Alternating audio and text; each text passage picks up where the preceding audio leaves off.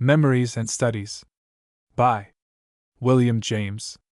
Longmans, Green and Company, 4th Avenue and 30th Street, New York, London, Bombay, and Calcutta, 1911. Copyright 1911, by Henry James, Jr., all rights reserved. Prefatory note. Professor William James formed the intention shortly before his death of republishing a number of popular addresses and essays under the title which this book now bears, but unfortunately he found no opportunity to attend to any detail of the book himself, or to leave definite instructions for others. I believe, however, that I have departed in no substantial degree from my father's idea, except perhaps by including 2 or 3 short pieces which were first addressed to special occasions or audiences and which now seem clearly worthy of republication in their original form, although he might not have been willing to reprint them himself without the recastings to which he was ever most attentive when preparing for new readers. Everything in this volume has already appeared in print in magazines or otherwise, and definite acknowledgments are hereinafter made in the appropriate places. Comparison with the original text will disclose slight variations in a few passages, and it is therefore proper to explain that in these passages the present text follows emendations of the original which have survived in the author's own handwriting. Henry James, Jr. I. Louis Agassiz II. Address at the Emerson Centenary in Concord 3. Robert Gould Shaw 4. Francis Butt v. Thomas Davidson, A Knight Errant of the Intellectual Life 6. Herbert Spencer's Autobiography 7. Frederick Myers' Services to Psychology 8. Final Impressions of a Psychical Researcher 9. On Some Mental Effects of the Earthquake X. The Energies of Men 11. The Moral Equivalent of War 12. Remarks at the Peace Banquet 13. The Social Value of the College Bred 14. The University and the Individual the Ph.D. Octopus the True Harvard Stanford's Ideal Destiny 15. A Pluralistic Mystic I. Louis Agassiz 1. It would be unnatural to have such an assemblage as this meet in the museum and faculty room of this university, and yet have no public words spoken in honor of a name which must be silently present to the minds of all our visitors. At some near future day, it is to be hoped some one of you who is well acquainted with Agassiz's scientific career will discourse here concerning it. I could not now, even if I would, speak to you of that of which you have far more intimate knowledge than I. On this social occasion it has seemed that what Agassiz stood for in the way of character and influence is the more fitting thing to commemorate, and to that agreeable task I have been called. He made an impression that was unrivaled. He left a sort of popular myth, the Agassiz legend, as one might say, behind him in the air about us, and life comes kindlier to all of us. We get more recognition from the world, because we call ourselves naturalists, and that was the class to which he also belonged. The secret of such an extraordinarily effective influence lay in the equally extraordinary mixture of the animal and social gifts, the intellectual powers, and the desires and passions of the man. From his boyhood, he looked on the world as if it and he were made for each other, and on the vast diversity of living things as if he were there with authority to take mental possession of them all. His habit of collecting began in childhood, and during his long life knew no bounds save those that separate the things of nature from those of human art. Already in his student years, in spite of the most stringent poverty, his whole scheme of existence was that of one predestined to greatness, who takes that fact for granted, and stands forth immediately as a scientific leader of men. His passion for knowing living things was combined with a rapidity of observation, and a capacity to recognize them again, and remember everything about them, which all his life it seemed an easy triumph and delight for him to exercise, and which never allowed him to waste a moment in doubts about the commensurability of his powers with his tasks. If ever a person lived by faith, he did. When a boy of 20, with an allowance of $250 a year, he maintained an artist attached to his employ, a custom which never afterwards was departed from, except when he maintained 2 or 3. He lectured from the very outset to all those who would hear him. "I feel within myself the strength of a whole generation," he wrote to his father at that time, and launched himself upon the publication of his costly Poissons Fossils, with no clear vision of the quarter from whence the payment might be expected to come. At New Chattel, where between the ages of 25 and 30 he enjoyed a stipend that varied from $400 to $600, he organized a regular Academy of Natural History, with its museum, managing by one expedient or another to employ artists, secretaries, and assistants, and to keep a lithographic and printing establishment of his own employed with the work that he put forth. Fishes, fossil and living, echinoderms and glaciers, transfigured themselves under his hand, and at 30 he was already at the zenith of his reputation, recognized by all as one of those naturalists in the unlimited sense, one of those folio copies of mankind, like Linnaeus and Cuvier, who aim at nothing less than an acquaintance with the whole of animated nature. His genius for classifying was simply marvelous, and, as his latest biographer says, nowhere had a single person ever given so decisive an impulse to natural history. Such was the human being who on an October morning 50 years ago disembarked at our port, bringing his hungry heart along with him, his confidence in his destiny, and his imagination full of plans. The only particular resource he was assured of was one course of Lowell lectures. But of one general resource he always was assured, having always counted on it, and never found it to fail, and that was the goodwill of every fellow creature in whose presence he could find an opportunity to describe his aims. His belief in these was so intense and unqualified that he could not conceive of others not feeling the furtherance of them to be a duty binding also upon them. Velmont Decider, as Seneca says, strength of desire must be born with a man, it can't be taught. And Agassiz came before one with such enthusiasm glowing in his countenance, such a persuasion radiating from his person that his projects were the sole things really fit to interest man as man, that he was absolutely irresistible. He came, in Byron's words, with victory beaming from his breast, and every one went down before him, some yielding him money, some time, some specimens, and some labor, but all contributing their applause and their Godspeed. And so, living among us from month to month and from year to year, with no relation to prudence except his pertinacious violation of all her usual laws, he on the whole achieved the compass of his desires, studied the geology and fauna of a continent, trained a generation of zoologists, founded one of the chief museums of the world, gave a new impulse to scientific education in America, and died the idol of the public, as well as of his circle of immediate pupils and friends.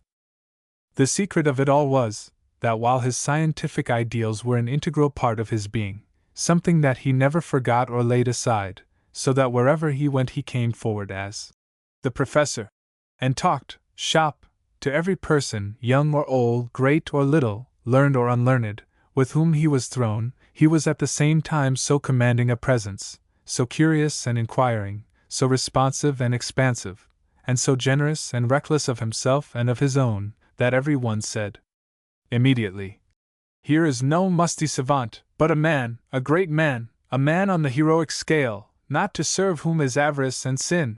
He elevated the popular notion of what a student of nature could be. Since Benjamin Franklin, we had never had among us a person of more popularly impressive type. He did not wait for students to come to him. He made inquiry for promising youthful collectors, and when he heard of one, he wrote, inviting and urging him to come. Thus there is hardly one now of the American naturalists of my generation whom Agassiz did not train. Nay, more, he said to every one that a year or two of natural history, studied as he understood it, would give the best training for any kind of mental work. Sometimes he was amusingly naïf in this regard, as when he offered to put his whole museum at the disposition of the Emperor of Brazil if he would but come and labor there. And I well remember how certain officials of the Brazilian Empire smiled at the cordiality with which he pressed upon them a similar invitation. But it had a great effect. Natural history must indeed be a godlike pursuit, if such a man as this can so adore it, people said, and the very definition and meaning of the word naturalist underwent a favorable alteration in the common mind.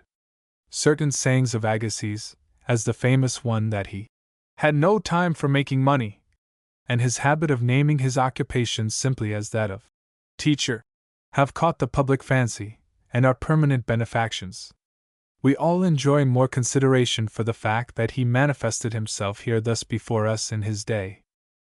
He was a splendid example of the temperament that looks forward and not backward, and never wastes a moment in regrets for the irrevocable. I had the privilege of admission to his society during the Thayer expedition to Brazil. I well remember at night, As we all swung in our hammocks in the fairy-like moonlight on the deck of the steamer that throbbed its way up the Amazon between the forests guarding the stream on either side, how he turned and whispered, "James, are you awake?" and continued, "I cannot sleep. I am too happy. I keep thinking of these glorious plans."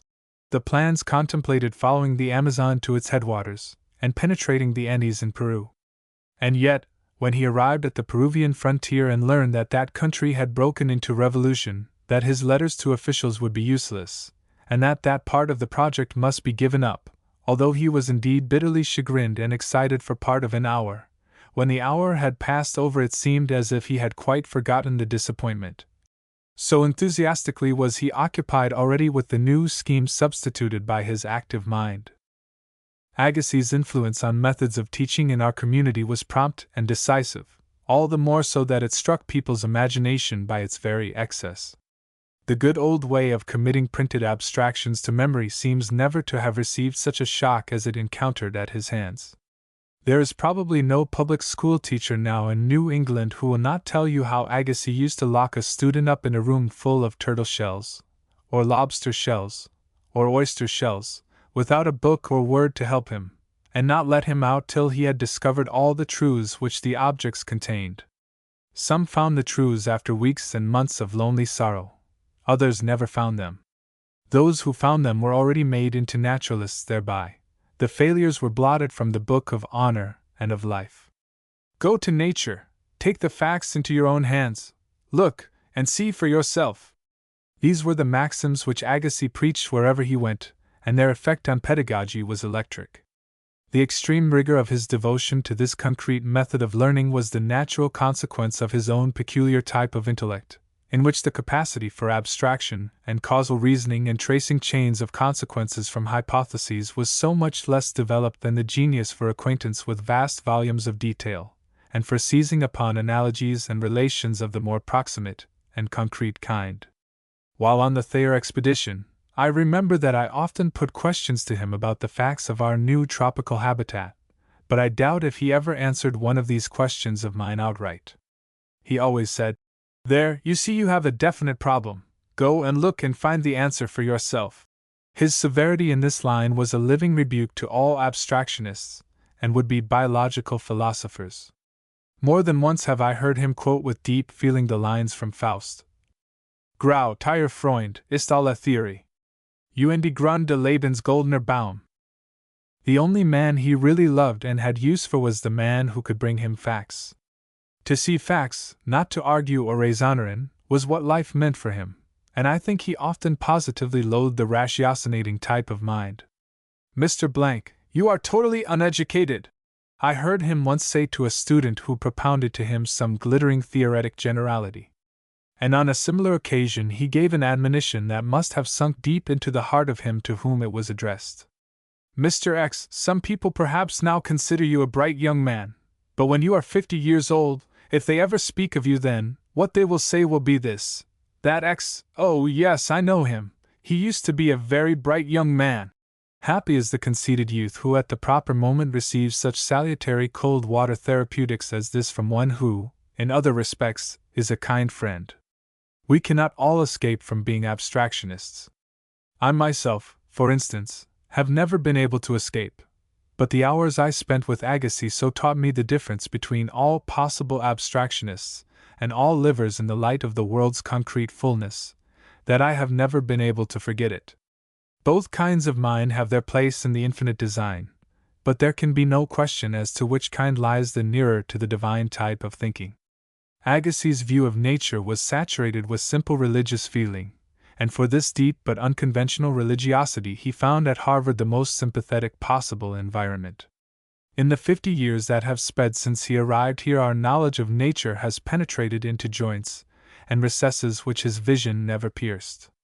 The causal elements, and not the totals, are what we are now most passionately concerned to understand, and naked and poverty-stricken enough do the stripped-out elements and forces occasionally appear to us to be.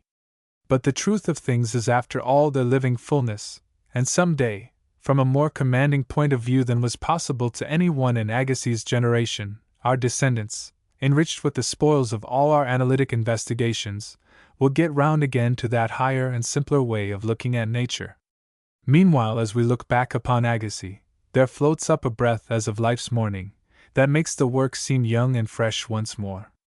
May we all, and especially may those younger members of our association who never knew him, give a grateful thought to his memory as we wander through that museum which he founded, and through this university whose ideals he did so much to elevate and define. 1. Words spoken at the reception of the American Society of Naturalists by the President and Fellows of Harvard College at Cambridge, December 30, 1896. Printed in Science N.S. v. 285. 2. Address at the Emerson Centenary in Concord. 1. The pathos of death is this, that when the days of one's life are ended, those days that were so crowded with business and felt so heavy in their passing, what remains of one in memory should usually be so slight a thing.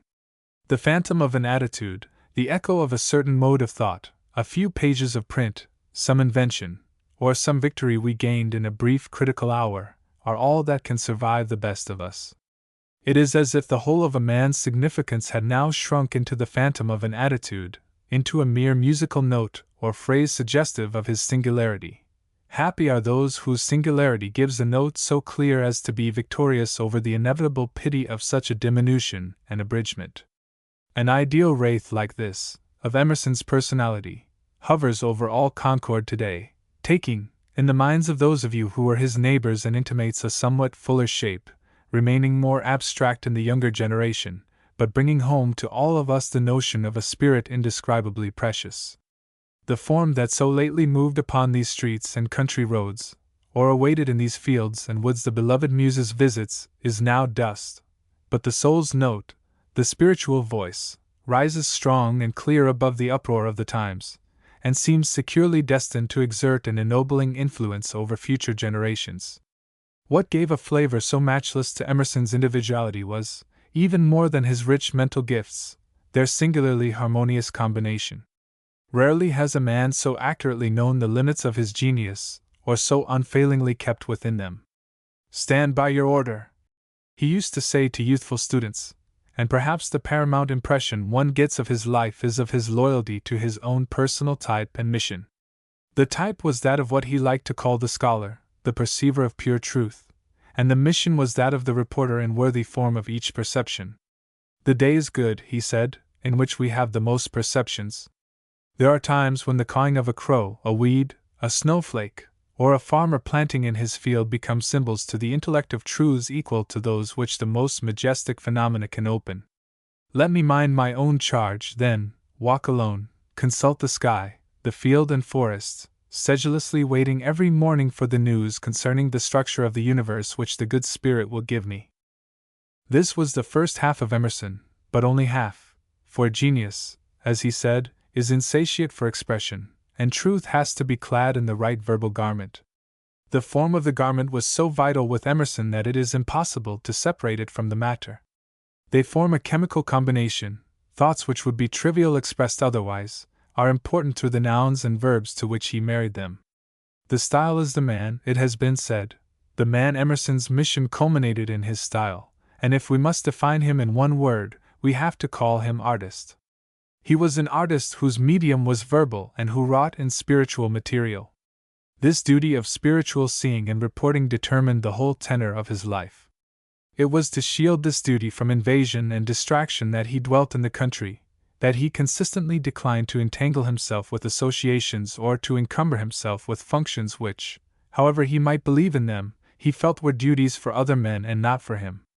Even the care of his garden, with its stoopings and fingerings in a few yards of space, he found narrowing and poisoning, and took to long free walks and saunterings instead, without apology. Causes, innumerable, sought to enlist him as their worker, all got his smile and word of sympathy, but none entrapped him into service. The struggle against slavery itself, deeply as it appealed to him, found him firm. "God must govern his own world, and knows his way out of this pit without my desertion of my post, which has none to guard it but me. I have quite other slaves to face than those Negroes, to wit, imprisoned thoughts far back in the brain of man, and which have no watchman or lover or defender but me. This in reply to the possible questions of his own conscience. To hot-blooded moralists with more objective ideas of duty, such a fidelity to the limits of his genius must often have made him seem provokingly remote and unavailable. But we, who can see things in more liberal perspective, must unqualifiably approve the results. The faultless tact with which he kept his safe limits while he so dauntlessly asserted himself within them, is an example fitted to give heart to other theorists and artists the world over. The insight and creed from which Emerson's life followed can be best summed up in his own verses. So nigh is grandeur to our dust, so near is God to man. Through the individual fact there ever shone for him the effulgence of the universal reason. The great cosmic intellect terminates and houses itself in mortal men and passing hours. Each of us is an angle of its eternal vision, and the only way to be true to our Maker is to be loyal to ourselves. O rich and various man! He cries, thou palace of sight and sound, carrying in thy senses the morning and the night and the unfathomable galaxy, in thy brain the geometry of the city of God, in thy heart the bower of love and the realms of right and wrong. If the individual open thus directly into the absolute, it follows that there is something in each and all of us, even the lowliest, that ought not to consent to borrowing traditions and living at second hand. If John was perfect, why are you and I alive? Emerson writes. As long as any man exists there is some need of him, let him fight for his own. This faith that in a life at first hand there is something sacred is perhaps the most characteristic note in Emerson's writings. The hottest side of him is this nonconformist persuasion, and if his temper could ever verge on common irascibility, it would be by reason of the passionate character of his feelings on this point. The world is still new and untried. In seeing freshly, and not in hearing of what others saw, shall a man find what truth is. Each one of us can bask in the great morning which rises out of the eastern sea, and be himself one of the children of the light. Trust thyself, every heart vibrates to that iron string. There is a time in each man's education when he must arrive at the conviction that imitation is suicide, when he must take himself for better or worse as his portion, and know that though the wide universe is full of good, no kernel of nourishing corn can come to him but through his toil bestowed on that plot of ground which it was given him to till. The matchless eloquence with which Emerson proclaimed the sovereignty of the living individual electrified and emancipated his generation, and this bugle blast will doubtless be regarded by future critics as the soul of his message. The present man is the aboriginal reality, the institution is derivative, and the past man is irrelevant and obliterate for present issues. If anyone would lay an axe to your tree with a text from 1 John v. 7, or a sentence from St. Paul, say to him, Emerson wrote, my tree is Yggdrasil, the tree of life. Let him know by your security that your conviction is clear and sufficient, and if he were Paul himself, that you also are here and with your Creator. Cleave ever to God, he insisted, against the name of God.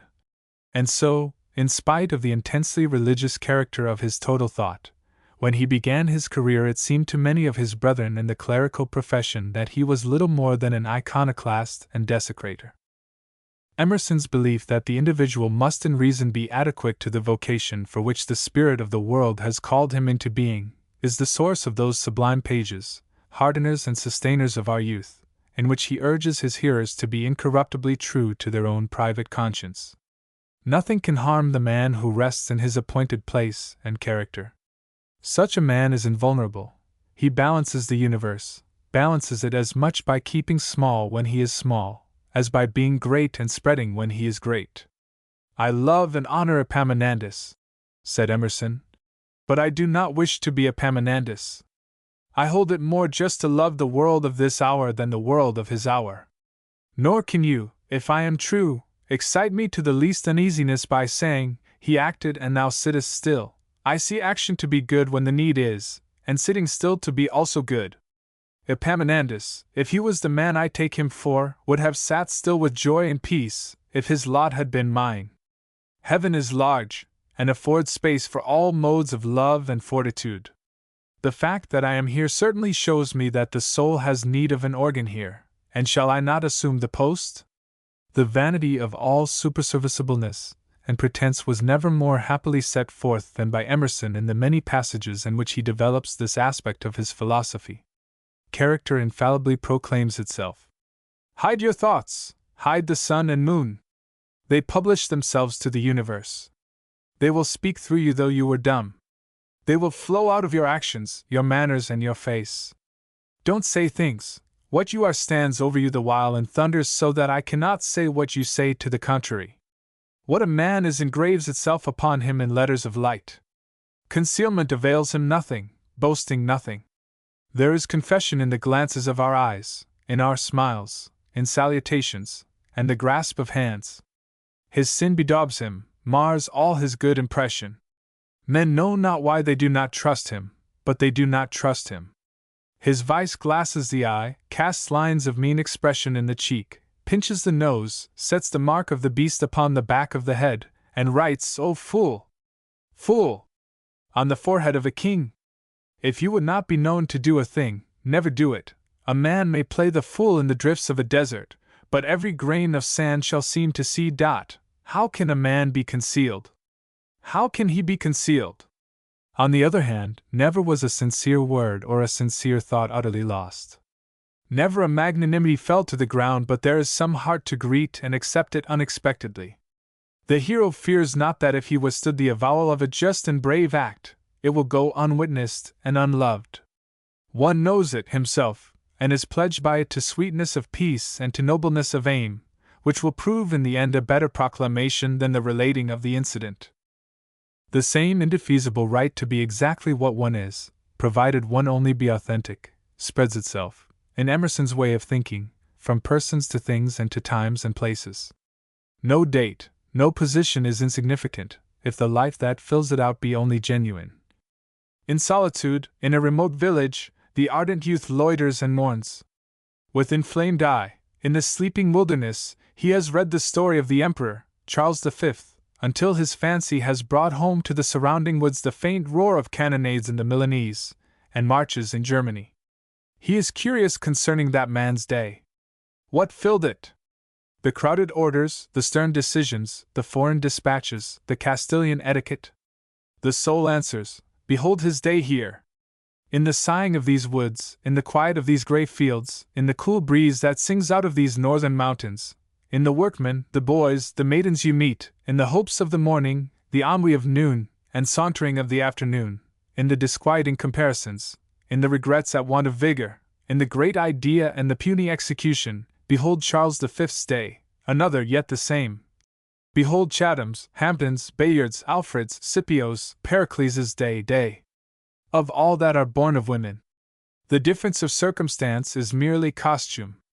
I am tasting the selfsame life, its sweetness, its greatness, its pain, which I so admire in other men.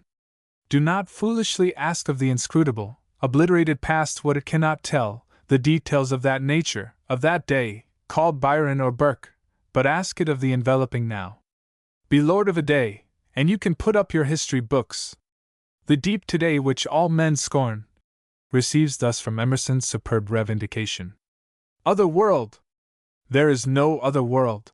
All God's life opens into the individual particular, and here and now, or nowhere, is reality. The present hour is the decisive hour, and every day is doomsday. Such a conviction that divinity is everywhere may easily make of one an optimist of the sentimental type that refuses to speak ill of anything. Emerson's drastic perception of differences kept him at the opposite pole from this weakness.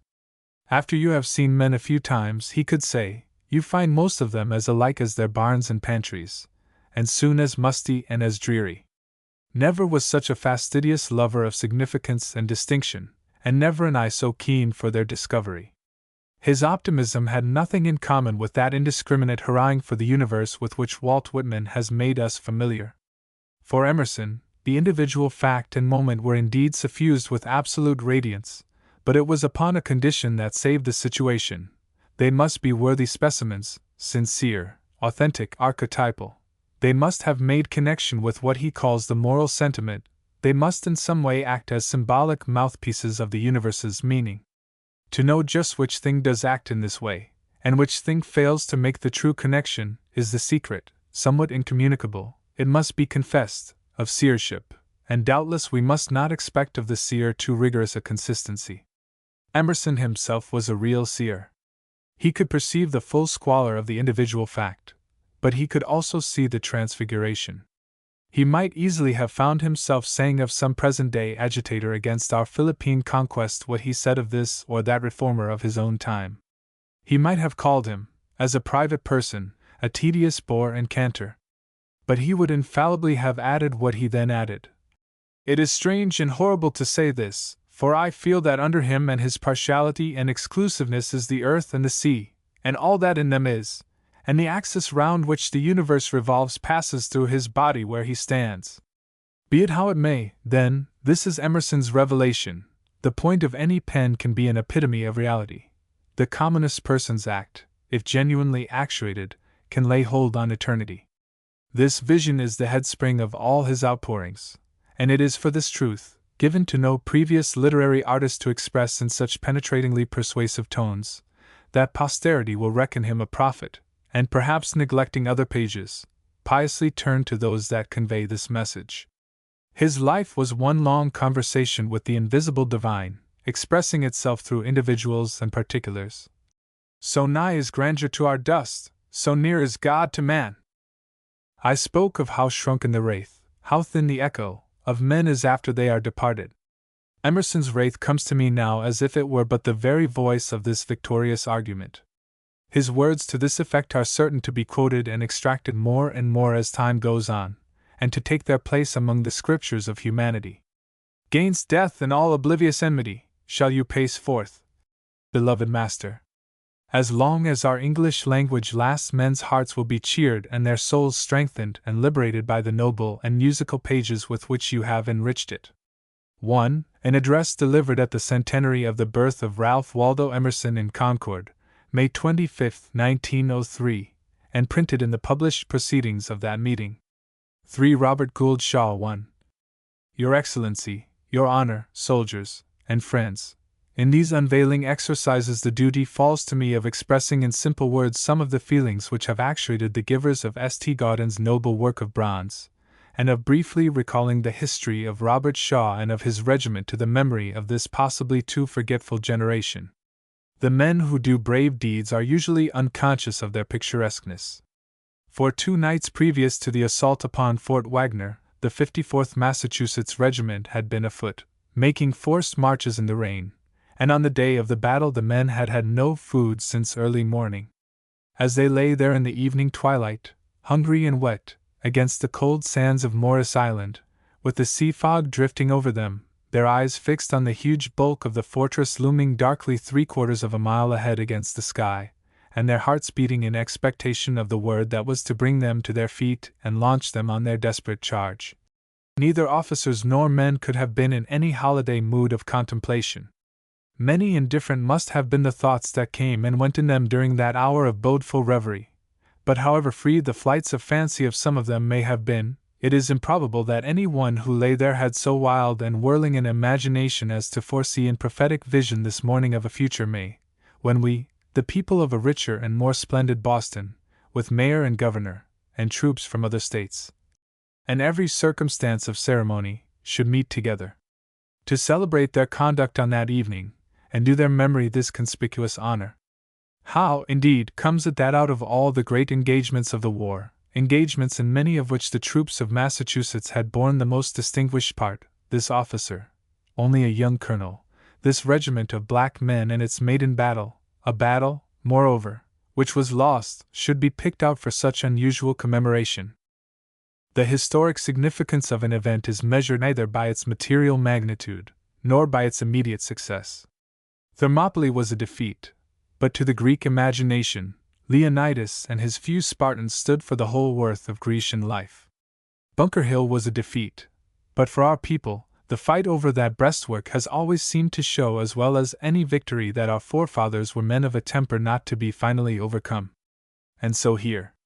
The war for our Union, with all the constitutional questions which it settled, and all the military lessons which it gathered in, has throughout its dilatory length but one meaning in the eye of history. And nowhere was that meaning better symbolized and embodied than in the constitution of this first Northern Negro Regiment. Look at the monument, and read the story. See the mingling of elements which the sculptor's genius has brought so vividly before the eye. There on foot go the dark outcasts, so true to nature that one can almost hear them breathing as they march. State after state by its laws had denied them to be human persons.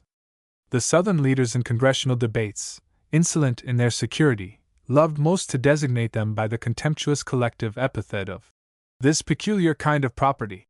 There they march, warm-blooded champions of a better day for man. There on horseback, among them, in his very habit as he lived, sits the blue-eyed child of fortune, upon whose happy youth every divinity had smiled. Onward they moved together, a single resolution kindled in their eyes, and animating their otherwise so different frames.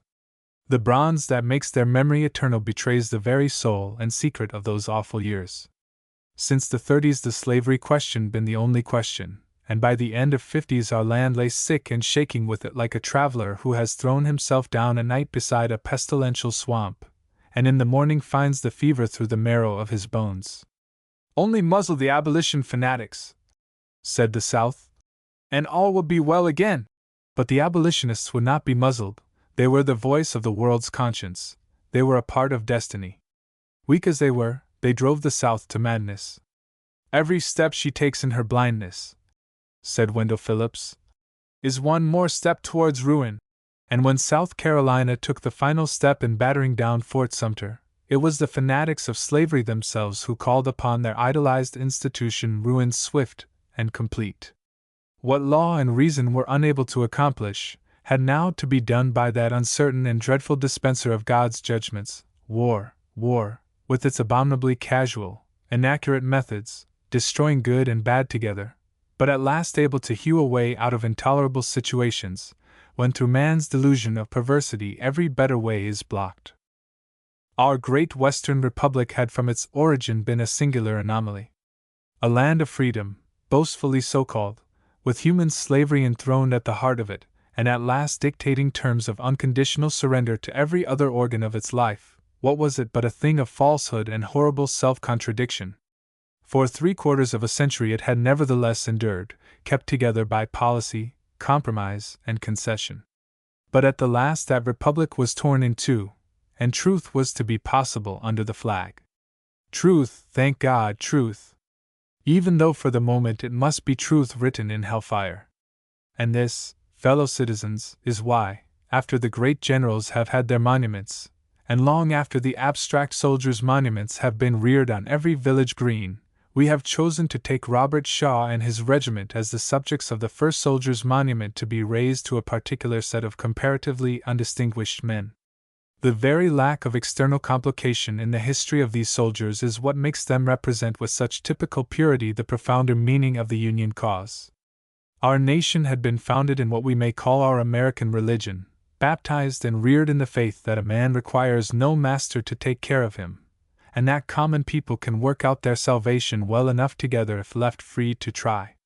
But the founders had not dared to touch the great intractable exception, and slavery had wrought until at last the only alternative for the nation was to fight or die. What Shaw and his comrades stand for and show us is that in such an emergency Americans of all complexions and conditions can go forth like brothers, and meet death cheerfully if need be, in order that this religion of our native land shall not become a failure on earth. We of this Commonwealth believe in that religion, and it is not at all because Robert Shaw was an exceptional genius, but simply because he was faithful to it, as we all may hope to be faithful in our measure when the times demand, that we wish his beautiful image to stand here for all time, an inciter to similarly unselfish public deeds. Shaw thought but little of himself, yet he had a personal charm which, as we look back on him, makes us repeat, "None knew thee but to love thee, none named thee but to praise." This grace of nature was united in him in the happiest way with a filial heart, a cheerful will, and a judgment that was true and fair. And when the war came, and great things were doing of the kind that he could help in, he went as a matter of course to the front. What country under heaven has not thousands of such youths to rejoice in, youths on whom the safety of the human race depends? Whether or not they leave memorials behind them, whether their names are writ in water or in marble, depends mostly on the opportunities which the accidents of history throw into their path. Shaw recognized the vital opportunity. He saw that the time had come when the colored people must put the country in their debt. Colonel Lee has just told us something about the obstacles with which this idea had to contend. For a large party of us, this was still exclusively a white man's war, and should colored troops be tried and not succeed, confusion would grow worse confounded. Shaw was a captain in the Massachusetts 2nd, when Governor Andrew invited him to take the lead in the experiment. He was very modest, and doubted, for a moment, his own capacity for so responsible a post. We may also imagine human motives whispering other doubts. Shaw loved the 2nd Regiment, illustrious already, and was sure of promotion where he stood. In this new Negro soldier venture, loneliness was certain, ridicule inevitable, failure possible, and Shaw was only 25, and although he had stood among the bullets at Cedar Mountain and Antietam, he had till then been walking socially on the sunny side of life. But whatever doubts may have beset him, they were over in a day, for he inclined naturally toward difficult resolves. He accepted the proffered command, and from that moment lived but for one object, to establish the honor of the Massachusetts 54th. I have had the privilege of reading his letters to his family from the day of April when, as a private in the New York 7th, he obeyed the President's first call. Some day they must be published, for they form a veritable poem for serenity and simplicity of tone. He took to camp life as if it were his native element, and like so many of our young soldiers, he was at first all eagerness to make arms his permanent profession. Drilling and disciplining, interminable marching and countermarching, and picket duty on the upper Potomac as lieutenant in our 2nd Regiment, to which post he had soon been promoted, pride at the discipline attained by the 2nd, and horror at the bad discipline of other regiments. These are the staple matter of earlier letters, and last for many months. These, and occasional more recreative incidents, visits to Virginian houses, the reading of books like Napier's Peninsular War, or the Idylls of the King, Thanksgiving feasts, and races among officers, that helped the weary weeks to glide away. Then the bloodier business opens, and the plot thickens till the end is reached. From first to last there is not a rancorous word against the enemy, often quite the reverse, and amid all the scenes of hardship, death, and devastation that his pen soon has to write of, there is unfailing cheerfulness and even a sort of innermost peace. After he left it, Robert Shaw's heart still clung to the fortunes of the 2nd. Months later, when, in South Carolina with the 54th, he writes to his young wife, "I should have been major of the 2nd now if I had remained there and lived through the battles. As regards my own pleasure, I had rather have that place than any other in the army. It would have been fine to go home a field officer in that regiment. Poor fellows, how they have been slaughtered!" Meanwhile he had well taught his new command how to do their duty, for only 3 days after he wrote this he led them up the parapet of Fort Wagner, where he and nearly half of them were left upon the ground. Robert Shaw quickly inspired others with his own love of discipline. There was something almost pathetic in the earnestness with which both the officers and men of the 54th embraced their mission of showing that a black regiment could excel in every virtue known to man. They had good success, and the 54th became a model in all possible respects. Almost the only trace of bitterness in Shaw's whole correspondence is over an incident in which he thought his men had been morally disgraced.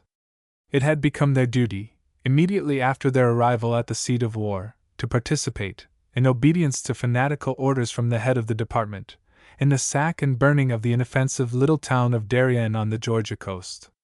"I fear," he writes to his wife, "that such actions will hurt the reputation of black troops and of those connected with them. For myself, I have gone through the war so far without dishonor, and I do not like to degenerate into a plunderer and a robber, and the same applies to every officer in my regiment. After going through the hard campaigning and the hard fighting in Virginia, this makes me very much ashamed. There are 2 courses only for me to pursue: to obey orders and say nothing, or to refuse to go upon any more such expeditions, and be put under arrest and probably court-martialed, which is a very serious thing." Fortunately for Shaw, the general in command of that department was almost immediately relieved. 4 weeks of camp life and discipline on the Sea Islands, and the regiment had its baptism of fire. A small affair, but it proved the men to be staunch.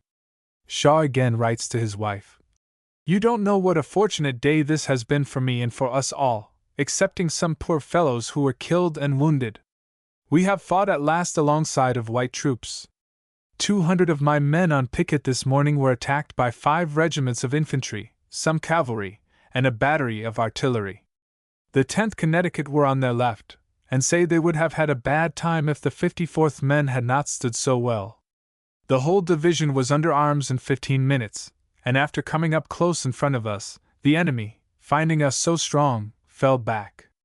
General Terry sent me word he was highly gratified with the behavior of our men, and the officers and privates of other regiments praise us very much. All this is very gratifying to us personally, and a fine thing for the colored troops. I know this will give you pleasure, for it wipes out the remembrance of the Darien affair, which you could not but grieve over, though we were innocent participators." The adjutant of the 54th, who made report of this skirmish to General Terry, well expresses the feelings of loneliness that still prevailed in that command. "The general's favorite regiment," writes the adjutant too, "the 24th Massachusetts Infantry, one of the best that had so far faced the rebel foe, largely officered by Boston men, was surrounding his headquarters. It had been a living, breathing suspicion with us, perhaps not altogether justly, that all white troops abhorred our presence in the army, and that the 24th would rather hear of us in some remote corner of the Confederacy than tolerate us in advance of any battle in which they themselves were to act as reserves or lookers on. Can you not then readily imagine the pleasure which I felt as I alighted from my horse before General Terry and his staff, I was going to say his unfriendly staff, but of this I am not sure, to report to him, with Colonel Shaw's compliments, that we had repulsed the enemy without the loss of a single inch of ground. General Terry bade me mount again and tell Colonel Shaw that he was proud of the conduct of his men, and that he must still hold the ground against any future sortie of the enemy. You can even now share with me the sensation of that moment of soldierly satisfaction." The next night but one after this episode was spent by the 54th in disembarking on Morris Island in the rain, and at noon Colonel Shaw was able to report their arrival to General Strong, to whose brigade he was assigned. A terrific bombardment was playing on Fort Wagner, then the most formidable earthwork ever built, and the general, knowing Shaw's desire to place his men beside white troops, said to him, "Colonel, Fort Wagner is to be stormed this evening, and you may lead the column, if you say yes. Your men, I know, are worn out, but do as you choose." Shaw's face brightened. Before answering the general, he instantly turned to me, writes the adjutant, who reports the interview, and said, "Tell Colonel Hollowell to bring up the 54th immediately." This was done, and just before nightfall the attack was made. Shaw was serious, for he knew the assault was desperate, and had a premonition of his end. Walking up and down in front of the regiment, he briefly exhorted them to prove that they were men. Then he gave the order, "Move in quick time till within 100 yards, then double quick and charge. Forward!" And the 54th advanced to the storming, its colonel and colors at its head. On over the sand, through a narrow defile which broke up the formation, double quick over the chevaux de frise, into the ditch and over it, as best they could, and up the rampart with Fort Sumter, which had seen them, playing on them, and Fort Wagner, now one mighty mound of fire, tearing out their lives. Shaw led from first to last. Gaining successfully the parapet, he stood there for a moment with uplifted sword, shouting, "Forward, 54th!" and then fell headlong, with a bullet through his heart. The battle raged for nigh 2 hours. Regiment after regiment, following upon the 54th, hurled themselves upon its ramparts, but Fort Wagner was nobly defended, and for that night stood safe. The 54th withdrew after 2/3 of its officers and 5/12, or nearly half its men, had been shot down or bayoneted within the fortress or before its walls. It was good behavior for a regiment, no one of whose soldiers had had a musket in his hands more than 18 weeks, and which had seen the enemy for the first time only 2 days before. "The Negroes fought gallantly," wrote a Confederate officer, "and were headed by as brave a colonel as ever lived." As for the colonel, not a drum was heard nor a funeral note, not a soldier discharged his farewell shot, when the Confederates buried him, the morning after the engagement. His body, half stripped of its clothing, and the corpses of his dauntless Negroes were flung into one common trench together, and the sand was shoveled over them, without a stake or stone to signalize the spot. In death as in life, then, the 54th bore witness to the brotherhood of man. The lover of heroic history could wish for no more fitting sepulchre for Shaw's magnanimous young heart.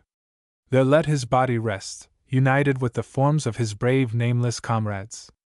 There let the breezes of the Atlantic sigh, and its gales roar their requiem, while this bronze effigy and these inscriptions keep their fame alive long after you and I and all who meet here are forgotten. How soon, indeed, are human things forgotten? As we meet here this morning, the southern sun is shining on their place of burial, and the waves sparkling and the seagulls circling around Fort Wagner's ancient site. But the great earthworks and their thundering cannon, the commanders and their followers, the wild assault and repulse that for a brief space made night hideous on that far-off evening, have all sunk into the blue gulf of the past, and for the majority of this generation are hardly more than an abstract name, a picture, a tale that is told only when some yellow-bleached photograph of a soldier of the 60s comes into our hands, with that odd and vivid look of individuality due to the moment when it was taken, do we realize the concreteness of that bygone history, and feel how interminable to the actors in them were those leaden-footed hours and years.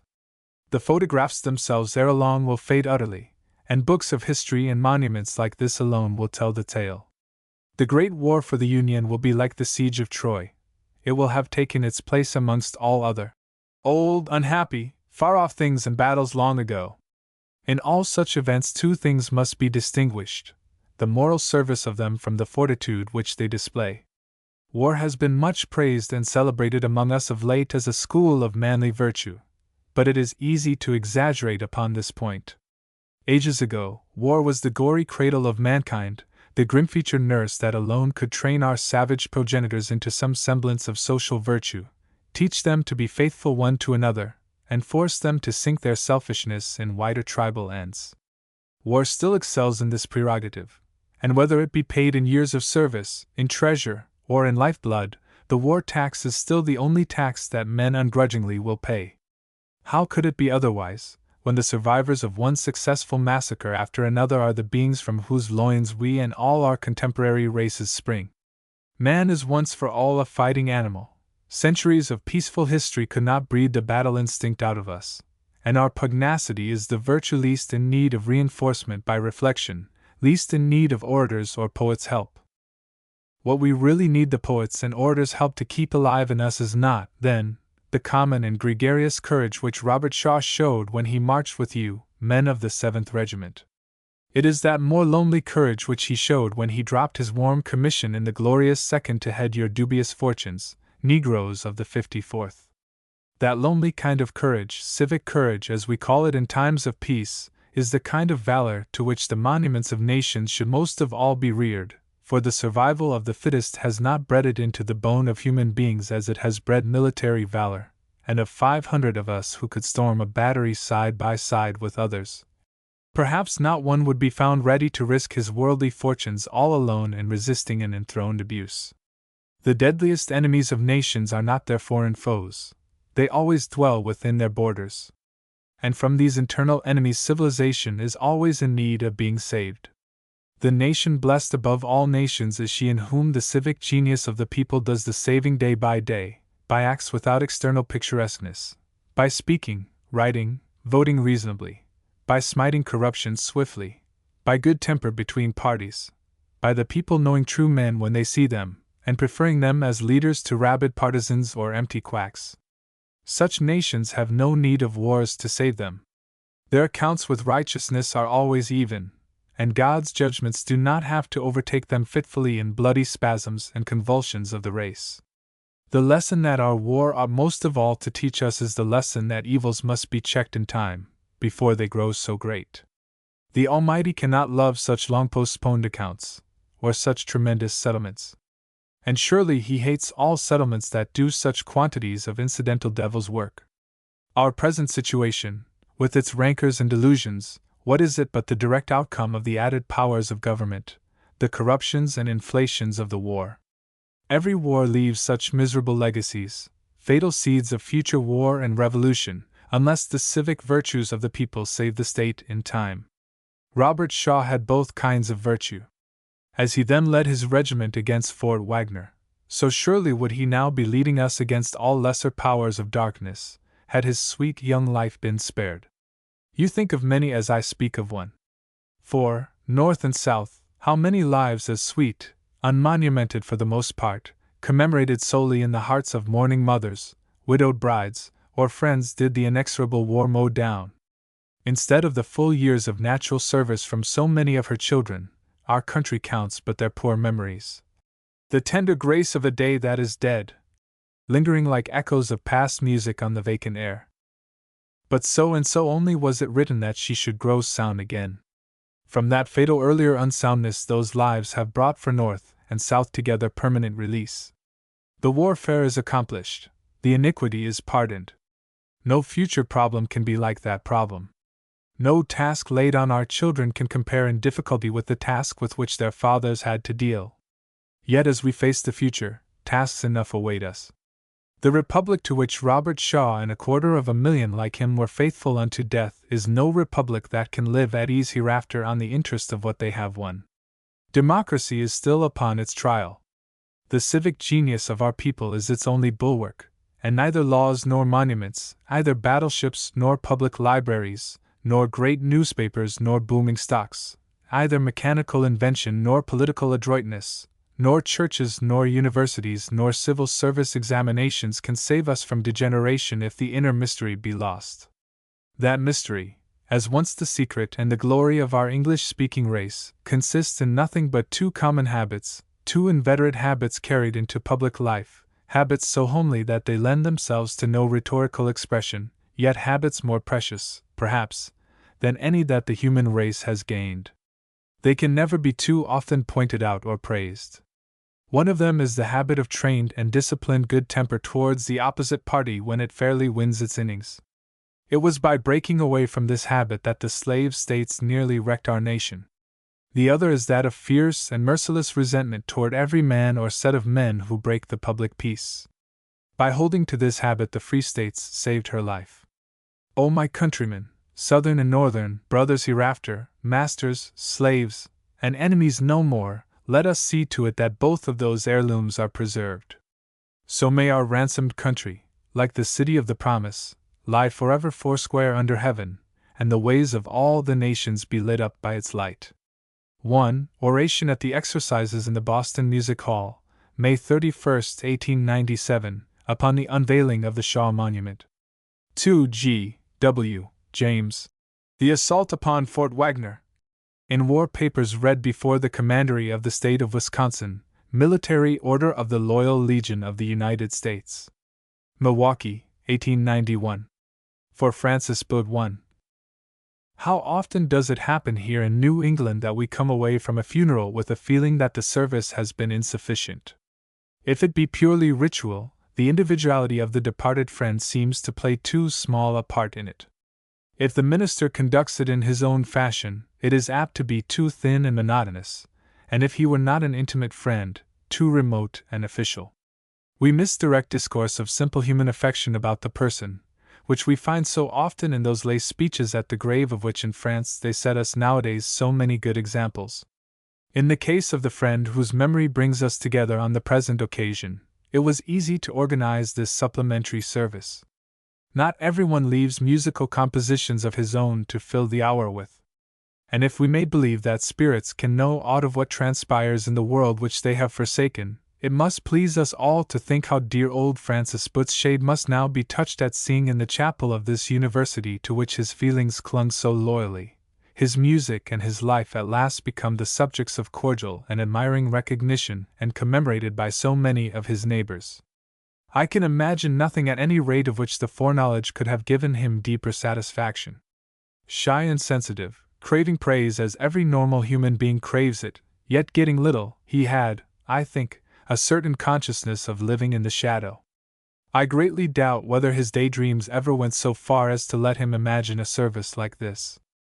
Such a cordial and spontaneous outgoing towards him on our part would surprise as much as it would delight him. His life was private in the strongest sense of the term. His contributions to literature were all anonymous, book reviews chiefly, or letters and paragraphs in the New York Nation on musical or literary topics. Good as was their quality, and witty as was their form, his only independent volume was an almost incredibly witty little book of charades in verse. They were too slight in bulk for commemoration, and it was only as a musical composer that he touched on any really public function. With so many of his compositions sounding in your ears, it would be out of place, even were I qualified, to attempt to characterize Mr. Butt's musical genius. Let it speak for itself. I prefer to speak of the man and friend whom we knew and whom so many of us loved so dearly. One of the usual classifications of men is into those of expansive and those of conservative temper. The word conservative commonly suggests a dose of religious and political prejudice, and a fondness for traditional opinions. Mr. Butt was a liberal in politics and theology, and all his opinions were self-made, and as often as not at variance with every tradition. Yet in a wider sense he was profoundly conservative. He respected bounds of ordinance, and emphasized the fact of limits. He knew well his own limits. The knowledge of them was in fact one of the things he lived by. To judge of abstract philosophy, of sculpture and painting, of certain lines of literary art, he admitted, was not of his competency. But within the sphere where he thought he had a right to judge, he parted his likes from his dislikes and preserved his preferences with a pathetic steadfastness. He was faithful in age to the lights that lit his youth, and obeyed at eve the voice obeyed at prime, with a consistency most unusual. Elsewhere the opinions of others might perplex him, but he laughed and let them live. Within his own appropriated sphere he was too scrupulous a lover of the truth not to essay to correct them, when he thought them erroneous. A certain appearance comes in here of a self-contradictory character, for Mr. Butt was primarily modest and sensitive, and all his interests and preoccupations were with life's refinements and delicacies. Yet one's mind always pictured him as a rugged sort of person, opposing successful resistance to all influences that might seek to change his habits either of feeling or of action. His admirable health, his sober life, his regular walk twice a day, whatever might be the weather, his invariable evenness of mood and opinion, so that, when you once knew his range, he never disappointed you, all this was at variance with popular notions of the artistic temperament. He was indeed a man of reason, no romancer, sentimentalist or dreamer, in spite of the fact that his main interests were with the muses. He was exact and accurate, affectionate, indeed, and sociable, but neither gregarious nor demonstrative, and such words as honest, sturdy, faithful are the adjectives first to rise when one thinks of him. A friend said to me soon after his death, "I seem still to see Mr. Butt, with his 2 feet planted on the ground, and his cane in front of him, making of himself a sort of tripod of honesty and veracity." Old age changes men in different ways. Some it softens, some it hardens, some it degenerates, some it alters. Our old friend Butt was identical in spiritual essence all his life, and the effect of his growing old was not to alter, but only to make the same man mellower, more tolerant, more lovable. Sadder he was, I think, for his life had grown pretty lonely, but he was a stoic and he never complained either of losses or of years, and that contagious laugh of his at any and every pretext for laughter rang as free and true upon his deathbed as at any previous time of his existence. Born in 1813, he had lived through 3 generations, and seen enormous social and public changes. When a carpenter has a surface to measure, he slides his rule along it, and over all its peculiarities. I sometimes think of Butt as such a standard rule against which the changing fashions of humanity of the last century might come to measurement. A character as healthy and definite as his, of whatsoever type it be, need only remain entirely true to itself for a sufficient number of years, while the outer conditions change, to grow into something like a common measure. Compared with its repose and permanent fitness to continue, the changes of the generation seem ephemeral and accidental. It remains the standard, the rule, the term of comparison. Mr. Butt's younger friends must often have felt in his presence how much more vitally near they were than they had supposed to the old Boston long before the war, to the older Harvard, to the older Rome and Florence.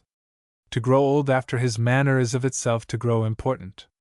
I said that Mr. Butt was not demonstrative or sentimental. Tender-hearted he was and faithful as few men are in friendship. He made new friends, and dear ones, in the very last years of his life, and it is good to think of him as having had that consolation. The will in which he surprised so many persons by remembering them. "One of the only purely beautiful wills I have ever read," said a lawyer, showed how much he cared at heart for many of us to whom he had rarely made express professions of affection. Goodbye, then, old friend. We shall never more meet the upright figure, the blue eye, the hearty laugh, upon these Cambridge streets. But in that wider world of being of which this little Cambridge world of ours forms so infinitesimal a part, we may be sure that all our spirits and their missions here will continue in some way to be represented, and that ancient human loves will never lose their own. 1. An address delivered at the memorial service to Francis Butt in the Harvard Chapel, Sunday, May 8, 1904. Printed in 38 Harvard Monthly, 125. V. Thomas Davidson, A Knight-Errant of the Intellectual Life, 1. I wish to pay my tribute to the memory of a Scottish-American friend of mine who died 5 years ago, a man of a character extraordinarily and intensely human, in spite of the fact that he was classed by obituary articles in England among the 12 most learned men of his time. It would do no honor to Thomas Davidson's memory not to be frank about him. He handled people without gloves, himself, and one has no right to retouch his photograph until its features are softened into insipidity. He had defects and excesses which he wore upon his sleeve, so that everyone could see them. They made him many enemies, and if one liked quarreling he was an easy man to quarrel with. But his heart and mind held treasures of the rarest. He had a genius for friendship. Money, place, fashion, fame, and other vulgar idols of the tribe had no hold on his imagination.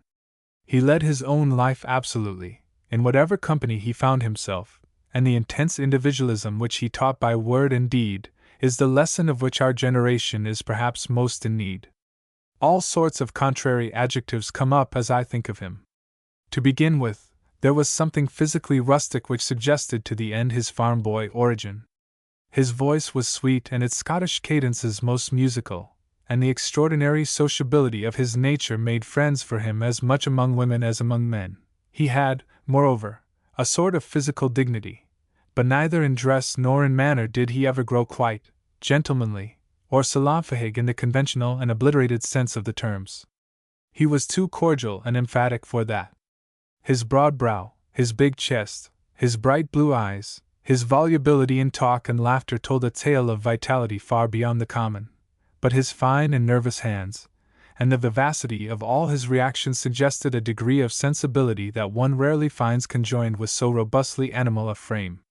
The great peculiarity of Davidson did indeed consist in this combination of the acutest sensibilities with massive faculties of thought and action, a combination which, when the thought and actions are important, gives to the world its greatest men. Davidson's native mood was happy. He took optimistic views of life and of his own share in it. A sort of permanent satisfaction radiated from his face, and this expression of inward glory, which in reality was to a large extent structural and not expressive at all, was displeasing to many new acquaintances on whom it made an impression of too much conceit.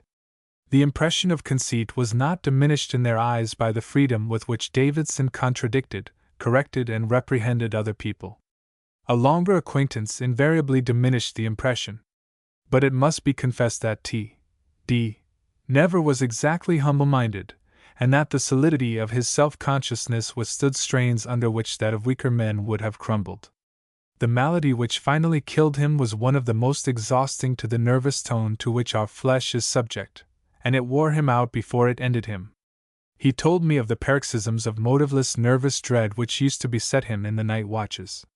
Yet these never subdued his stalwartness, nor made him a sick soul, in the theological sense of that appellation. "God is afraid of me," was the phrase by which he described his well-being to me one morning when his night had been a good one, and he was feeling so cannibalistic that he thought he might get well.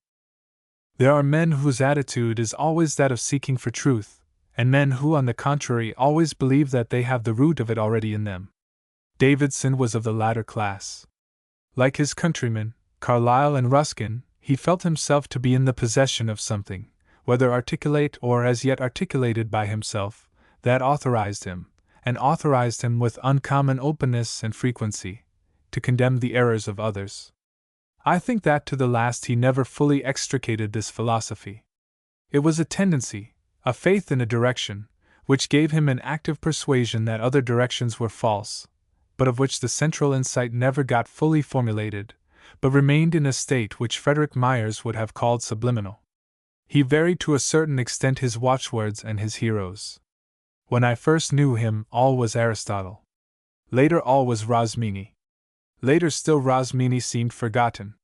He knew so many writers that he grew fond of very various ones and had a strange tolerance for systematizers and dogmatizers whom, as the consistent individualist that he was, he should have disliked. Hegel, it is true, he detested, but he always spoke with reverence of Kant. Of Mill and Spencer he had a low opinion, and when I lent him Paulson's Introduction to Philosophy, then just out, as an example of a kind of eclectic thought that seemed to be growing, and with which I largely sympathized, he returned it with richer expressions of disdain than often fell even from his lips. It's the shabbiest, seediest pretense at a philosophy I ever dreamed of as possible. It's like a man dressed in a black coat so threadbare as to be all shiny. The most poverty-stricken, out-at-elbows thing I ever read. A perfect monument of seediness and shabbiness, etc. The truth is that Davidson, brought up on the older classical traditions, never outgrew those habits of judging the world by purely aesthetic criteria which men fed on the sciences of nature are so willing to abandon. Even if a philosophy were true, he could easily fail to relish it unless it showed a certain formal nobility and dogmatic pretension to finality. But I must not describe him so much from my own professional point of view. It is as a vessel of life at large that one ought to keep him in remembrance. He came to Boston from St. Louis, where he had been teaching, about the year 1873. He was ruddy and radiant, and I soon saw much of him, though at first it was without the thoroughness of sympathy which we afterwards acquired and which made us overflow, on meeting after long absences, into such laughing greetings as, "Ha! You old thief! Ha! You old blackguard!" Pure contrast effects of affection and familiarity passing beyond their bounds. At that time I saw most of him at a little philosophical club which used to meet every fortnight at his rooms in Temple Street in Boston. Of the other members, J. Eliot Cabot and C. Everett are now dead. I will not name the survivors. We never worked out harmonious conclusions. Davidson used to crack the whip of Aristotle over us, and I remember that, whatever topic was formally appointed for the day, we invariably wound up with a quarrel about space and space perception. The club had existed before Davidson's advent. The previous year we had gone over a good part of Hegel's larger logic, under the self-constituted leadership of two young business men from Illinois, who had become enthusiastic Hegelians and, knowing almost no German, had actually possessed themselves of a manuscript translation of the entire 3 volumes of Logic, made by an extraordinary Pomeranian immigrant, named Brockmeyer. These disciples were leaving business for the law and studying at the Harvard Law School, but they saw the whole universe through Hegelian spectacles, and a more admirable Homo Unius Libri than one of them, with his 3 big folios of Hegelian manuscript, I have never had the good fortune to know. I forget how Davidson was earning his subsistence at this time. He did some lecturing and private teaching, but I do not think they were great in amount. In the springs and summers he frequented the coast, and indulged in long swimming bouts and salt-water immersions, which seemed to agree with him greatly. His sociability was boundless, and his time seemed to belong to anyone who asked for it.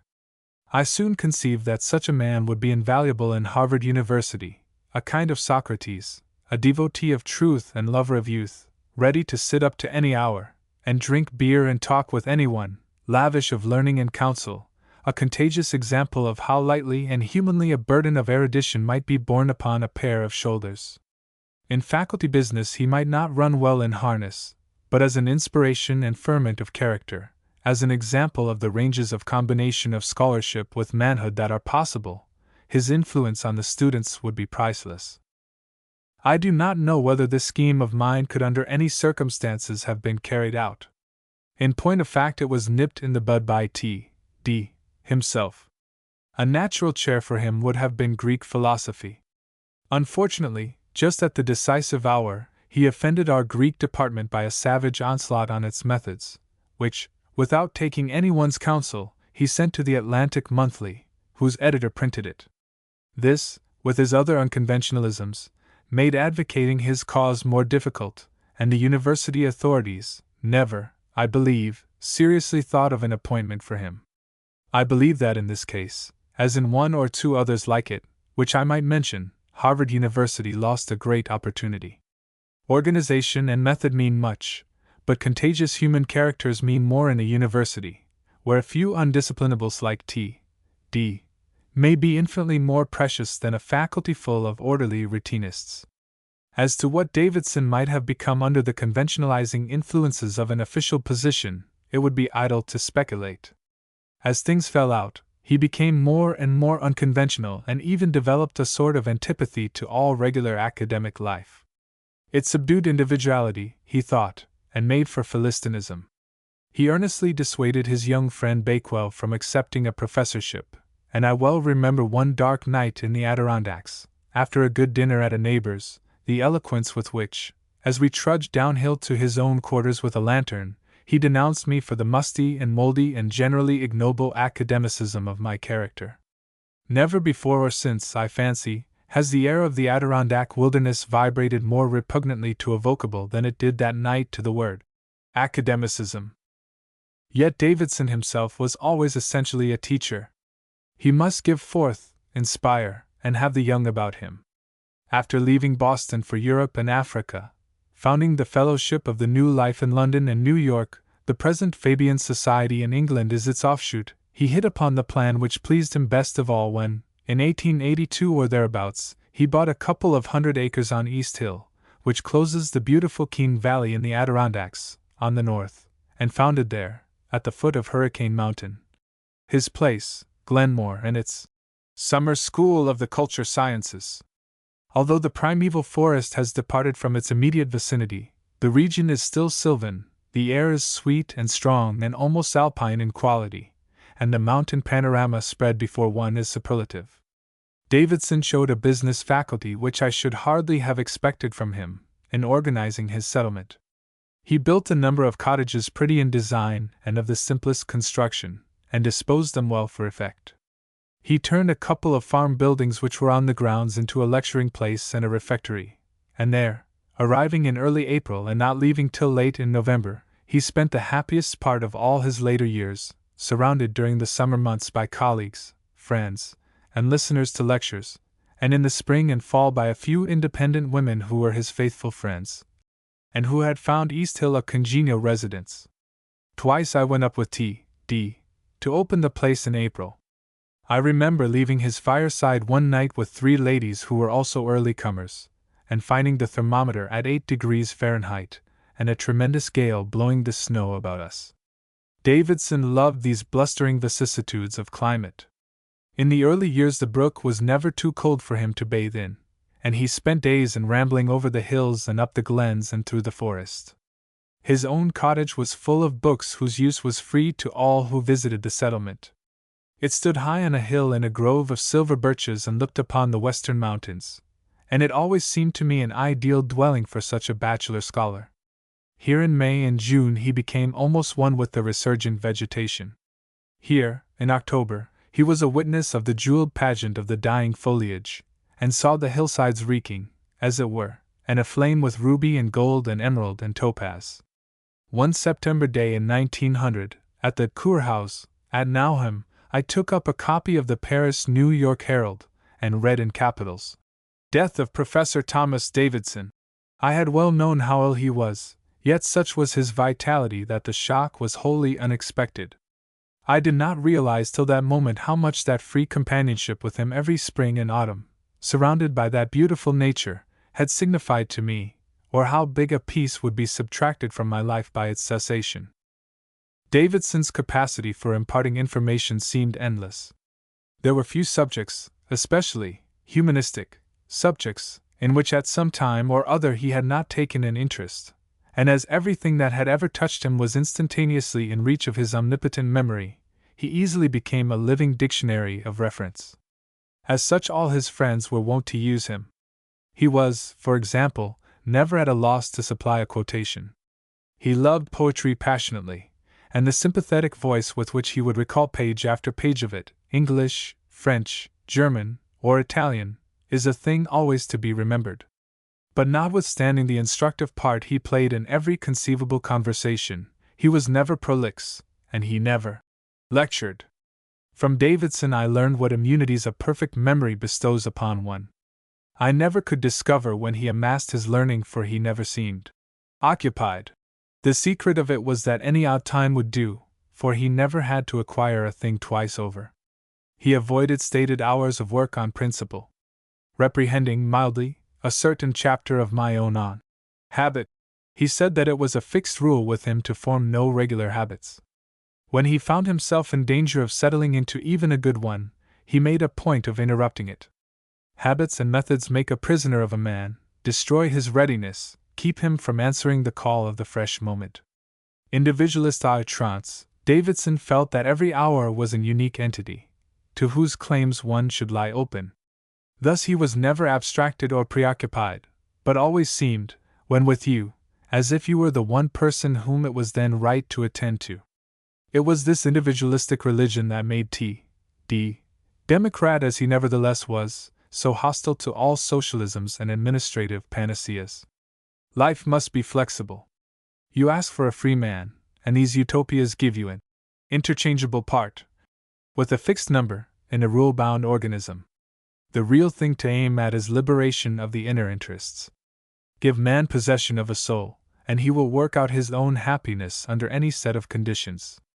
Accordingly, when, in the penultimate year of his life, he proposed his night school to a meeting of young East Side workingmen in New York, he told them that he had no sympathy whatever with the griefs of labor, that outward circumstances meant nothing in his eyes, that through their individual wills and intellects they could share, just as they were, in the highest spiritual life of humanity, and that he was there to help them severally to that privilege. The enthusiasm with which they responded speaks volumes, both for his genius as a teacher and for the sanity of his position. A small posthumous book of articles by Davidson and of letters written from Glenmore to his class, just published, with an introduction by his disciple Professor Bakewell, too, gives a full account of the experiment, and ought to stand as a model and inspirer to similar attempts the world over.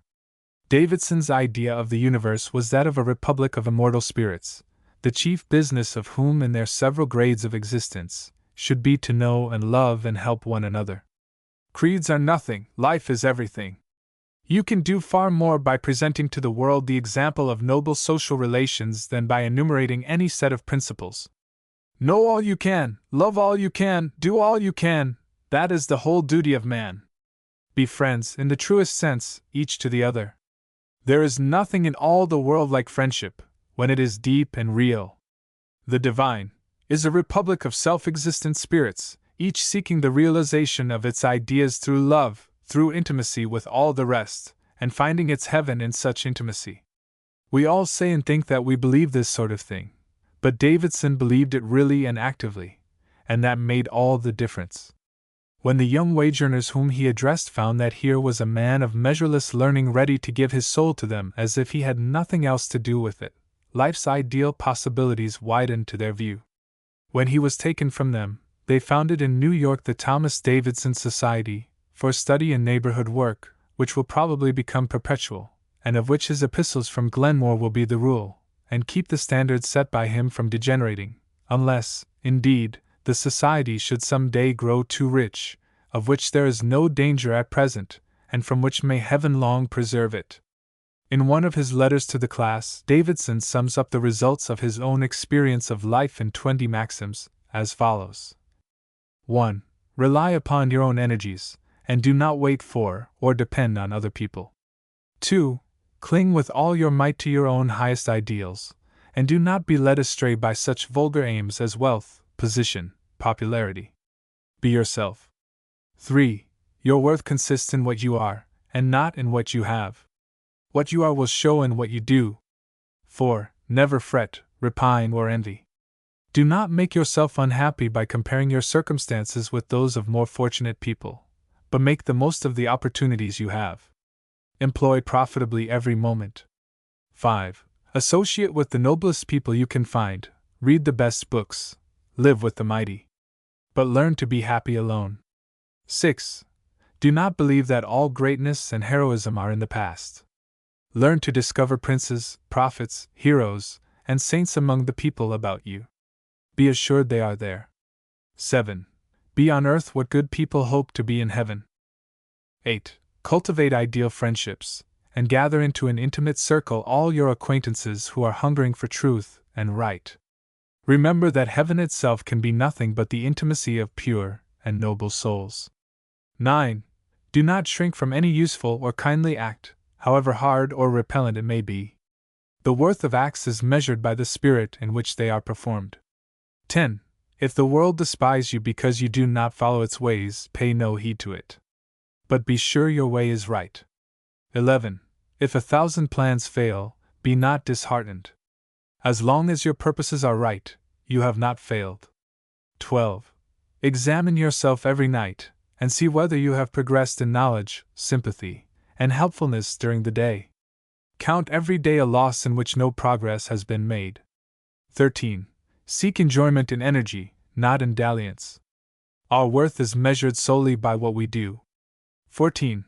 Let not your goodness be professional, let it be the simple, natural outcome of your character. Therefore cultivate character. 15. If you do wrong, say so, and make what atonement you can. That is true nobleness. Have no moral debts. 16. When in doubt how to act, ask yourself, what does nobility command? Be on good terms with yourself. 17. Look for no reward for goodness but goodness itself. Remember, heaven and hell are utterly immoral institutions, if they are meant as reward and punishment. 18. Give whatever countenance and help you can to every movement and institution that is working for good. Be not sectarian. 19. Wear no placards, within or without.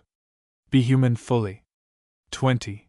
Never be satisfied until you have understood the meaning of the world, and the purpose of our own life, and have reduced your world to a rational cosmos. One of the placards Davidson tried hardest to keep his society from wearing was that of socialism. Yet no one felt more deeply than he the evils of rapacious individual competition. Spontaneously and flexibly organized social settlements or communities, with individual leaders as their centers, seemed to have been his ideal, each with its own religious or ethical elements of discipline. The present isolation of the family is too inhuman. The ideal type of future life, he thought, will be something like the monastery, with the family instead of the individual, for its unit. Leveler upwards of men as Davidson was, upon the intellectual and moral level, he seemed wholly without that sort of religion which makes so many of our contemporary anarchists think that they ought to dip, at least, into some manual occupation, in order to share the common burden of humanity. I never saw T.D. work with his hands in any way. He accepted material services of all kinds without apology, as if he were a patrician, evidently feeling that if he played his own more intellectual part rightly, society could make no further claim upon him. This confidence that the life of the spirit is the absolutely highest made Davidson serene about his outward fortunes. Pecuniary worry would not tally with his program. He had a very small provision against a rainy day, but he did little to increase it. He used to write as many articles and give as many lectures, talks, or readings every winter as would suffice to pay the year's expenses, and thereafter he refused additional invitations, and repaired to Glenmore as early in the spring as possible. I could but admire the temper he showed when the principal building there was one night burned to ashes. There was no insurance on it, and it would cost a couple of $1,000s to replace it. Excitable as Davidson was about small contrarieties, he watched this fire without a syllable of impatience. Play d'argent n'est pas mortel, he seemed to say, and if he felt sharp regrets, he disdained to express them. No more did care about his literary reputation trouble him. In the ordinary greedy sense, he seemed quite free from ambition. During his last years he had prepared a large amount of material for that history of the interaction of Greek, Christian, Hebrew, and Arabic thought upon one another before the revival of learning, which was to be his magnum opus. It was a territory to which, in its totality, few living minds had access, and in which a certain proprietary feeling was natural. Knowing how short his life might be, I once asked him whether he felt no concern lest the work already done by him should be frustrate, from the lack of its necessary complement, in case he were suddenly cut off. His answer surprised me by its indifference. He would work as long as he lived, he said, but not allow himself to worry, and look serenely at whatever might be the outcome. This seemed to me uncommonly high-minded. I think that Davidson's conviction of immortality had much to do with such a superiority to accidents. On the surface, and towards small things, he was irritable enough, but the undertone of his character was remarkable for equanimity. He showed it in his final illness, of which the misery was really atrocious. There were no general complaints or lamentations about the personal situation or the arrest to his career. It was the human lot, and he must even bear it, so he kept his mind upon objective matters. But as I said at the outset, the paramount thing in Davidson in my eyes was his capacity for friendship. His friends were innumerable, boys and girls and old boys and old girls, Papists and Protestants, Jews and Gentiles, married and single, and he cared deeply for each one of them, admiring them often too extravagantly. What term can name those recurrent waves of delighted laughter that expressed his greeting, beginning from the moment he saw you and accompanying his words continuously, as if his pleasure in you were interminable? His hand, too, stretched out when yards away, so that a country neighbor said it reached farther than any hand he ever met with.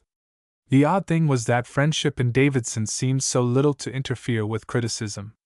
Persons with whom intercourse was one long contradiction on his part, and who appeared to annoy him to extermination, he none the less loved tenderly, and enjoyed living with them. "He's the most utterly selfish, illiberal, and narrow-hearted human being I ever knew," I heard him once say of someone. "And yet he's the dearest, nicest fellow living." His enthusiastic belief in any young person who gave a promise of genius was touching. Naturally, a man who is willing, as he was, to be a prophet, always finds some women who are willing to be disciples. I never heard of any sentimental weakness in Davidson in this relation, save possibly in one case. They harmed themselves at the fire of his soul, and he told them truths without accommodation. "You re farther off from God than any woman I ever heard of. Nay, if you believe in a protective tariff, you re in hell already, though you may not know it. You had a fine hysterical time last night, didn't you, when Miss B was brought up from the ravine with her dislocated shoulder?" To Miss B he said, "I don't pity you. It served you right for being so ignorant as to go there at that hour." Seldom, strange to say, did the recipients of these deliverances seem to resent them. What with Davidson's warmth of heart and sociability, I used to wonder at his never marrying. 2 years before his death he told me the reason: an unhappy youthful love affair in Scotland. Twice in later life, he said, temptation had come to him, and he had had to make his decision. When he had come to the point, he had felt each time that the tie with the dead girl was prohibitive. "When two persons have known each other as we did," he said, "neither can ever fully belong to a stranger. So it would end do. It would end do, it would end do," he repeated, as we lay on the hillside, in a tone so musically tender that it chimes in my ear now as I write down his confession. It can surely be no breach of confidence to publish it. It is too creditable to the profundity of Davidson's affections. As I knew him, he was one of the purest of human beings. If one asks, now, what the value of Thomas Davidson was, what was the general significance of his life, apart from his particular books and articles, I have to say that it lay in the example he set to us all of how, even in the midst of this intensely worldly social system of ours, in which each human interest is organized so collectively and so commercially, a single man may still be a knight-errant of the intellectual life, and preserve full freedom in the midst of sociability. Extreme as was his need of friends, and faithful as he was to them, he yet lived mainly in reliance on his private inspiration. Asking no man's permission, bowing the knee to no tribal idol, renouncing the conventional channels of recognition, he showed us how a life devoted to purely intellectual ends could be beautifully wholesome outwardly, and overflow with inner contentment. Fortunately, this type of man is recurrent, and from generation to generation, literary history preserves examples. But it is infrequent enough for few of us to have known more than one example. I count myself happy in knowing 2.5. The memory of Davidson will always strengthen my faith in personal freedom and its spontaneities, and make me less unqualifiedly respectful than ever of civilization, with its herding and branding, licensing and degree-giving, authorizing and appointing, and in general regulating and administering by system the lives of human beings. Surely the individual, the person in the singular number, is the more fundamental phenomenon, and the social institution, of whatever grade, is but secondary and ministerial. Many as are the interests which social systems satisfy, always unsatisfied interests remain over, and among them are interests to which system, as such, does violence whenever it lays its hand upon us. The best commonwealth will always be the one that most cherishes the men who represent the residual interests, the one that leaves the largest scope to their peculiarities. 1. First published in McClure's Magazine for May, 1905. 2. The Education of the Wage Earners. Boston, Ginn and Company, 1904. 6. Herbert Spencer's Autobiography. 1. God moves in a mysterious way his wonders to perform. If the greatest of all his wonders be the human individual, the richness with which the specimens thereof are diversified, the limitless variety of outline, from Gothic to classic or flowing arabesque, the contradictory nature of the filling, composed of little and great, of comic, heroic, and pathetic elements blended inextricably, in personalities all of whom can go, and go successfully, must surely be reckoned the supreme miracle of creative ingenuity. Rarely has nature performed an odder or more Dickens-like feat than when she deliberately designed, or accidentally stumbled into, the personality of Herbert Spencer. Greatness and smallness surely never lived so closely in one skin together. The opposite verdicts passed upon his work by his contemporaries bear witness to the extraordinary mingling of defects and merits in his mental character. Here are a few, juxtaposed. A philosophic sawmill. The most capacious and powerful thinker of all time. The area of philosophy.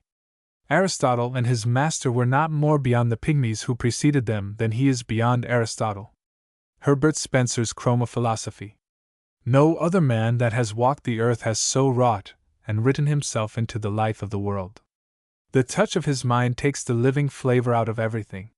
He is as much above and beyond all the other great philosophers who have ever lived as the telegraph is beyond the carrier pigeon, or the railway beyond the sedan chair.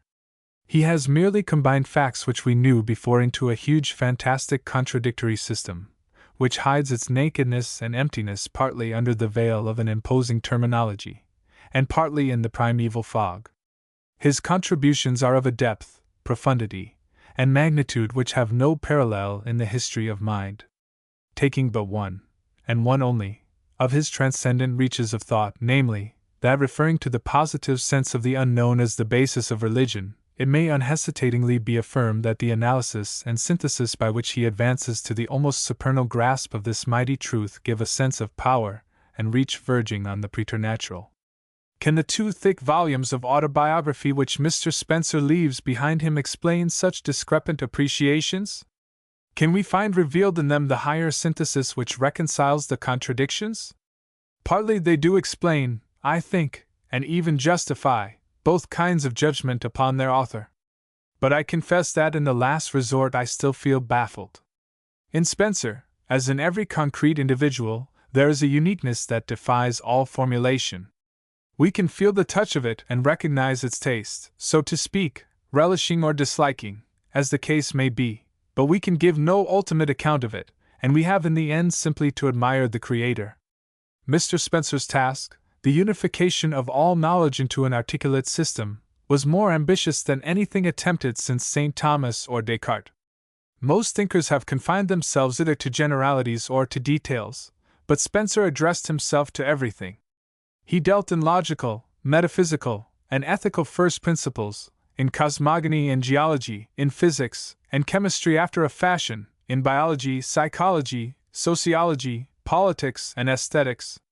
Hardly any subject can be named which has not at least been touched on in some one of his many volumes. His erudition was prodigious. His civic conscience and his social courage both were admirable. His life was pure. He was devoted to truth and usefulness, and his character was wholly free from envy and malice, though not from contempt, and from the perverse egoisms that so often go with greatness. Surely, any one hearing this veracious enumeration would think that Spencer must have been a rich and exuberant human being. Such wide curiosities must have gone with the widest sympathies, and such a powerful harmony of character, whether it were a congenital gift, or were acquired by spiritual wrestling and eating bread with tears, must in any case have been a glorious spectacle for the beholder. Since Goethe, no such ideal human being can have been visible, walking our poor earth. Yet when we turn to the autobiography, the self-confession which we find is this: an old maidish personage, inhabiting boarding-houses, equable and lukewarm in all his tastes and passions, having no desultory curiosity, showing little interest in either books or people. A petty fault-finder and stickler for trifles, devoid in youth of any wide designs on life, fond only of the more mechanical side of things, yet drifting as it were involuntarily into the possession of a world formula which by dint of his extraordinary pertinacity he proceeded to apply to so many special cases that it made him a philosopher in spite of himself. He appears as modest enough, but with a curious vanity in some of his deficiencies, his lack of desultory interests, for example, and his nonconformity to reigning customs. He gives a queer sense of having no emotional perspective, as if small things and large were on the same plane of vision, and equally commanded his attention. In spite of his professed dislike of monotony, one feels an awfully monotonous quality in him, and in spite of the fact that invalidism condemned him to avoid thinking, and to saunter and potter through large parts of every day, one finds no twilight region in his mind, and no capacity for dreaminess or passivity. All parts of it are filled with the same noonday glare, like a dry desert where every grain of sand shows singly, and there are no mysteries or shadows. Look on this picture and on that, and answer how they can be compatible. For one thing, Mr. Spencer certainly writes himself down too much. He complains of a poor memory, of an idle disposition, of a general dislike for reading. Doubtless there have been more gifted men in all these respects. But when Spencer once buckled to a particular task, his memory, his industry, and his reading went beyond those of the most gifted. He had excessive sensibility to stimulation by a challenge, and he had preeminent pertinacity. When the notion of his philosophic system once grasped him, it seemed to possess itself of every effective fiber of his being. No faculty in him was left unemployed, nor, on the other hand, was anything that his philosophy could contain left unstated. Roughly speaking, the task and the man absorb each other without residuum. Compare this type of mind with such an opposite type as Ruskin's, or even as J. S. Mill's, or Huxley's, and you realize its peculiarity. Behind the work of those others was a background of overflowing mental temptations. The men loom larger than all their publications, and leave an impression of unexpressed potentialities. Spencer tossed all his inexpressibilities into the unknowable, and gladly turned his back on them forever. His books seem to have expressed all that there was to express in his character. He is very frank about this himself. No stimulandi drang period, no problematic stage of thought, where the burden of the much to be straightened exceeds the powers of straightening. When George Eliot uttered surprise at seeing no lines on his forehead, his reply was, "I suppose it is because I am never puzzled. It has never been my way," he continues, "to set before myself a problem and puzzle out an answer. The conclusions at which I have from time to time arrived have not been arrived at as solutions of questions raised, but have been arrived at unawares, each as the ultimate outcome of a body of thought which slowly grew from a germ. Some direct observation, or some fact met with in reading, would dwell with me, apparently because I had a sense of its significance. A week afterwards, possibly, the matter would be remembered, and with further thought about it, might occur a recognition of some wider application, new instances being aggregated with those already noted. Again, after an interval, etc., etc. And thus, little by little, in unobtrusive ways, without conscious intention or appreciable effort, there would grow up a coherent and organized theory. Volume 1, page 464. A sort of mill, this, wound up to grind in a certain way, and irresponsive otherwise. To apply day after day merely with the general idea of acquiring information, or of increasing ability, was not in me. Anything like passive receptivity is foreign to my nature, and there results an unusually small tendency to be affected by others' thoughts. It seems as though the fabric of my conclusions had in all cases to be developed from within. Material which could be taken in and organized so as to form part of a coherent structure, there was always a readiness to receive. But ideas and sentiments of alien kinds or unorganizable kinds were, if not rejected, yet accepted with indifference, and soon dropped away. It has always been out of the question for me to go on reading a book the fundamental principles of which I entirely dissent from. I take it for granted that if the fundamental principles are wrong the rest cannot be right, and thereupon cease reading, being, I suspect, rather glad of an excuse for doing so. Systematic books of a political or ethical kind, written from points of view quite unlike my own, were either not consulted at all, or else they were glanced at and thereafter disregarded. Volume 1, pages 215, 277, 289, 350. There is pride rather than compunction in these confessions. Spencer's mind was so narrowly systematized that he was at last almost incapable of believing in the reality of alien ways of feeling. The invariable arrogance of his replies to criticisms shows his absolute self-confidence. Every opinion in the world had to be articulately right or articulately wrong, so proved by some principle or other of his infallible system. He confesses freely his own inflexibility and censoriousness. His account of his father makes one believe in the fatality of heredity. Born of old nonconformist stock, the elder Spencer was a man of absolute punctuality. Always he would step out of his way to kick a stone off the pavement lest somebody should trip over it. If he saw boys quarreling he stopped to expostulate, and he never could pass a man who was ill-treating a horse without trying to make him behave better. He would never take off his hat to anyone, no matter of what rank, nor could he be induced to address anyone as Esquire, or as Reverend. He would never put on any sign of mourning, even for father and mother, and he adhered to one style of coat and hat throughout all changes of fashion. Improvement was his watchword always and everywhere.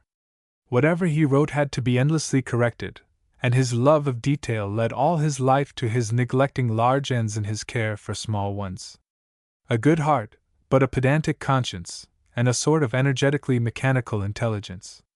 Of himself Herbert Spencer says, "No one will deny that I am much given to criticism. Along with exposition of my own views there has always gone a pointing out of defects in those of others. And if this is a trait in my writing, still more is it a trait in my conversation. The tendency to fault-finding is dominant, disagreeably dominant. The indicating of errors in thought and speech made by those around has all through life been an incurable habit, a habit for which I have often reproached myself, but to no purpose. The autobiography abounds in illustrations of the habit. For instance, of late I have observed sundry cases in which, having found the right, people deliberately desert it for the wrong. A generation ago salt cellars were made of convenient shapes, either ellipses or elongated parallelograms, the advantage being that the salt spoon, placed lengthwise, remained in its place. But for some time past, fashion has dictated circular salt cellars, on the edges of which the salt spoon will not remain without skillful balancing, it falls on the cloth. In my boyhood a jug was made of a form at once convenient and graceful. Now, however, the almost universal form of jug in use is a frustum of a cone with a miniature spout. It combines all possible defects. When anything like full, it is impossible to pour out a small quantity without part of the liquid trickling down beneath the spout, and a larger quantity cannot be poured out without exceeding the limits of the spout and running over on each side of it. If the jug is half empty, the tilting must be continued a long time before any liquid comes, and then, When it does come, it comes with a rush, because its surface has now become so large that a small inclination delivers a great deal. To all which add that the shape is as ugly a one as can well be hit upon. Still more extraordinary is the folly of a change made in another utensil of daily use. And Spencer goes on to find fault with the cylindrical form of candle extinguisher, proving by a description of its shape that it squashes the wick into the melted composition, the result being that when, next day, the extinguisher is taken off, the wick, embedded in the solidified composition, cannot be lighted without difficulty. Volume 2, page 238. The remorseless explicitness, the punctuation, everything, make these specimens of public fault-finding with what probably was the equipment of Mr. Spencer's latest boarding house, sound like passages from The Man versus the State. Another example. Playing billiards became my custom always of the afternoon. Those who confess to billiard playing commonly make some kind of an excuse. It suffices to me that I like billiards, and the attainment of the pleasure given I regard as a sufficient motive. I have for a long time deliberately set my face against that asceticism which makes it an offense to do a thing for the pleasure of doing it, and have habitually contended that, so long as no injury is inflicted on others, nor any ulterior injury on self, and so long as the various duties of life have been discharged, the pursuit of pleasure for its own sake is perfectly legitimate and requires no apology. The opposite view is nothing else than a remote sequence of the old devil worship of the barbarian, who sought to please his god by inflicting pains upon himself, and believed his god would be angry if he made himself happy. Volume 2, page 263. The tone of pedantic rectitude in these passages is characteristic. Every smallest thing is either right or wrong, and if wrong, can be articulately proved so by reasoning. Life grows too dry and literal, and loses all aerial perspective at such a rate, and the effect is the more displeasing when the matters in dispute have a rich variety of aspects, and when the aspect from which Mr. Spencer deduces his conclusions is manifestly partial. For instance, in his art criticisms, Spencer in his youth did much drawing, both mechanical and artistic. Volume 1 contains a photoprint of a very creditable bust which he modeled of his uncle. He had a musical ear, and practiced singing. He paid attention to style, and was not wholly insensible to poetry. Yet in all his dealings with the art products of mankind he manifests the same curious dryness and mechanical literality of judgment, a dryness increased by pride in his nonconformity.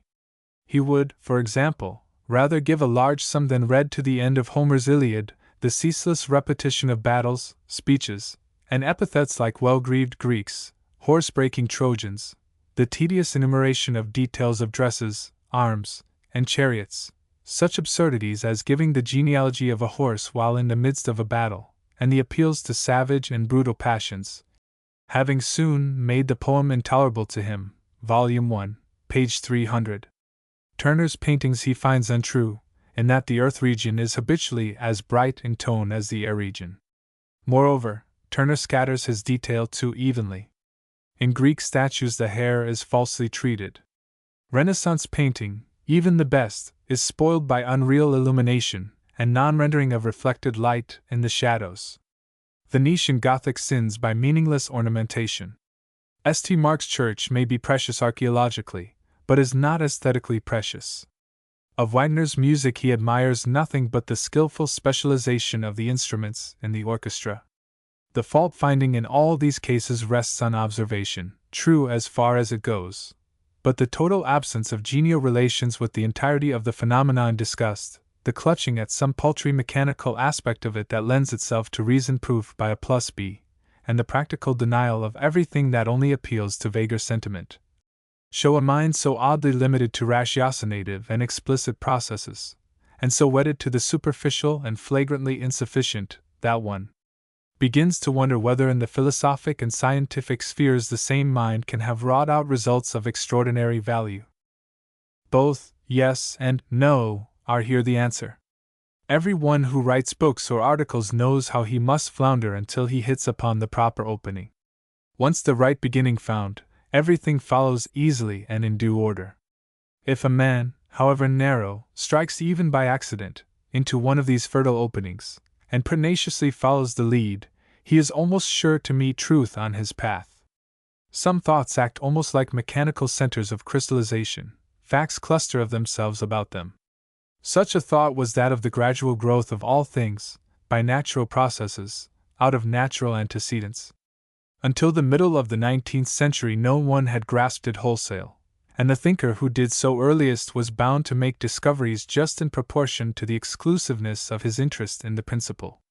He who had the keenest eye for instances and illustrations, and was least divertible by casual side curiosity, would score the quickest triumph. To Spencer is certainly due the immense credit of having been the first to see in evolution an absolutely universal principle. If any one else had grasped its universality, it failed at any rate to grasp him as it grasped Spencer. For Spencer it instantly became the guiding conception running through and connecting all the concrete sciences. Volume 2, page 196. Here at last was an object at once large and distinct enough to overcome his constitutional idleness. With an important and definite end to achieve, I could work. Volume 1, page 215. He became, in short, the victim of a vivid obsession, and for the first time in his life seems to have grown genuinely ambitious. Every item of his experience, small or great, every idea in his mental storehouse, had now to be considered with reference to its bearing on the new universal principle. On pages 194 to 199 of Volume 2 he gives an interesting summary of the way in which all his previous and subsequent ideas moved into harmonious coordination and subordination, when once he had this universal key to insight. Applying it wholesale as he did, innumerable truths unobserved till then had to fall into his game bag. And his peculiar trick, a priggish infirmity in daily intercourse, of treating every smallest thing by abstract law, was here a merit. Add his sleuth-hound scent for what he was after, and his untiring pertinacity, to his priority in perceiving the one great truth, and you fully justify the popular estimate of him as one of the world's geniuses, in spite of the fact that the temperament of genius, so called, seems to have been so lacking in him. In one sense, then, Spencer's personal narrowness and dryness were not hindering, but helping conditions of his achievement. Grant that a vast picture quelconque had to be made before the details could be made perfect, and a greater richness and receptivity of mind would have resulted in hesitation. The quality would have been better in spots, but the extensiveness would have suffered. Spencer is thus the philosopher of vastness. Misprized by many specialists, who carp at his technical imperfections, he has nevertheless enlarged the imagination and set free the speculative mind of countless doctors, engineers, and lawyers, of many physicists and chemists, and of thoughtful laymen generally. He is the philosopher whom those who have no other philosopher can appreciate. To be able to say this of any man is great praise, and gives the yes answer to my recent question. Can the no answer be as unhesitatingly uttered? I think so, if one makes the qualitative aspect of Spencer's work undo its quantitative aspect. The lukewarm equable temperament, the narrowness of sympathy and passion, the fondness for mechanical forms of thought, the imperfect receptivity and lack of interest in facts as such, dissevered from their possible connection with the theory, nay, the very vividness itself, the keenness of scent and the pertinacity, these all are qualities which may easily make for second-rateness, and for contentment with a cheap and loosely woven achievement. As Mr. Spencer's First Principles is the book which more than any other has spread his popular reputation, I had perhaps better explain what I mean by criticizing some of its peculiarities. I read this book as a youth when it was still appearing in numbers, and was carried away with enthusiasm by the intellectual perspectives which it seemed to open. When a mature companion, Mr. Charles S. Peirce, attacked it in my presence, I felt spiritually wounded, as by the defacement of a sacred image or picture, though I could not verbally defend it against his criticisms. Later I have used it often as a textbook with students, and the total outcome of my dealings with it is an exceedingly unfavorable verdict. Apart from the great truth which it enforces, that everything has evolved somehow, and apart from the inevitable stimulating effect of any such universal picture, I regard its teachings as almost a museum of blundering reasoning. Let me try to indicate briefly my grounds for such an opinion. I pass by the section on the unknowable, because this part of Mr. Spencer's philosophy has one fewer friends than any other. It consists chiefly of a rehash of Mansell's rehash of Hamilton's philosophy of the conditioned, and has hardly raised its head since John Mills so effectively demolished it. If criticism of our human intellectual constitution is needed, it can be got out of Bradley today better than out of Spencer. The latter's way of reconciling science and religion is, moreover, too absurdly naive. Find, he says, a fundamental abstract truth on which they can agree, and that will reconcile them. Such a truth, he thinks, is that there is a mystery. The trouble is that it is over just such common truths that quarrels begin. Did the fact that both believed in the existence of the Pope reconcile Luther and Ignatius Loyola? Did it reconcile the South and the North that both agreed that there were slaves? Religion claims that the mystery is interpretable by human reason. Science, speaking through Spencer, insists that it is not. The admission of the mystery is the very signal for the quarrel. Moreover, for 999 men out of 1,000 the sense of mystery is the sense of more to be known, not the sense of a more, not to be known. But pass the unknowable by, and turn to Spencer's famous law of evolution. Science works with several types of law. The most frequent and useful type is that of the elementary law, that of the composition of forces, that of gravitation, of refraction, and the like. Such laws declare no concrete facts to exist, and make no prophecy as to any actual future. They limit themselves to saying that if a certain character be found in any fact, another character will coexist with it or follow it. The usefulness of these laws is proportionate to the extent to which the characters they treat of pervade the world, and to the accuracy with which they are definable. Statistical laws form another type, and positively declare something about the world of actuality. Although they tell us nothing of the elements of things, either abstract or concrete, they affirm that the resultant of their actions drifts preponderantly in a particular direction. Population tends towards cities. The working classes tend to grow discontented. The available energy of the universe is running down. Such laws prophesy the real future and grow, but they never help us to predict any particular detail of it. Spencer's law of evolution is of the statistical variety. It defines what evolution means, and what dissolution means, and asserts that, although both processes are always going on together, there is in the present phase of the world a drift in favor of evolution. In the first edition of First Principles, an evolutive change in anything was described as the passage of it from a state of indefinite incoherent homogeneity to a definite coherent heterogeneity. The existence of a drift in this direction in everything Mr. Spencer proves, both by a survey of facts, and by deducing it from certain laws of the elementary type, which he severally names. The instability of the homogeneous, the multiplication of effects, segregation, and equilibration. The two former ensure the heterogeneity, while segregation brings about the definiteness and coherence, and equilibration arrests the process, and determines when dissolutive changes shall begin. The whole panorama is resplendent for variety and inclusiveness, and has aroused an admiration for philosophy in minds that never admired philosophy before. Like Descartes in earlier days, Spencer aims at a purely mechanical explanation of nature. The knowable universe is nothing but matter in motion, and its history is nothing but the redistribution of these entities. The value of such an explanation for scientific purposes depends altogether on how consistent and exact it is. Every thing must be interpreted as a configuration. Every event as a change of configuration. Every predicate ascribed must be of a geometrical sort. Measured by these requirements of mechanics, Spencer's attempt has lamentably failed.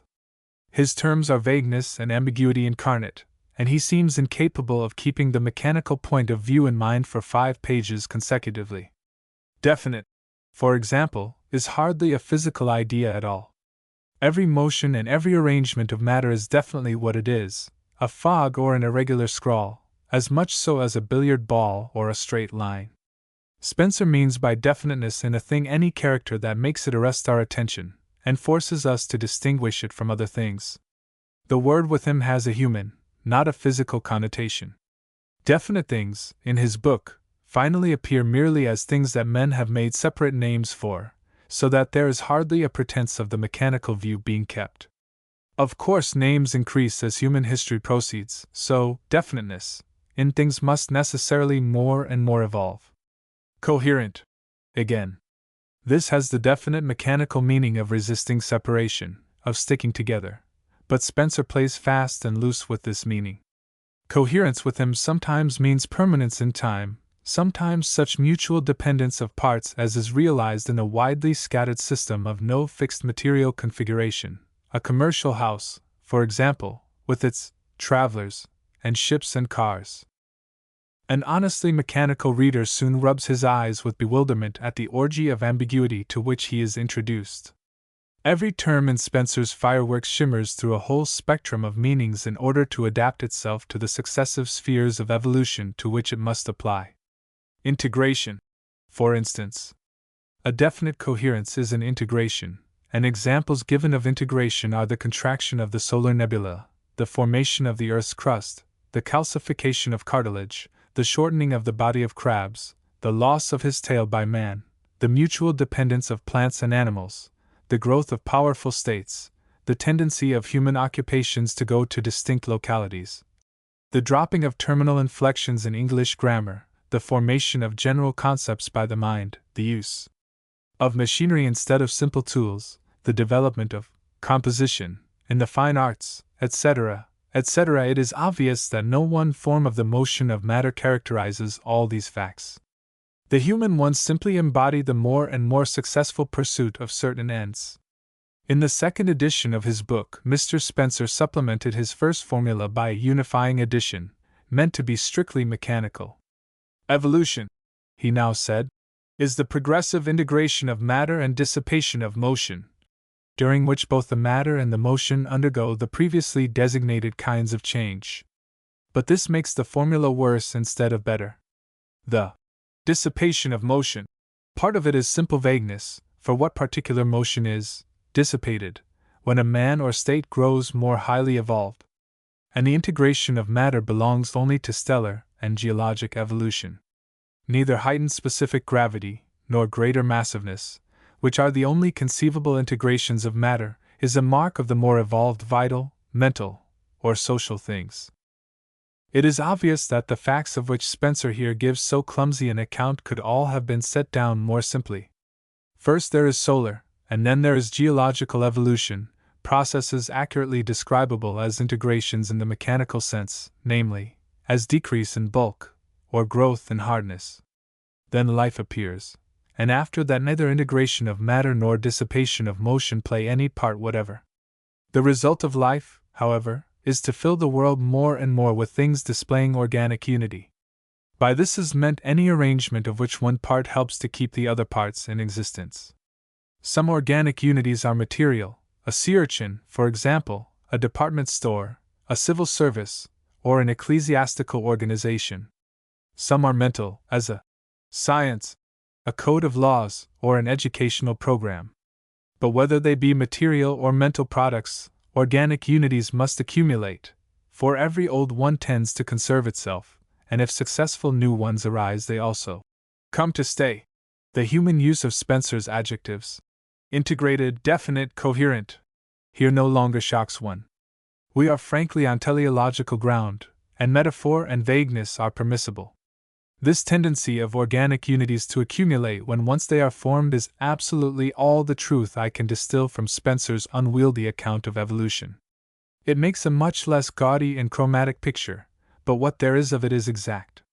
Countless other criticisms swarm toward my pen, but I have no heart to express them, it is too sorry an occupation. A word about Spencer's conception of force, however, insists on being added, for although it is one of his most essential, it is one of his vaguest ideas. Over all his special laws of evolution there reigns an absolutely general law, that of the persistence of force. By this Spencer sometimes means the phenomenal law of conservation of energy, sometimes the metaphysical principle that the quantity of existence is unalterable, sometimes the logical principle that nothing can happen without a reason, sometimes the practical postulate that in the absence of any assignable difference you must call a thing the same. This law is one vast vagueness, of which I can give no clear account, but of his special vaguenesses, mental force and social force are good examples. These manifestations of the universal force, he says, are due to vital force, and this latter is due to physical force, both being proportionate to the amount of physical force which is transformed into them. But what on earth is social force? Sometimes he identifies it with social activity, showing the latter to be proportionate to the amount of food eaten, sometimes with the work done by human beings and their steam engines, and shows it to be due ultimately to the sun's heat.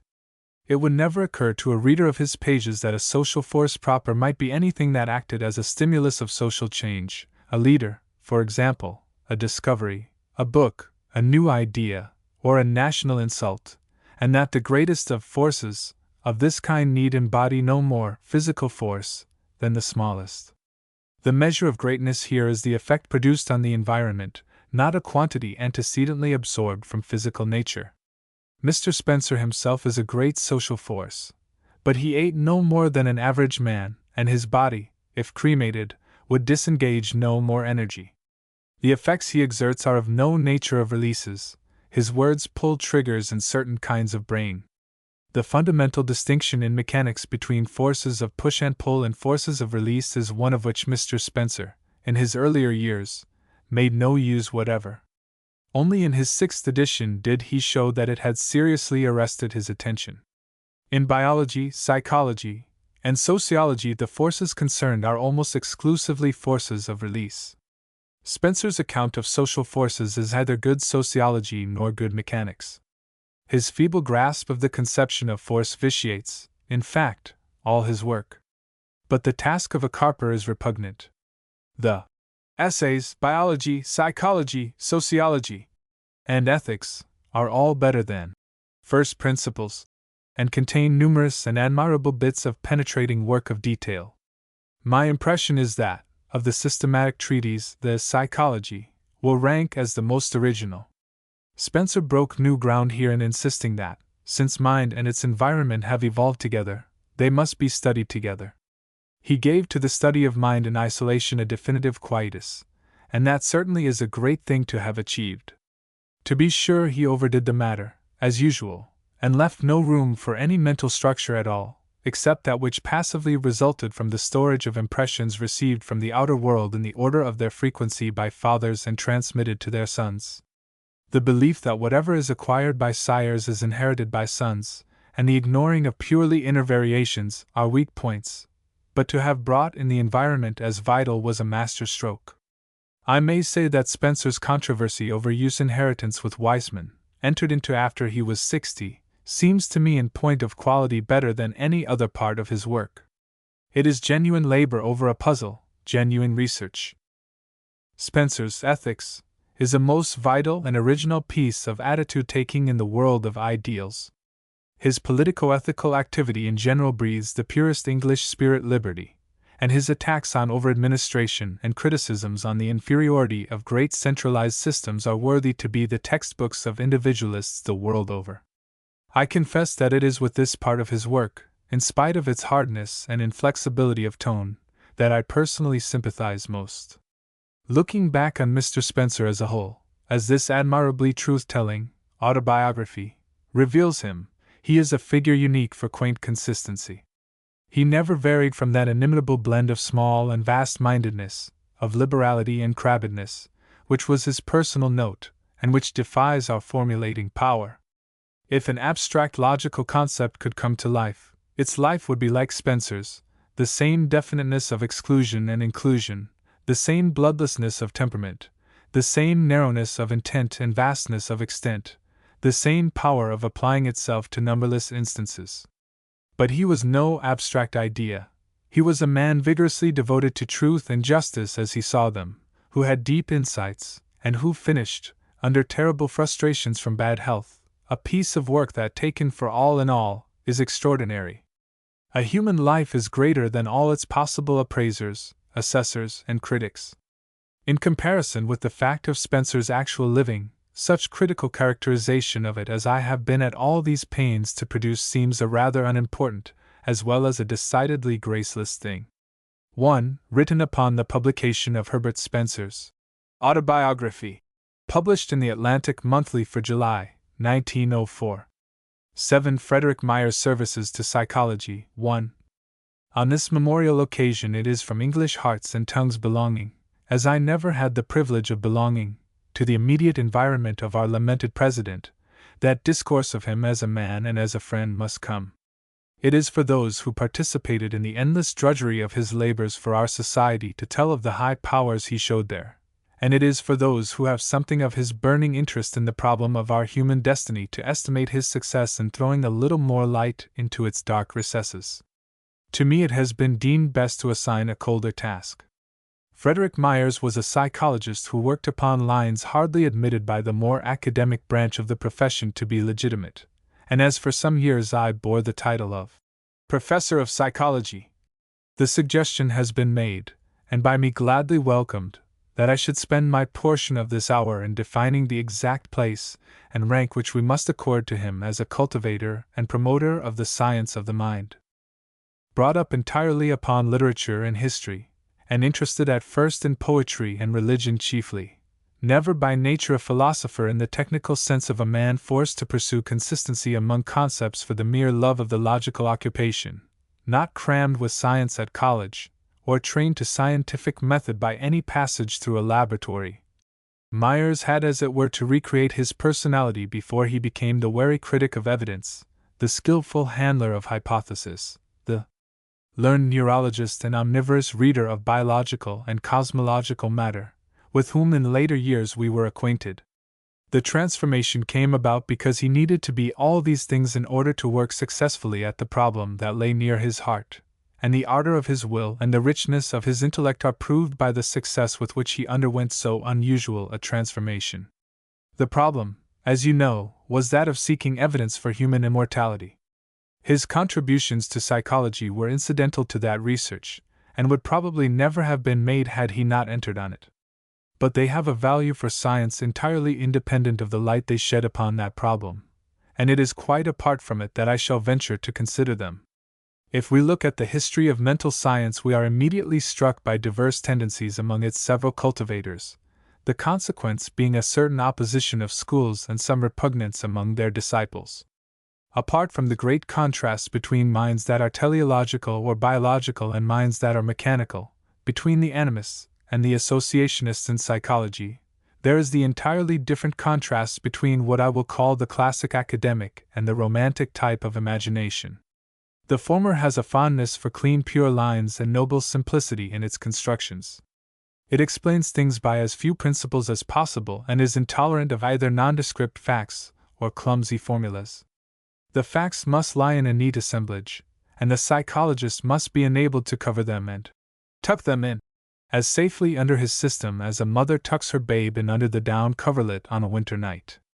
Until quite recently all psychology, whether animistic or associationistic, was written on classic academic lines.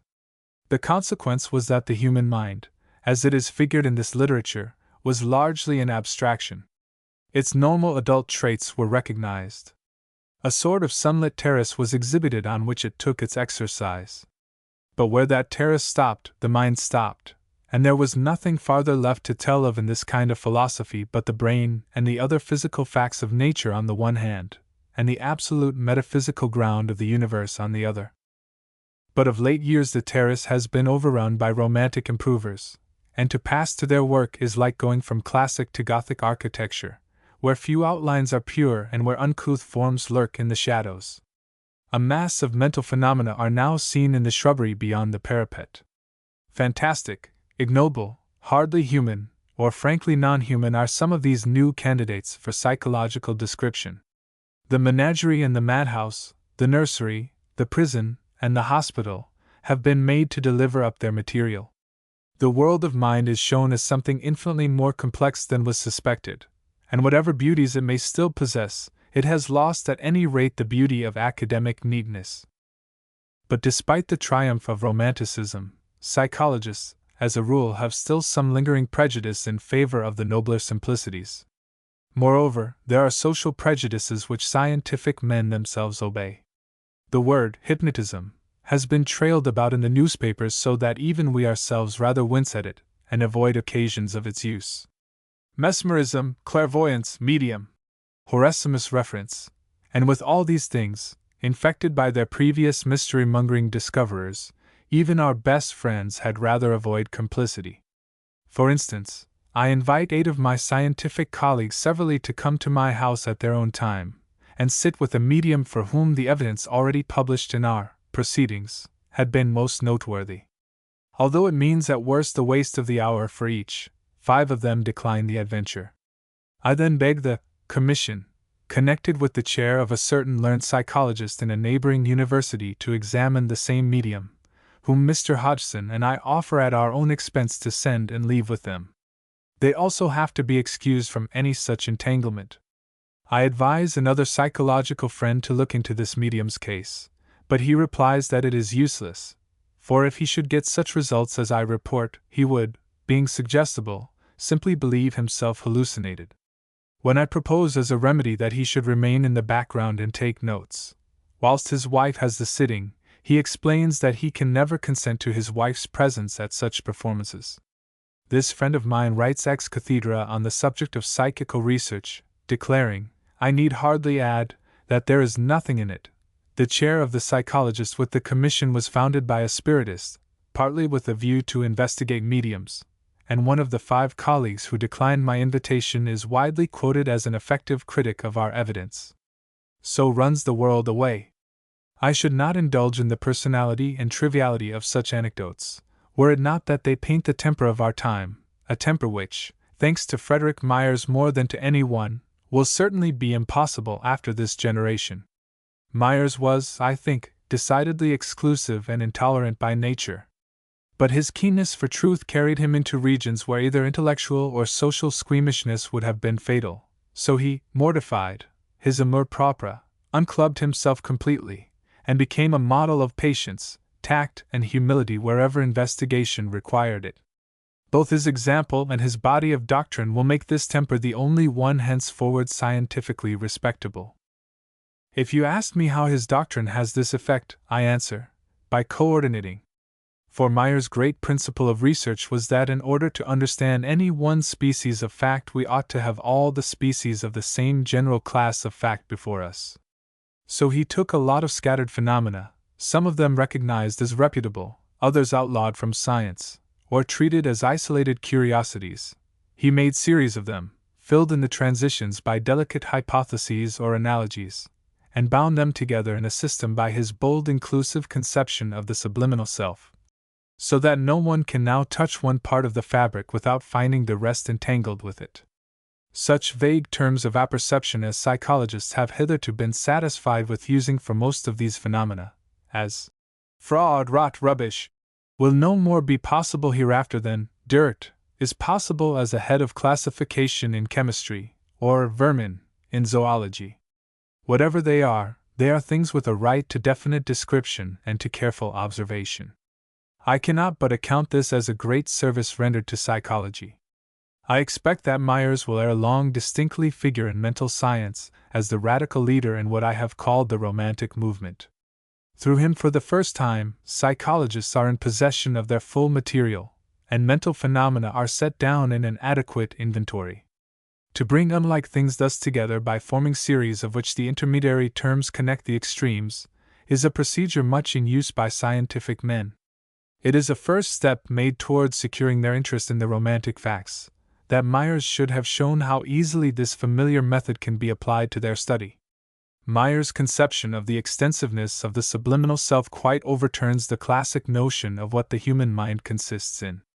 The supraliminal region, as Myers calls it, the classic academic consciousness, which was once alone considered either by associationists or animists, figures in his theory as only a small segment of the psychic spectrum. It is a special phase of mentality, teleologically evolved for adaptation to our natural environment, and forms only what he calls a privileged case of personality. The outlying subliminal, according to him, represents more fully our central and abiding being. I think the words subliminal and supraliminal unfortunate, but they were probably unavoidable. I think, too, that Meyer's belief in the ubiquity and great extent of the subliminal will demand a far larger number of facts than suffice to persuade him, before the next generation of psychologists shall become persuaded. He regards the subliminal as the enveloping mother consciousness in each of us, from which the consciousness we what of is precipitated like a crystal. But whether this view get confirmed or get overthrown by future inquiry, the definite way in which Myers has thrown it down is a new and specific challenge to inquiry. For half a century now, psychologists have fully admitted the existence of a subliminal mental region, under the name either of unconscious cerebration or of the involuntary life. But they have never definitely taken up the question of the extent of this region, never sought explicitly to map it out. Myers definitely attacks this problem, which, after him, it will be impossible to ignore. What is the precise constitution of the subliminal? Such is the problem which deserves to figure in our science hereafter as the problem of Myers, and willy-nilly, inquiry must follow on the path which it has opened up. But Myers has not only propounded the problem definitely, he has also invented definite methods for its solution. Post-hypnotic suggestion, crystal gazing, automatic writing and trance speech, the willing game, etc., are now, thanks to him, instruments of research, reagents like litmus paper or the galvanometer, for revealing what would otherwise be hidden. These are so many ways of putting the subliminal on tap. Of course, without the simultaneous work on hypnotism and hysteria independently begun by others, he could not have pushed his own work so far. But he is so far the only generalizer of the problem and the only user of all the methods. And even though his theory of the extent of the subliminal should have to be subverted in the end, its formulation will, I am sure, figure always as a rather momentous event in the history of our science. Any psychologist who should wish to read Myers out of the profession, and there are probably still some who would be glad to do so today, is committed to a definite alternative. Either he must say that we knew all about the subliminal region before Myers took it up, or he must say that it is certain that states of supernormal cognition form no part of its content. The first contention would be too absurd. The second one remains more plausible. There are many first-hand investigators into the subliminal who, not having themselves met with anything supernormal, would probably not hesitate to call all the reports of it erroneous, and who would limit the subliminal to dissolutive phenomena of consciousness exclusively, to lapsed memories, subconscious sensations, impulses and phobias, and the like. Messrs. Janet and Binet, for aught I know, may hold some such position as this. Against it Myers' thesis would stand sharply out. Of the subliminal, he would say, we can give no ultra-simple account. There are discrete regions in it, levels separated by critical points of transition, and no one formula holds true of them all. And any conscientious psychologist ought, it seems to me, to see that, since these multiple modifications of personality are only beginning to be reported and observed with care, it is obvious that a dogmatically negative treatment of them must be premature and that the problem of Myers still awaits us as the problem of far the deepest moment for our actual psychology. Whether his own tentative solutions of certain parts of it be correct or not. Meanwhile, descending to detail, one cannot help admiring the great originality with which Myers wove such an extraordinarily detached and discontinuous series of phenomena together. Unconscious cerebration, dreams, hypnotism, hysteria, inspirations of genius, the willing game, planchette, crystal gazing, hallucinatory voices, apparitions of the dying, medium trances, demoniacal possession, clairvoyance, thought transference, even ghosts and other facts more doubtful. These things form a chaos at first sight most discouraging. No wonder that scientists can think of no other principle of unity among them than their common appeal to men's perverse propensity to superstition. Yet Myers has actually made a system of them, stringing them continuously upon a perfectly legitimate objective hypothesis, verified in some cases and extended to others by analogy. Taking the name, automatism, from the phenomenon of automatic writing, I am not sure that he may not himself have been the first so to baptize this latter phenomenon. He made one great simplification at a stroke by treating hallucinations and active impulses under a common head, as sensory and motor automatisms. Automatism he then conceived broadly as a message of any kind from the subliminal to the supraliminal. And he went a step farther in his hypothetic interpretation, when he insisted on symbolism as one of the ways in which one stratum of our personality will often interpret the influences of another. Obsessive thoughts and delusions, as well as voices, visions, and impulses, thus fall subject to one mode of treatment. To explain them, we must explore the subliminal. To cure them, we must practically influence it. Mayer's work on automatism led to his brilliant conception, in 1891, of hysteria. He defined it, with good reasons given, as a disease of the hypnotic stratum. Hardly had he done so when the wonderfully ingenious observations of Binet, and especially of Janet in France, gave to this view the completest of corroborations. These observations have been extended in Germany, America, and elsewhere, and although Binet and Janet worked independently of Mayer's, and did work far more objective, he nevertheless will stand as the original announcer of a theory which, in my opinion, makes an epoch, not only in medical but in psychological science, because it brings in an entirely new conception of our mental possibilities.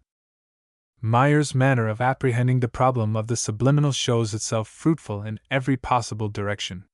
While official science practically refuses to attend to subliminal phenomena, the circles which do attend to them treat them with a respect altogether too undiscriminating. Every subliminal deliverance must be an oracle. The result is that there is no basis of intercourse between those who best know the facts and those who are most competent to discuss them. Myers immediately establishes a basis by his remark that in so far as they have to use the same organism, with its preformed avenues of expression, what may be very different strata of the subliminal are condemned in advance to manifest themselves in similar ways. This might account for the great generic likeness of so many automatic performances, while their different starting points behind the threshold might account for certain differences in them.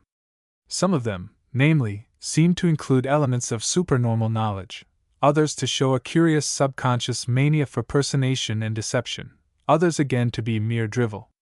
But Mayer's conception of various strata or levels in the subliminal sets us to analyzing them all from a new point of view.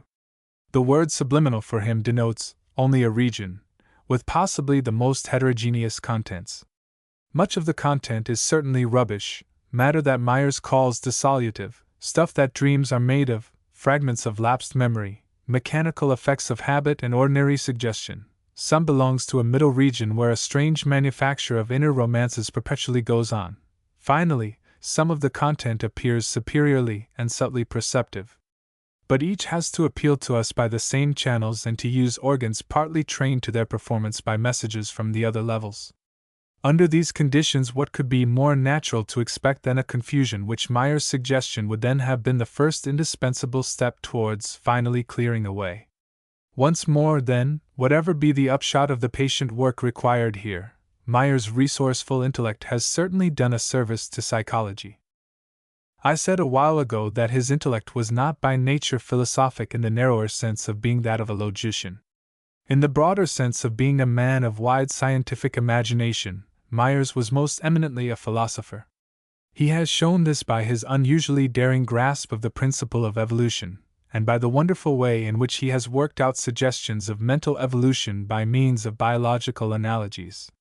These analogies are, if anything, too profuse and dazzling in his pages, but his conception of mental evolution is more radical than anything yet considered by psychologists as possible.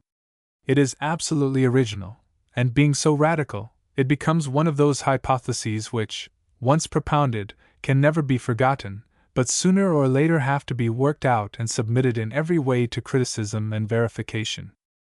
The cornerstone of his conception is the fact that consciousness has no essential unity. It aggregates and dissipates, and what we call normal consciousness, the human mind, of classic psychology, is not even typical, but only one case out of thousands. Slight organic alterations, intoxications, and auto-intoxications give supraliminal forms completely different, and the subliminal region seems to have laws in many respects peculiar.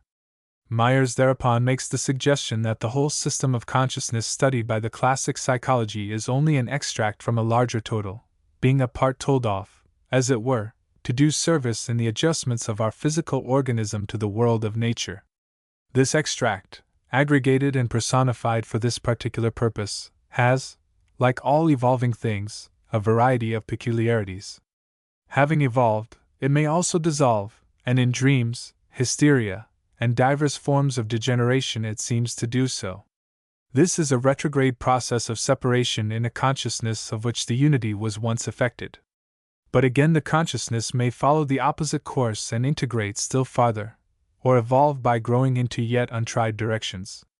In veridical automatisms, it actually seems to do so. It drops some of its usual modes of increase, its ordinary use of the senses, for example, and lays hold of bits of information which, in ways that we cannot even follow conjecturally, leak into it by way of the subliminal. The ulterior source of a certain part of this information, limited and perverted as it always is by the organism's idiosyncrasies in the way of transmission and expression, Myers thought he could reasonably trace to departed human intelligence, or its existing equivalent. I pretend to no opinion on this point, for I have as yet studied the evidence with so little critical care that Myers was always surprised at my negligence. I can therefore speak with detachment from this question and, as a mere empirical psychologist, of Myers' general evolutionary conception. As such a psychologist, I feel sure that the latter is a hypothesis of first-rate philosophic importance. It is based, of course, on his conviction of the extent of the subliminal, and will stand or fall as that is verified or not. But whether it stand or fall, it looks to me like one of those sweeping ideas by which the scientific researches of an entire generation are often molded. It would not be surprising if it proved such a leading idea in the investigation of the near future, for in one shape or another, the subliminal has come to stay with us, and the only possible course to take henceforth is radically and thoroughly to explore its significance. Looking back from Frederick Myers' vision of vastness in the field of psychological research upon the program as most academic psychologists frame it, one must confess that its limitation at their hands seems not only implausible, but in truth, a little ridiculous. Even with brutes and madmen, even with hysterics and hypnotics admitted as the academic psychologists admit them, the official outlines of the subject are far too neat to stand in the light of analogy with the rest of nature. The ultimates of nature, her simple elements, if there be such, may indeed combine in definite proportions and follow classic laws of architecture, but her proximates, in her phenomena as we immediately experience them, nature is everywhere Gothic, not classic. She forms a real jungle, where all things are provisional, half-fitted to each other, and untidy. When we add such a complex kind of subliminal region as Myers believed into the official region, we restore the analogy. And though we may be mistaken in much detail, in a general way, at least, we become plausible. In comparison with Myers' way of attacking the question of immortality in particular, the official way is certainly so far from the mark as to be almost preposterous.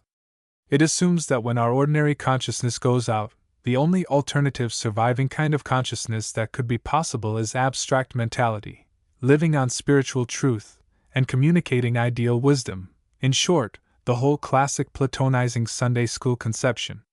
Failing to get that sort of thing when it listens to reports about mediums, it denies that there can be anything. Myers approaches the subject with no such a priori requirement. If he finds any positive indication of spirits, he records it, whatever it may be, and is willing to fit his conception to the facts, however grotesque the latter may appear, rather than to blot out the facts to suit his conception.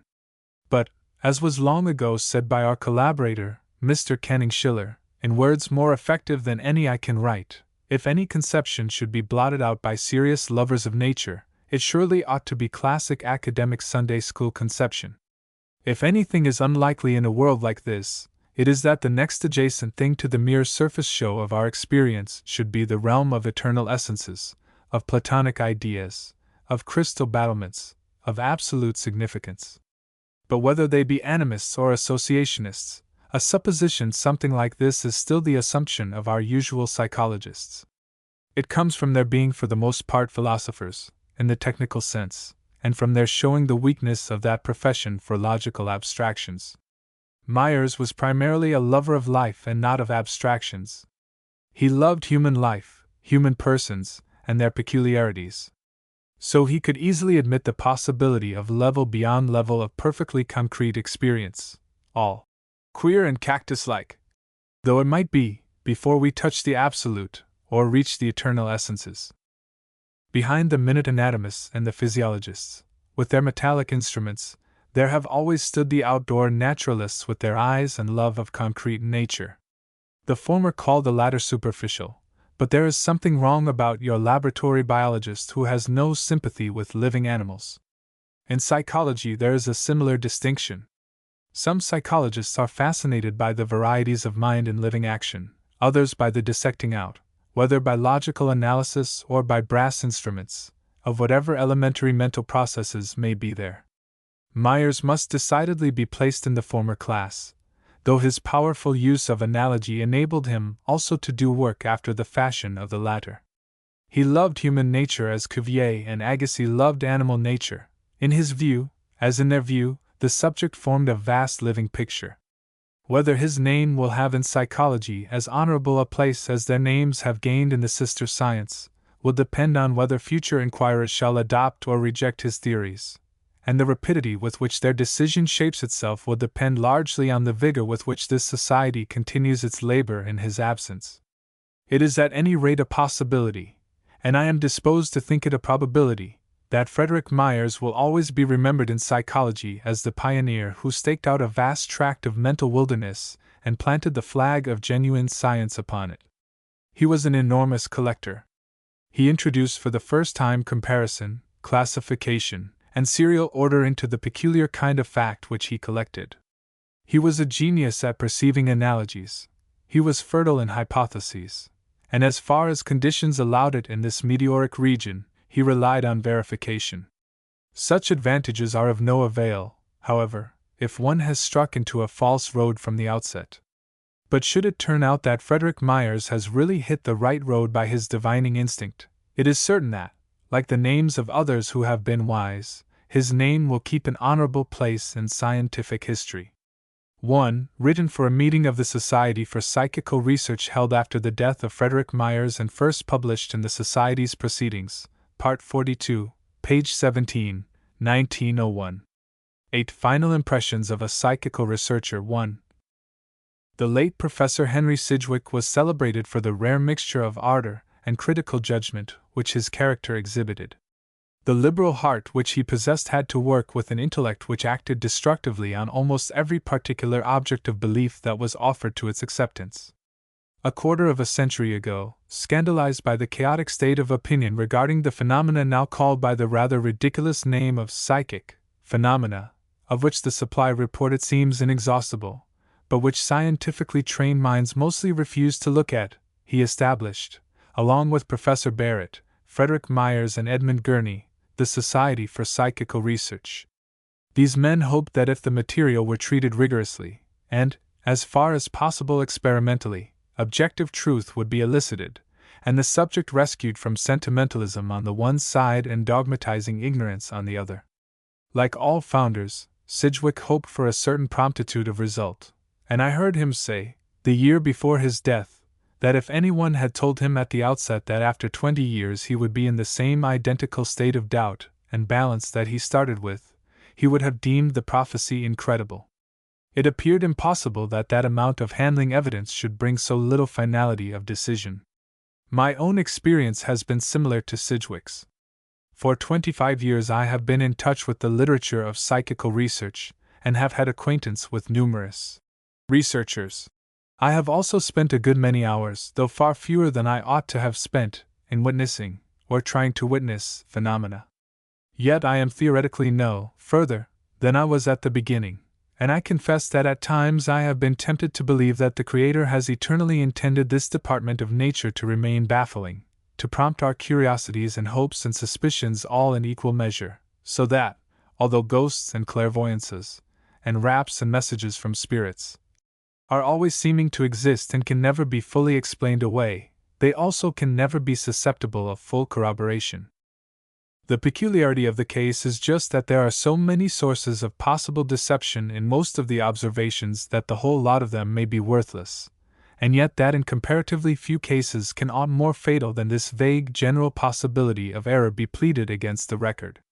Science meanwhile needs something more than bare possibilities to build upon, so your genuinely scientific inquirer, I don't mean your ignoramus, scientist, has to remain unsatisfied. It is hard to believe, however, that the Creator has really put any big array of phenomena into the world merely to defy and mock our scientific tendencies. So my deeper belief is that we psychical researchers have been too precipitate with our hopes, and that we must expect to mark progress not by quarter centuries, but by half centuries or whole centuries. I am strengthened in this belief by my impression that just at this moment a faint but distinct step forward is being taken by competent opinion in these matters. Physical phenomena, movements of matter without contact, lights, hands and faces, materialized, etc., have been one of the most baffling regions of the general field, or perhaps one of the least baffling prima facie, so certain and great has been the part played by fraud in their production. Yet even here the balance of testimony seems slowly to be inclining towards admitting the supernaturalist view. Eusapia Palladino, the Neapolitan medium, has been under observation for 20 years or more.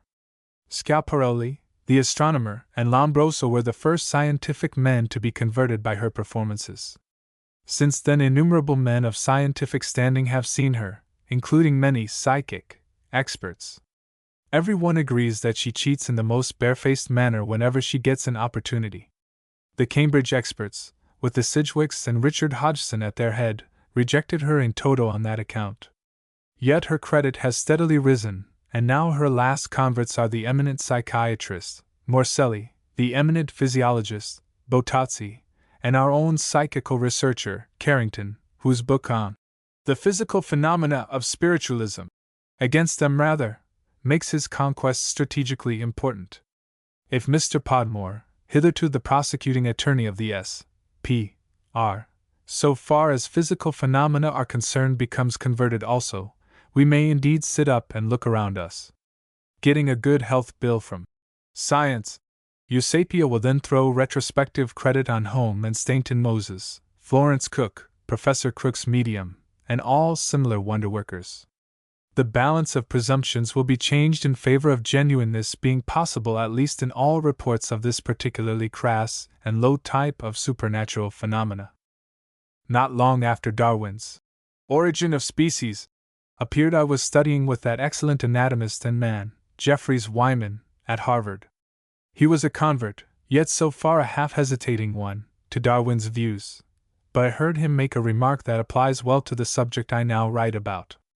When, he said, a theory gets propounded over and over again, coming up afresh after each time orthodox criticism has buried it, and each time seeming solider and harder to abolish, you may be sure that there is truth in it. Oken and Lamarck and Chambers had been triumphantly dispatched and buried, but here was Darwin making the very same heresy seem only more plausible. How often has science killed off all spook philosophy, and laid ghosts and raps and telepathy away underground as so much popular delusion. Yet never before were these things offered us so voluminously, and never in such authentic seeming shape or with such good credentials. The tide seems steadily to be rising, in spite of all the expedients of scientific orthodoxy. It is hard not to suspect that here may be something different from a mere chapter in human gullibility. It may be a genuine realm of natural phenomena. Falsus in uno, falsus in omnibus, once a cheat, always a cheat, such has been the motto of the English psychical researchers in dealing with mediums. I am disposed to think that, as a matter of policy, it has been wise. Tactically, it is far better to believe much too little than a little too much, and the exceptional credit attaching to the row of volumes of the S.P.R.'s proceedings is due to the fixed intention of the editors to proceed very slowly. Better a little belief tied fast, better a small investment salted down, than a mass of comparative insecurity. But however wise as a policy the S.P.R.'s maxim may have been, as a test of truth, I believe it to be almost irrelevant. In most things human, the accusation of deliberate fraud and falsehood is grossly superficial. Man's character is too sophistically mixed for the alternative of honest or dishonest to be a sharp one. Scientific men themselves will cheat, at public lectures, rather than let experiments obey their well-known tendency towards failure. I have heard of a lecturer on physics, who had taken over the apparatus of the previous incumbent, consulting him about a certain machine intended to show that, however the peripheral parts of it might be agitated, its center of gravity remained immovable. "It will wobble," he complained. "Well," said the predecessor, apologetically, "to tell the truth, whenever I used that machine I found it advisable to drive a nail through the center of gravity. I once saw a distinguished physiologist, now dead, cheat most shamelessly at a public lecture, at the expense of a poor rabbit, and all for the sake of being able to make a cheap joke about its being an American rabbit, for no other, he said, could survive such a wound as he pretended to have given it. To compare small men with great, I have myself cheated shamelessly. In the early days of the Sanders Theater at Harvard, I once had charge of a heart on the physiology of which Professor Newell Martin was giving a popular lecture. This heart, which belonged to a turtle, supported an index straw which threw a moving shadow, greatly enlarged, upon the screen, while the heart pulsated. When certain nerves were stimulated, the lecturer said the heart would act in certain ways which he described. But the poor heart was too far gone, and, although it stopped duly when the nerve of arrest was excited, that was the final end of its life's tether. Presiding over the performance, I was terrified at the fiasco, and found myself suddenly acting like one of those military geniuses who on the field of battle convert disaster into victory. There was no time for deliberation, so, with my forefinger under a part of the straw that cast no shadow, I found myself impulsively and automatically imitating the rhythmical movements which my colleague had prophesied the heart would undergo. I kept the experiment from failing, and not only saved my colleague, and the turtle, from a humiliation that but for my presence of mind would have been their lot, but I established in the audience the true view of the subject. The lecturer was stating this, and the misconduct of one half-dead specimen of heart ought not to destroy the impression of his words. "There is no worse lie than a truth misunderstood," is a maxim which I have heard ascribed to a former venerated president of Harvard. The heart's failure would have been misunderstood by the audience, and given the lie to the lecturer.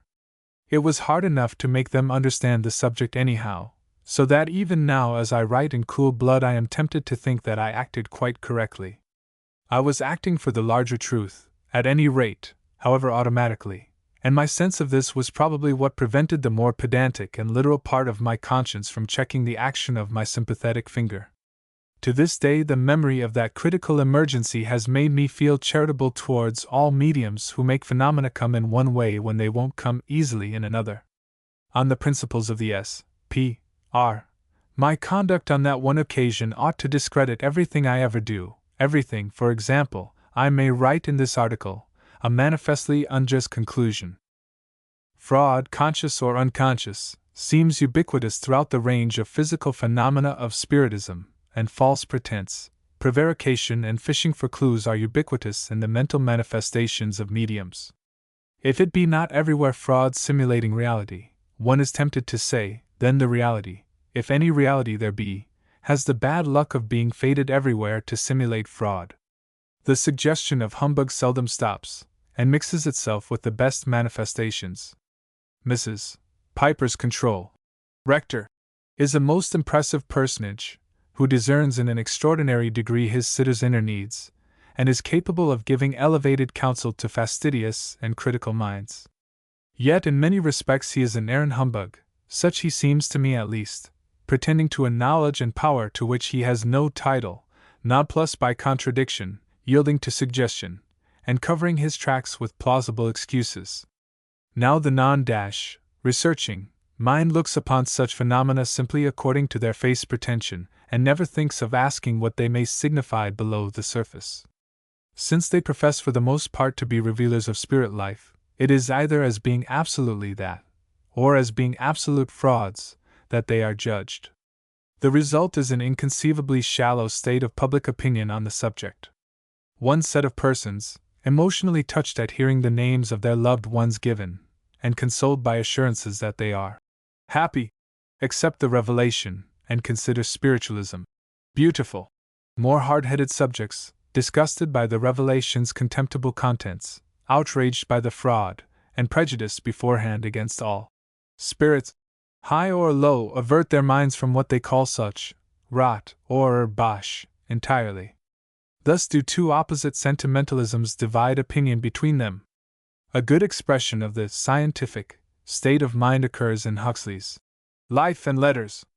I regret, he writes, that I am unable to accept the invitation of the Committee of the Dialectical Society. I take no interest in the subject. The only case of spiritualism I have ever had the opportunity of examining into for myself was as gross an imposture as ever came under my notice. But supposing these phenomena to be genuine, they do not interest me. If anybody would endow me with the faculty of listening to the chatter of old women and curates in the nearest provincial town, I should decline the privilege, having better things to do. And if the folk in the spiritual world do not talk more wisely and sensibly than their friends report them to do, I put them in the same category. The only good that I can see in the demonstration of the truth of spiritualism is to furnish an additional argument against suicide. Better live a crossing sweeper than die and be made to talk twaddle by a medium hired at a guinea a séance. 2. Obviously, the mind of the excellent Huxley has here but two whole-souled categories, namely revelation or imposture, to apperceive the case by. Sentimental reasons bar revelation out, for the messages, he thinks, are not romantic enough for that. Fraud exists anyhow, therefore the whole thing is nothing but imposture. The odd point is that so few of those who talk in this way realize that they and the spiritists are using the same major premise, and differing only in the minor. The major premise is, any spirit revelation must be romantic. The minor of the spiritist is, this is romantic. That of the Huxleyan is, this is dingy twaddle. Whence their opposite conclusions. Meanwhile, the first thing that anyone learns who attends seriously to these phenomena is that their causation is far too complex for our feelings about what is or is not romantic enough to be spiritual to throw any light upon it. The causal factors must be carefully distinguished and traced through series, from their simplest to their strongest forms, before we can begin to understand the various resultants in which they issue. Myers and Gurney began this work, the one by his serial study of the various sorts of automatism, sensory and motor, the other by his experimental proofs that a split-off consciousness may abide after a post-hypnotic suggestion has been given. Here we have subjective factors, but are not transsubjective or objective forces also at work? Veridical messages, apparitions, movements without contact seem prima facie to be such. It was a good stroke on Gurney's part to construct a theory of apparitions which brought the subjective and the objective factors into harmonious cooperation. I doubt whether this telepathic theory of Gurney's will hold along the whole line of apparitions to which he applied it, but it is unquestionable that some theory of that mixed type is required for the explanation of all mediumistic phenomena, and that when all the psychological factors and elements involved have been told off, and they are many, the question still forces itself upon us. Are these all? Or are there indications of any residual forces acting on the subject from beyond, or of any metapsychic faculty, to use Richet's useful term, exerted by him? This is the problem that requires real expertness, and this is where the simple sentimentalisms of the spiritist and scientists leave us in the lurch completely. Psychics form indeed a special branch of education, in which experts are only gradually becoming developed.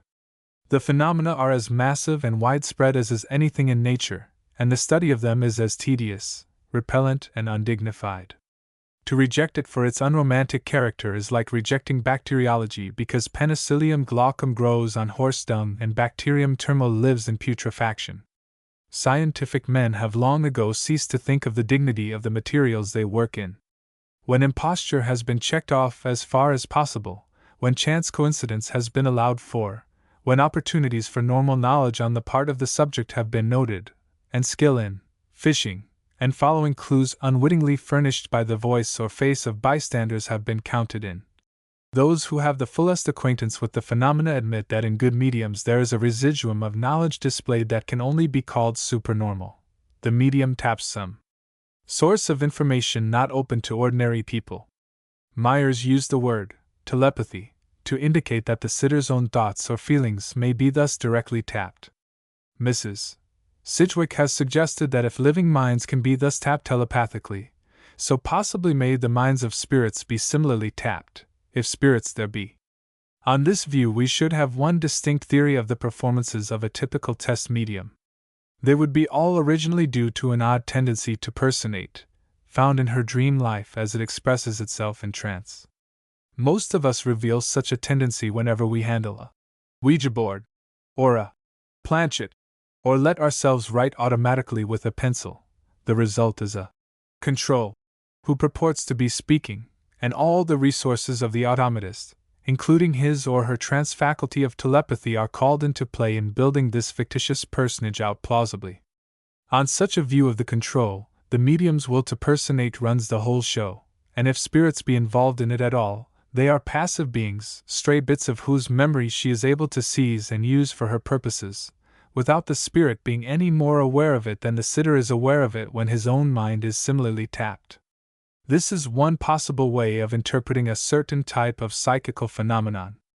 It uses psychological as well as spiritual factors, and quite obviously it throws open for us far more questions than it answers, questions about our subconscious constitution and its curious tendency to humbug, about the telepathic faculty, and about the possibility of an existent spirit world.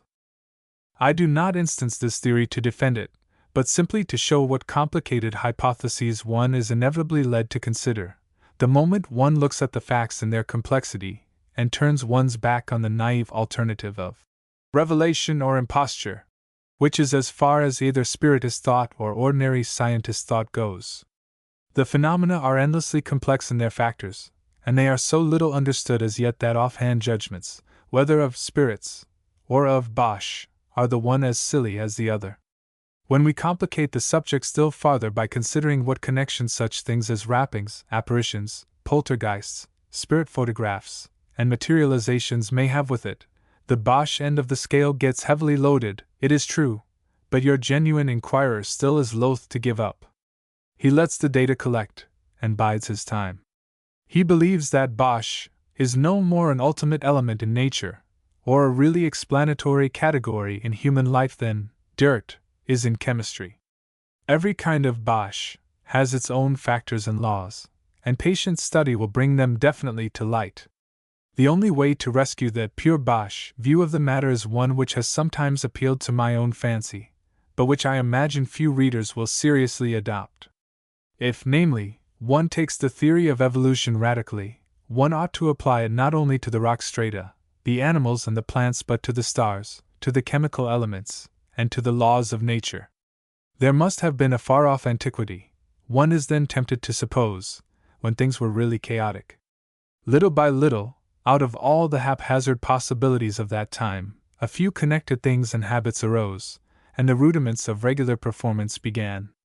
Every variation in the way of law and order added itself to this nucleus, which inevitably grew more considerable as history went on, while the aberrant and inconstant variations, not being similarly preserved, disappeared from being, wandered off as unrelated vagrants, or else remained so imperfectly connected with the part of the world that had grown regular as only to manifest their existence by occasional lawless intrusions, like those which psychic phenomena now make into our scientifically organized world. On such a view, these phenomena ought to remain pure bosh forever, that is, they ought to be forever intractable to intellectual methods, because they should not yet be organized enough in themselves to follow any laws. Wisps and shreds of the original chaos, they would be connected enough with the cosmos to affect its periphery every now and then, as by a momentary whiff or touch or gleam, but not enough ever to be followed up and hunted down and bagged. Their relation to the cosmos would be tangential solely. Looked at dramatically, most occult phenomena make just this sort of impression. They are inwardly as incoherent as they are outwardly wayward and fitful. If they express anything, it is pure bosh, pure discontinuity, accident, and disturbance, with no law apparent but to interrupt, and no purpose but to baffle. They seem like stray vestiges of that primordial irrationality, from which all our rationalities have been evolved.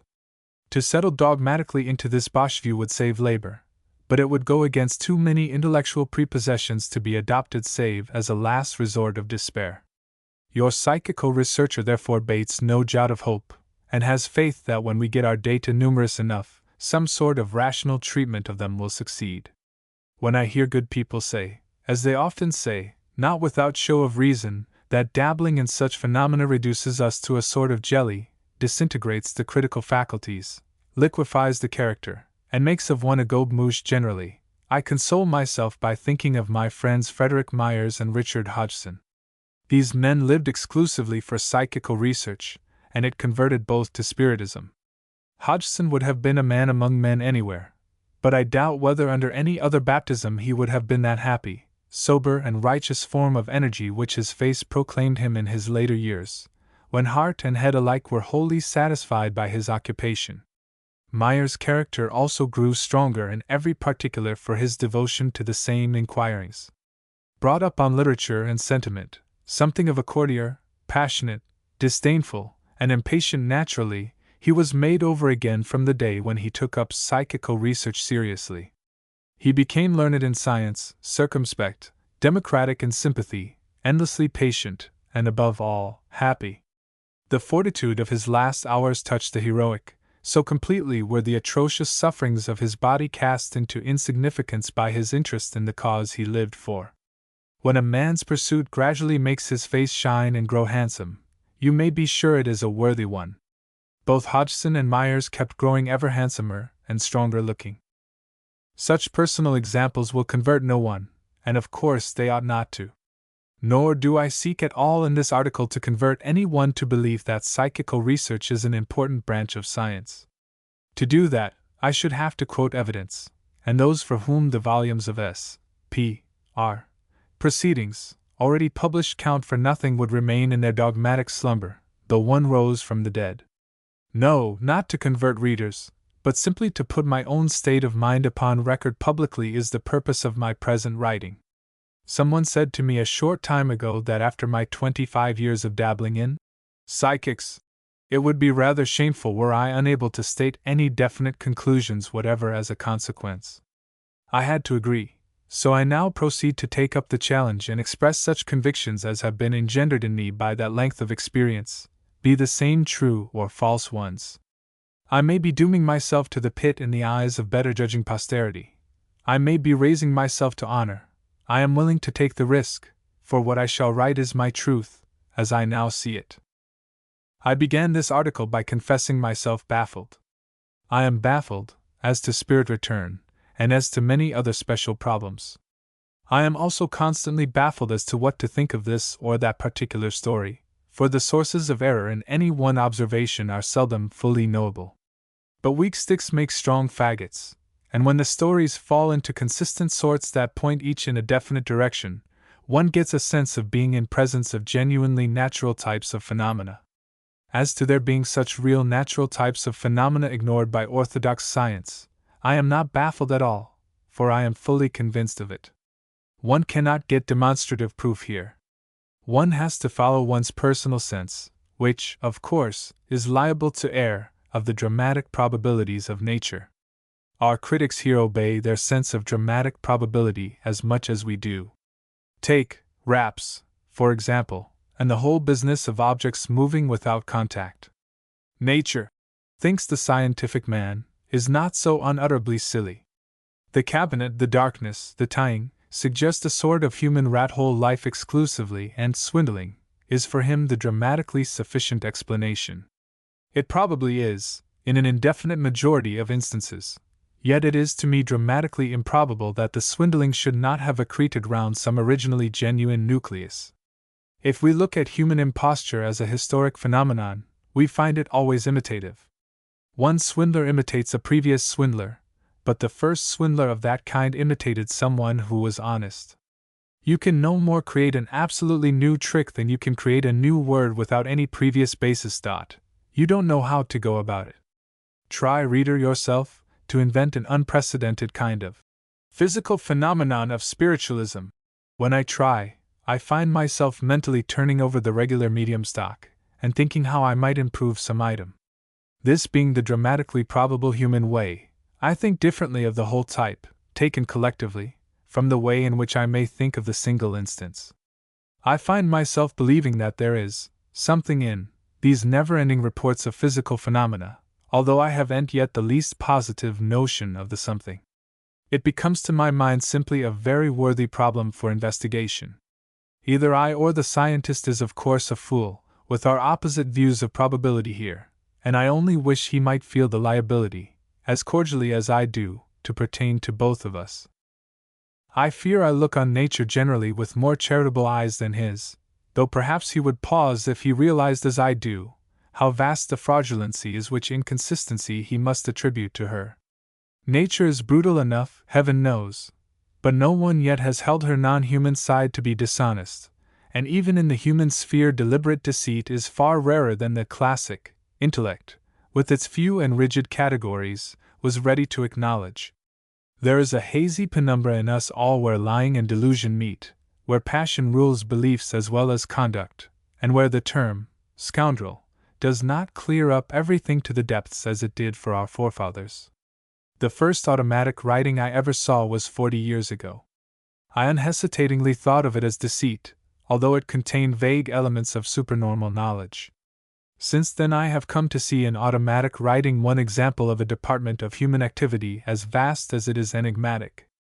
Every sort of person is liable to it, or to something equivalent to it, and whoever encourages it in himself finds himself personating someone else, either signing what he writes by fictitious name, or spelling out, by Ouija board or table tips, messages from the departed.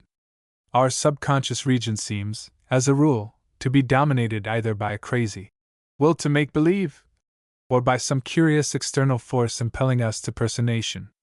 The first difference between the psychical researcher and the inexpert person is that the former realizes the commonness and typicality of the phenomenon here, while the latter, less informed, thinks it so rare as to be unworthy of attention. I wish to go on record for the commonness. The next thing I wish to go on record for is the presence, in the midst of all the humbug, of really supernormal knowledge. By this I mean knowledge that cannot be traced to the ordinary sources of information, the senses namely, of the automatist. In really strong mediums this knowledge seems to be abundant, though it is usually spotty, capricious, and unconnected. Really strong mediums are rarities, but when one starts with them and works downwards into less brilliant regions of the automatic life, one tends to interpret many slight but odd coincidences with truth as possibly rudimentary forms of this kind of knowledge.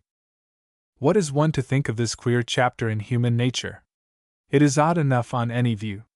If all it means is a preposterous and inferior monkey-like tendency to forge messages, systematically embedded in the soul of all of us, it is weird, and weirder still that it should then own all this supernormal information.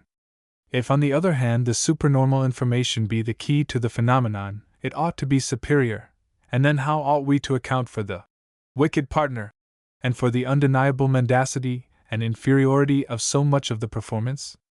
We are thrown, for our conclusions, upon our instinctive sense of the dramatic probabilities of nature. My own dramatic sense tends instinctively to picture the situation as an interaction between slumbering faculties in the automatist's mind and a cosmic environment of other consciousness of some sort which is able to work upon them. If there were in the universe a lot of diffuse soul stuff, unable of itself to get into consistent personal form, or to take permanent possession of an organism, yet always craving to do so, it might get its head into the air, parasitically, so to speak, by profiting by weak spots in the armor of human minds, and slipping in and stirring up there the sleeping tendency to personate. It would induce habits in the subconscious region of the mind it used thus, and would seek above all things to prolong its social opportunities by making itself agreeable and plausible. It would drag stray scraps of truth with it from the wider environment, but would betray its mental inferiority by knowing little how to weave them into any important or significant story. This, I say, is the dramatic view which my mind spontaneously takes, and it has the advantage of falling into line with ancient human traditions. The views of others are just as dramatic, for the phenomenon is actuated by will of some sort anyhow, and will give rise to dramas. The spiritist view, as held by Messrs. Hislop and Hodgson, sees a will to communicate, struggling through inconceivable layers of obstruction in the conditions. I have heard Hodgson liken the difficulties to those of two persons who on earth should have only dead drunk servants to use as their messengers. The scientist, for his part, sees a will to deceive, watching its chance in all of us, and able, possibly, to use telepathy in its service. Which kind of will, and how many kinds of will are most inherently probable? Who can say with certainty? The only certainty is that the phenomena are enormously complex, especially if one includes in them such intellectual flights of mediumship as Swedenborg's, and if one tries in any way to work the physical phenomena in. That is why I personally am as yet neither a convinced believer in parasitic demons, nor a spiritist, nor a scientist, but still remain a psychical researcher waiting for more facts before concluding. Out of my experience, such as it is, and it is limited enough, one fixed conclusion dogmatically emerges, and that is this, that we with our lives are like islands in the sea, or like trees in the forest. The maple and the pine may whisper to each other with their leaves, and Connecticut and Newport hear each other's foghorns. But the trees also commingle their roots in the darkness underground, and the islands also hang together through the ocean's bottom. Just so there is a continuum of cosmic consciousness, against which our individuality builds but accidental fences, and into which our several minds plunge as into a mother sea or reservoir. Our normal consciousness is circumscribed for adaptation to our external earthly environment, but the fence is weak in spots, and fitful influences from beyond leak in, showing the otherwise unverifiable common connection. Not only psychic research, but metaphysical philosophy and speculative biology are led in their own ways to look with favor on some such panpsychic view of the universe as this. Assuming this common reservoir of consciousness to exist, this bank upon which we all draw, and in which so many of Earth's memories must in some way be stored, or mediums would not get at them as they do, the question is, what is its own structure? What is its inner topography? This question, first squarely formulated by Myers, deserves to be called Myers' problem by scientific men hereafter. What are the conditions of individuation or insulation in this mother sea? To what tracks, to what active systems functioning separately in it, do personalities correspond? Are individual spirits constituted there? How numerous, and of how many hierarchic orders may these then be? How permanent? How transient? And how confluent with one another may they become? What again are the relations between the cosmic consciousness and matter? Are there subtler forms of matter which upon occasion may enter into functional connection with the individuations in the psychic sea, and then only, show themselves, so that our ordinary human experience, on its material as well as on its mental side, would appear to be only an extract from the larger psychophysical world? Vast, indeed, and difficult is the inquirer's prospect here, and the most significant data for his purpose will probably be just these dingy little mediumistic facts which the Huxleyan minds of our time find so unworthy of their attention. But when was not the science of the future stirred to its conquering activities by the little rebellious exceptions to the science of the present? Hardly, as yet, has the surface of the facts called psychic begun to be scratched for scientific purposes. It is through following these facts, I am persuaded, that the greatest scientific conquests of the coming generation will be achieved. Kuhn ist das Märchen, Herrlich der Lohn. 1. Published under the title Confidences of a Psychical Researcher, in the American Magazine, October, 1909. For a more complete and less popular statement of some theories suggested in this article, see the last pages of a report on Mrs. Piper's Hodgson control, in Proceedings of the Society for Psychical Research, 1909, 470, also printed in Prop of M. SOC for Psychical Research for the same year. 2. T. H. Huxley. Life and Letters. I. 240. 9. On Some Mental Effects of the Earthquake. 1. When I departed from Harvard for Stanford University last December, almost the last goodbye I got was that of my old Californian friend B. I hope they'll give you a touch of earthquake while you read there, so that you may also become acquainted with that Californian institution. Accordingly, when, lying awake at about 5:30 on the morning of April 18th in my little flat on the campus of Stanford, I felt the bed begin to waggle, my first consciousness was one of gleeful recognition of the nature of the movement. By Jove! I said to myself. Here's Beasold, transcriber's note, Beasold? Earthquake, after all! And then, as it went crescendo. And a jolly good one it is, too, I said. Sitting up involuntarily, and taking a kneeling position, I was thrown down on my face as it went forward, shaking the room exactly as a terrier shakes a rat. Then everything that was on anything else slid off to the floor, over went bureau and chiffonier with a crash. As the fortissimo was reached, plaster cracked, an awful roaring noise seemed to fill the outer air, and in an instant all was still again, save the soft babble of human voices from far and near that soon began to make itself heard. As the inhabitants in costumes négligés in various degrees sought the greater safety of the street, and yielded to the passionate desire for sympathetic communication. The thing was over, as I understand the Lick Observatory to have declared, in 48 seconds. To me it felt as if about that length of time, although I have heard others say that it seemed to them longer. In my case, sensation and emotion were so strong that little thought, and no reflection or volition, were possible in the short time consumed by the phenomenon.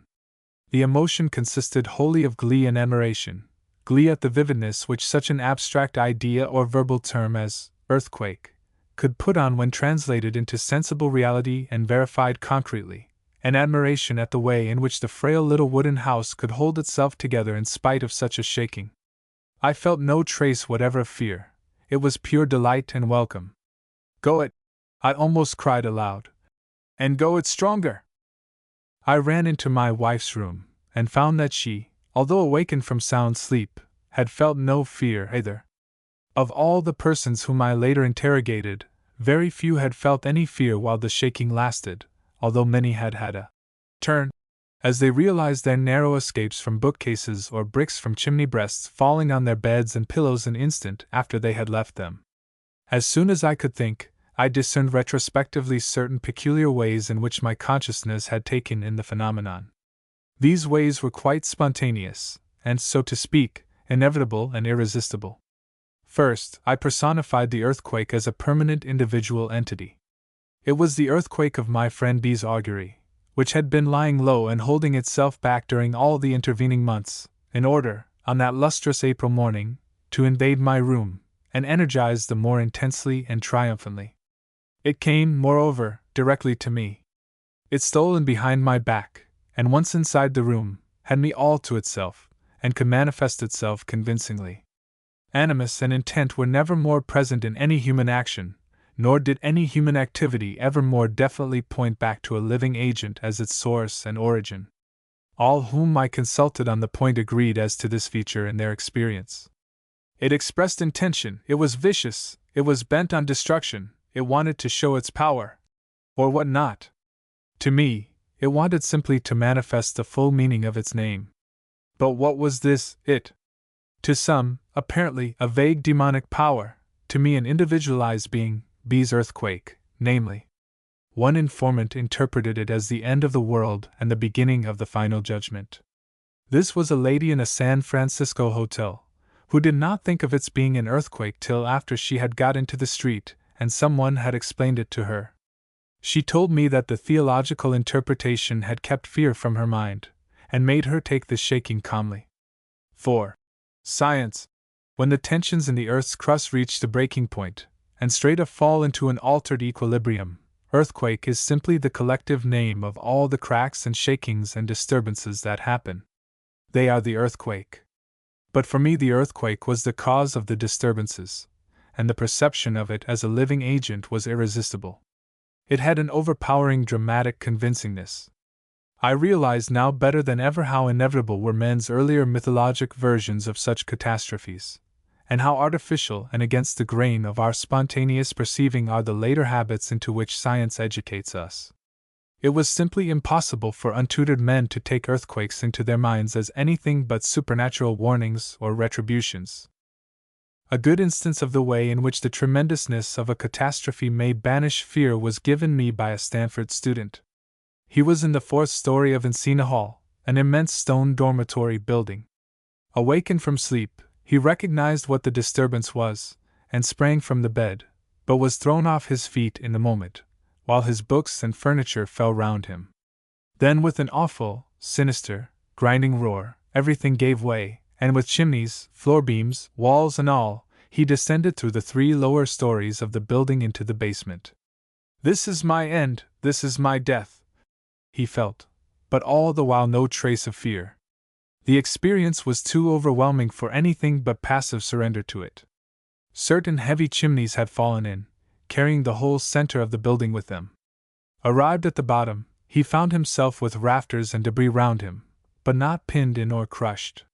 He saw daylight, and crept toward it through the obstacles. Then, realizing that he was in his nightgown, and feeling no pain anywhere, his first thought was to get back to his room and find some more presentable clothing. The stairways at Encina Hall are at the ends of the building. He made his way to one of them, and went up the 4 flights, only to find his room no longer extant. Then he noticed pain in his feet, which had been injured, and came down the stairs with difficulty.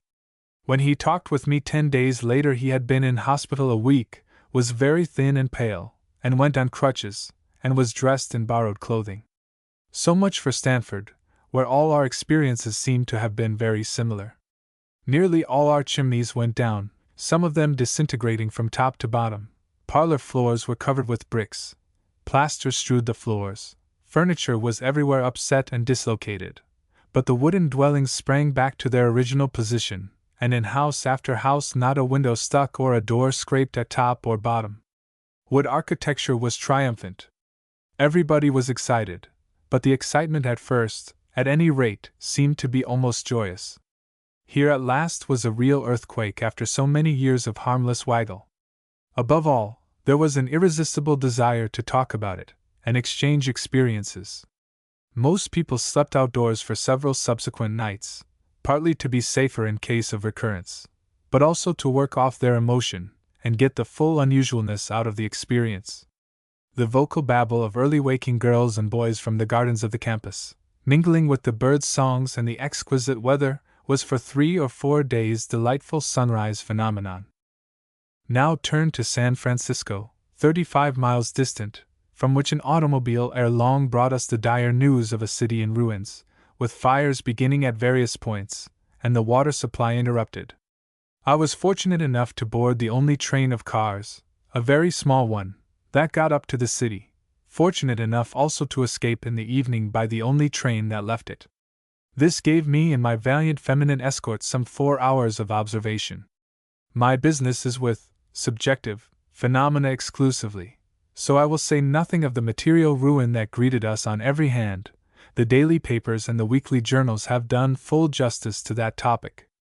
By midday, when we reached the city, the pall of smoke was vast and the dynamite detonations had begun, but the troops, the police and the firemen seemed to have established order. Dangerous neighborhoods were roped off everywhere and picketed, saloons closed, vehicles impressed, and everyone at work who could work. It was indeed a strange sight to see an entire population in the streets, busy as ants in an uncovered anthill scurrying to save their eggs and larvae. Every horse, and everything on wheels in the city, from hucksters' wagons to automobiles, was being loaded with what effects could be scraped together from houses which the advancing flames were threatening.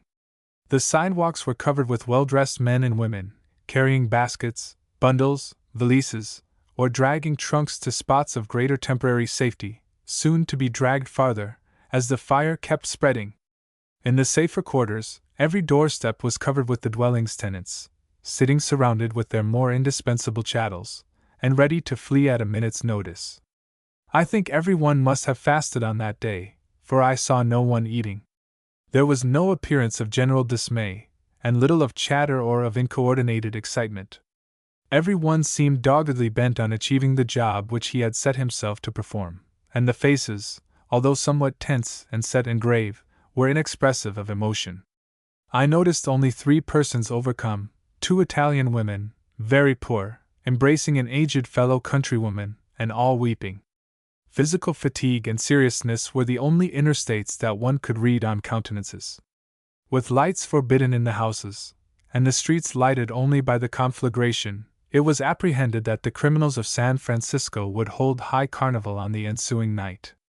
But whether they feared the disciplinary methods of the United States troops, who were visible everywhere, or whether they were themselves solemnized by the immensity of the disaster, they lay low and did not manifest, either then or subsequently. The only very discreditable thing to human nature that occurred was later, when hundreds of lazy bummers found that they could keep camping in the parks, and make alimentary storage batteries of their stomachs, even in some cases getting enough of the free rations in their huts or tents to last them well into the summer. This charm of pauperized vagabondage seems all along to have been Satan's most serious bait to human nature. There was theft from the outset, but confined, I believe, to petty pilfering. Cash in hand was the only money, and millionaires and their families were no better off in this respect than anyone. Whoever got a vehicle could have the use of it, but the richest often went without, and spent the first 2 nights on rugs on the bare ground, with nothing but what their own arms had rescued. Fortunately, those nights were dry and comparatively warm, and Californians are accustomed to camping conditions in the summer, so suffering from exposure was less great than it would have been elsewhere. By the 4th night, which was rainy, tents and huts had brought most campers under cover. I went through the city again 8 days later. The fire was out, and about a quarter of the area stood unconsumed. Intact skyscrapers dominated the smoking level majestically and superbly, they and a few walls that had survived the overthrow. Thus has the courage of our architects and builders received triumphant vindication. The inert elements of the population had mostly got away, and those that remained seemed what Mr. H. G. Wells calls efficients. Sheds were already going up as temporary starting points of business. Every one looked cheerful, in spite of the awful discontinuity of past and future, with every familiar association with material things dissevered, and the discipline and order were practically perfect. As these notes of mine must be short, I had better turn to my more generalized reflections. 2 things in retrospect strike me especially, and are the most emphatic of all my impressions.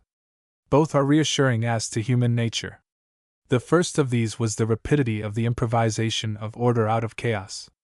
It is clear that just as in every 1,000 human beings there will be statistically so many artists, so many athletes, so many thinkers, and so many potentially good soldiers, so there will be so many potential organizers in times of emergency.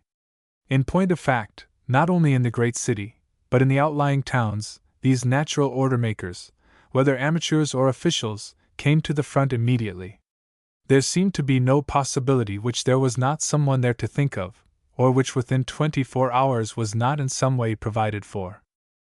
A good illustration is this: Mr. Keith is the great landscape painter of the Pacific Slope, and his pictures, which are many, are artistically and pecuniarily precious. 2 citizens, lovers of his work, early in the day diverted their attention from all other interests, their own private ones included, and made it their duty to visit every place which they knew to contain a Keith painting. They cut them from their frames, rolled them up, and in this way got all the more important ones into a place of safety. When they then sought Mr. Keith, to convey the joyous news to him, they found him still in his studio, which was remote from the fire, beginning a new painting. Having given up his previous work for lost, he had resolved to lose no time in making what amends he could for the disaster. The completeness of organization at Palo Alto, a town of 10,000 inhabitants close to Stanford University, was almost comical. People feared exodus on a large scale of the rowdy elements of San Francisco. In point of tact, very few refugees came to Palo Alto. But within 24 hours, rations, clothing, hospital, quarantine, disinfection, washing, police, military, quarters in camp and in houses, printed information, employment, all were provided for under the care of so many volunteer committees. Much of this readiness was American, much of it Californian, but I believe that every country in a similar crisis would have displayed it in a way to astonish the spectators.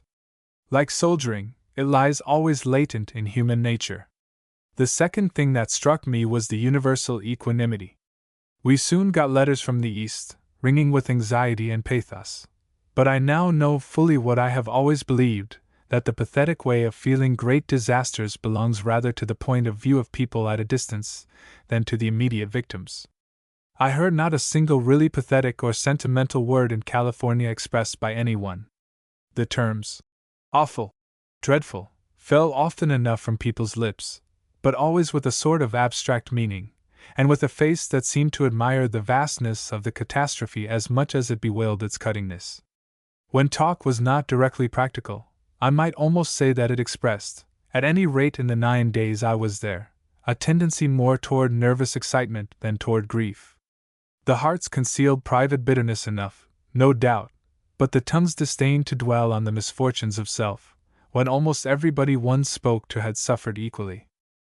Surely the cutting edge of all our usual misfortunes comes from their character of loneliness. We lose our health, our wife or children die, our house burns down, or our money is made way with, and the world goes on rejoicing, leaving us on one side and counting us out from all its business. In California, everyone, to some degree, was suffering, and one's private miseries were merged in the vast general sum of privation and in the all-absorbing practical problem of general recuperation. The cheerfulness, or, at any rate, the steadfastness of tone, was universal. Not a single whine or plaintive word did I hear from the 100 losers whom I spoke to. Instead of that, there was a temper of helpfulness beyond the counting. It is easy to glorify this as something characteristically American, or especially Californian. Californian education has, of course, made the thought of all possible recuperations easy. In an exhausted country, with no marginal resources, the outlook on the future would be much darker.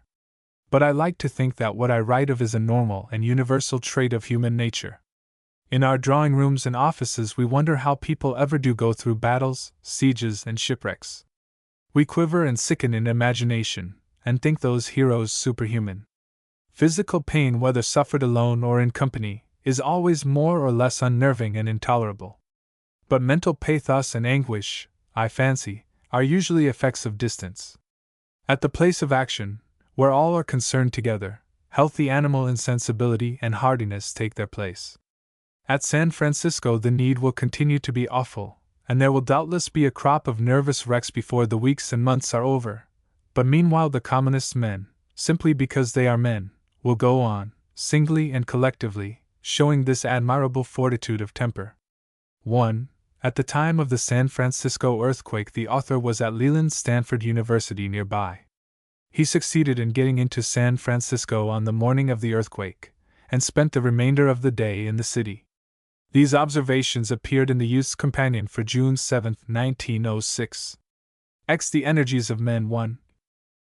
Everyone knows what it is to start a piece of work, either intellectual or muscular, feeling stale, or old, as an Adirondack guide once put it to me. And everybody knows what it is to warm up to his job. The process of warming up gets particularly striking in the phenomenon known as second wind. On usual occasions, we make a practice of stopping an occupation as soon as we meet the first effective layer, so to call it, of fatigue. We have then walked, played, or worked enough, so we desist. That amount of fatigue is an efficacious obstruction on this side of which our usual life is cast. But if an unusual necessity forces us to press onward, a surprising thing occurs.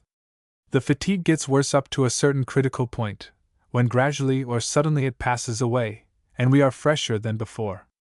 We have evidently tapped a level of new energy, masked until then by the fatigue obstacle usually obeyed. There may be layer after layer of this experience. A third and a fourth wind may supervene.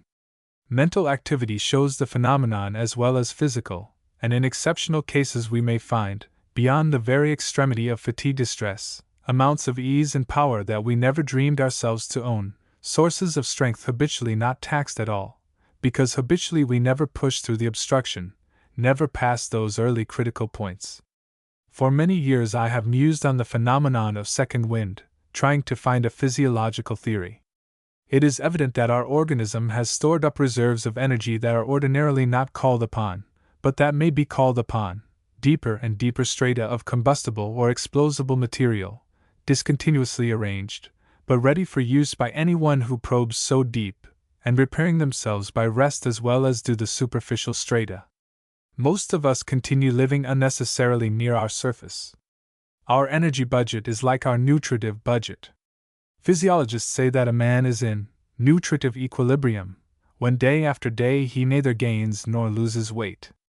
But the odd thing is that this condition may obtain on astonishingly different amounts of food. Take a man in nutritive equilibrium, and systematically increase or lessen his rations. In the first case he will begin to gain weight, in the second case to lose it. The change will be greatest on the first day, less on the second, less still on the third, and so on, till he has gained all that he will gain, or lost all that he will lose, on that altered diet. He is now in nutritive equilibrium again, but with a new weight, and this neither lessens nor increases because his various combustion processes have adjusted themselves to the changed dietary. He gets rid, in one way or another, of just as much N, C, H, etc., as he takes in per diem. Just so one can be in what I might call efficiency equilibrium, neither gaining nor losing power when once the equilibrium is reached, on astonishingly different quantities of work, no matter in what direction the work may be measured. It may be physical work, intellectual work, moral work, or spiritual work. Of course there are limits. The trees don't grow into the sky. But the plain fact remains that men the world over possess amounts of resource which only very exceptional individuals push to their extremes of use. But the very same individual, pushing his energies to their extreme, may in a vast number of cases keep the pace up day after day, and find no reaction of a bad sort, so long as decent hygienic conditions are preserved. His more active rate of energizing does not wreck him, for the organism adapts itself, and as the rate of waste augments correspondingly the rate of repair. I say the rate and not the time of repair. The busiest man needs no more hours of rest than the idler. Some years ago Professor Patrick, of the Iowa State University, kept 3 young men awake for 4 days and nights. When his observations on them were finished, the subjects were permitted to sleep themselves out. All awoke from this sleep completely refreshed, but the one who took longest to restore himself from his long vigil only slept 1/3 more time than was regular with him. If my reader will put together these two conceptions, first, that few men live at their maximum of energy, and second, that anyone may be in vital equilibrium at very different rates of energizing, he will find, I think, that a very pretty practical problem of national economy, as well as of individual ethics, opens upon his view. In rough terms, we may say that a man who energizes below his normal maximum fails by just so much to profit by his chance at life, and that a nation filled with such men is inferior to a nation run at higher pressure. The problem is, then, how can men be trained up to their most useful pitch of energy? And how can nations make such training most accessible to all their sons and daughters? This, after all, is only the general problem of education, formulated in slightly different terms. Rough terms I said just now, because the words energy and maximum may easily suggest only quantity to the reader's mind, whereas in measuring the human energies of which I speak, qualities as well as quantities have to be taken into account. Everyone feels that his total power rises when he passes to a higher qualitative level of life. Riding is higher than walking, thinking is higher than riding, deciding higher than thinking, deciding, no higher than deciding. Yes, at least the man who passes from one of these activities to another will usually say that each later one involves a greater element of inner work than the earlier ones, even though the total heat given out, or the foot-pounds expended by the organism, may be less. Just how to conceive this inner work physiologically is as yet impossible, but psychologically we all know what the word means. We need a particular spur or effort to start us upon inner work. It tires us to sustain it, and when long sustained, we know how easily we lapse. When I speak of energizing, and its rates and levels and sources, I mean therefore our inner as well as our outer work. Let no one think, then, that our problem of individual and national economy is solely that of the maximum of pounds raisable against gravity, the maximum of locomotion, or of agitation of any sort, that human beings can accomplish. That might signify little more than hurrying and jumping about in incoordinated ways, whereas inner work, though it so often reinforces outer work, quite as often means its arrest. To relax, to say to ourselves, with the new thoughters, "Peace! Be still!" is sometimes a great achievement of inner work. When I speak of human energizing in general, the reader must therefore understand that some total of activities, some outer and some inner, some muscular, some emotional, some moral, some spiritual, of whose waxing and waning in himself he is at all times so well aware. How to keep it at an appreciable maximum? How not to let the level lapse? That is the great problem. But the work of men and women is of innumerable kinds, each kind being, as we say, carried on by a particular faculty, So the great problem splits into two subproblems, thus. 1. What are the limits of human faculty in various directions? 2. By what diversity of means, in the differing types of human beings, may the faculties be stimulated to their best results? Read in one way, these two questions sound both trivial and familiar. There is a sense in which we have all asked them ever since we were born. Yet, as a methodical program of scientific inquiry, I doubt whether they have ever been seriously taken up. If answered fully, almost the whole of mental science and of the science of conduct would find a place under them. I propose, in what follows, to press them on the reader's attention in an informal way. The first point to agree upon in this enterprise is that as a rule men habitually use only a small part of the powers which they actually possess, and which they might use under appropriate conditions. Every one is familiar with the phenomenon of feeling more or less alive on different days. Every one knows on any given day that there are energies slumbering in him which the incitements of that day do not call forth, but which he might display if these were greater. Most of us feel as if a sort of cloud weighed upon us, keeping us below our highest notch of clearness in discernment, sureness in reasoning, or firmness in deciding. Compared with what we ought to be, we are only half awake. Our fires are damped, our drafts are checked. We are making use of only a small part of our possible mental and physical resources.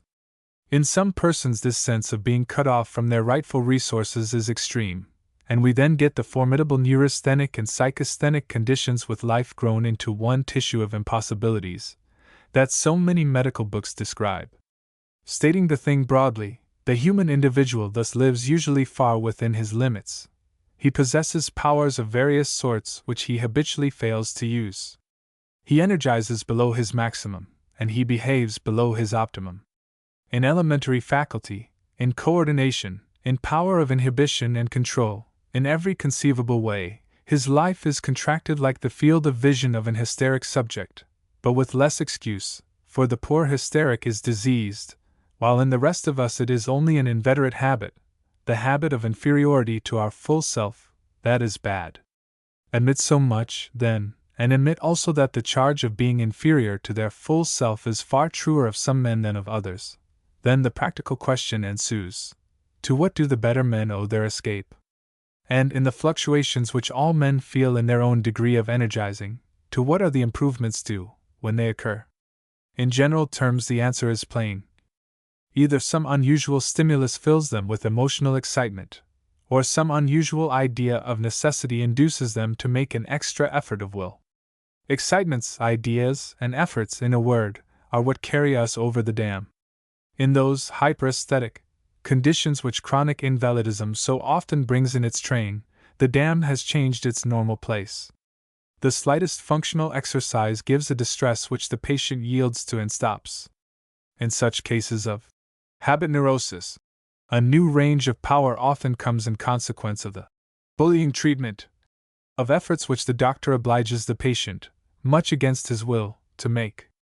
First comes the very extremity of distress, then follows unexpected relief. There seems no doubt that we are each and all of us to some extent victims of habit neurosis. We have to admit the wider potential range and the habitually narrow actual use. We live subject to arrest by degrees of fatigue which we have come only from habit to obey. Most of us may learn to push the barrier farther off, and to live in perfect comfort on much higher levels of power.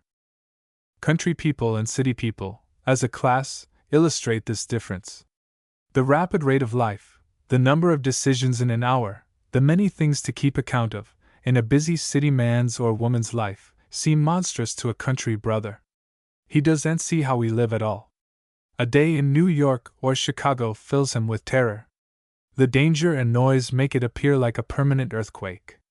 But settle him there, and in a year or two he will have caught the pulse beat. He will vibrate to the city's rhythms, and if he only succeeds in his avocation, whatever that may be, he will find a joy in all the hurry and the tension. He will keep the pace as well as any of us, and get as much out of himself in any week as he ever did in 10 weeks in the country. The stimuli of those who successfully spend and undergo the transformation here are duty, the example of others, and crowd pressure and contagion.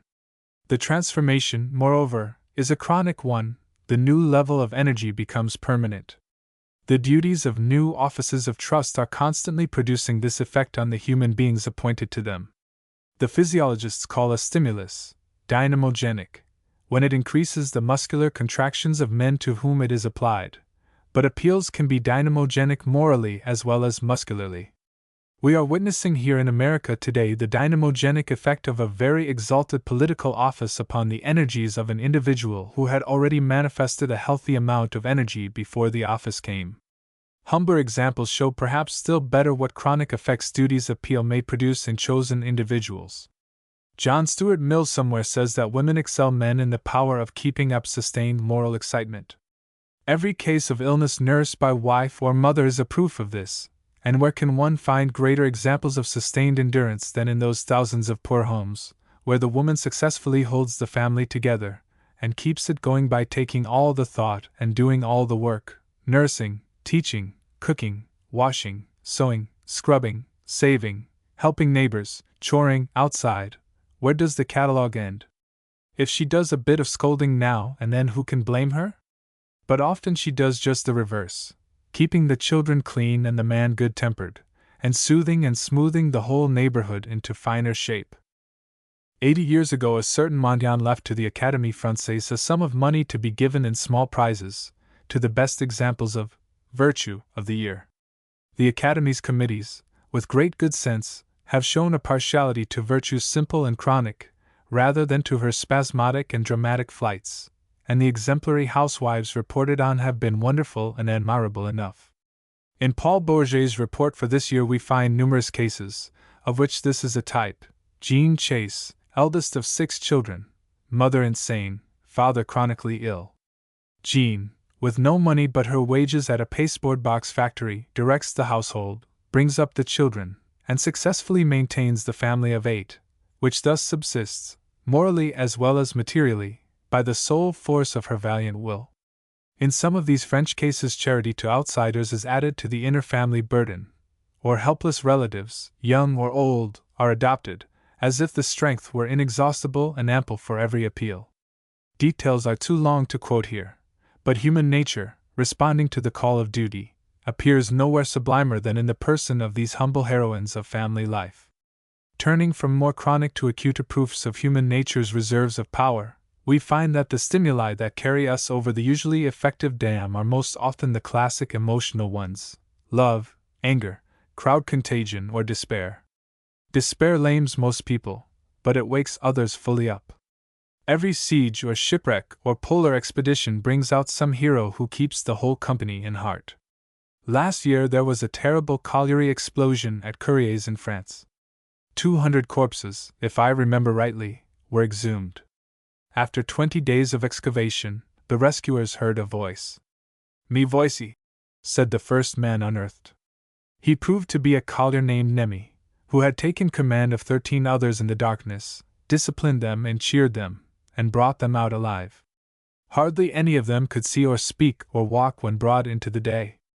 5 days later, a different type of vital endurance was unexpectedly unburied in the person of one Burton who, isolated from any but dead companions, had been able to sleep away most of his time. A new position of responsibility will usually show a man to be a far stronger creature than was supposed. Cromwell's and Grant's careers are the stock examples of how war will wake a man up. I owed to Professor C.E. Norton, my colleague, the permission to print part of a private letter from Colonel Baird Smith written shortly after the 6-week siege of Delhi, in 1857, for the victorious issue of which that excellent officer was chiefly to be thanked. He writes as follows: "My poor wife had some reason to think that war and disease between them had left very little of a husband to take under nursing when she got him again. An attack of camp scurvy had filled my mouth with sores, shaken every joint in my body, and covered me all over with sores and livid spots, so that I was marvelously unlovely to look upon. A smart knock on the ankle joint from the splinter of a shell that burst in my face, in itself a mere bagatelle of a wound, had been of necessity neglected under the pressing and incessant calls upon me, and had grown worse and worse till the whole foot below the ankle became a black mass and seemed to threaten mortification. I insisted, however, on being allowed to use it till the place was taken, mortification or no, and though the pain was sometimes horrible, I carried my point and kept up to the last. On the day after the assault I had an unlucky fall on some bad ground, and it was an open question for a day or two whether I hadn't broken my arm at the elbow. Fortunately it turned out to be only a severe sprain, but I am still conscious of the wrench it gave me. To crown the whole pleasant catalogue, I was worn to a shadow by a constant diarrhea, and consumed as much opium as would have done credit to my father-in-law, Thomas de Quincey. However, thank God, I have a good share of Tapleyism in me and come out strong under difficulties. I think I may confidently say that no man ever saw me out of heart, or ever heard one croaking word from me even when our prospects were gloomiest. We were sadly scourged by the cholera, and it was almost appalling to me to find that out of 27 officers present, I could only muster 15 for the operations of the attack. However, it was done, and after it was done came the collapse. Don't be horrified when I tell you that for the whole of the actual siege, and in truth for some little time before, I almost lived on brandy. Appetite for food I had none, but I forced myself to eat just sufficient to sustain life, and I had an incessant craving for brandy as the strongest stimulant I could get. Strange to say, I was quite unconscious of its affecting me in the slightest degree. The excitement of the work was so great that no lesser one seemed to have any chance against it, and I certainly never found my intellect clearer or my nerves stronger in my life. It was only my wretched body that was weak, and the moment the real work was done by our becoming complete masters of Delhi, I broke down without delay and discovered that if I wished to live I must continue no longer the system that had kept me up until the crisis was past. With it passed away as if in a moment all desire to stimulate, and a perfect loathing of my late staff of life took possession of me. Such experiences show how profound is the alteration in the manner in which, under excitement, our organism will sometimes perform its physiological work. The processes of repair become different when the reserves have to be used, and for weeks and months the deeper use may go on. Morbid cases, here as elsewhere, lay the normal machinery bare. In the first number of Dr. Morton Prince's Journal of Abnormal Psychology, Dr. Janet has discussed 5 cases of morbid impulse, with an explanation that is precious for my present point of view. One is a girl who eats all day. Another walks, and gets her food from an automobile that escorts her.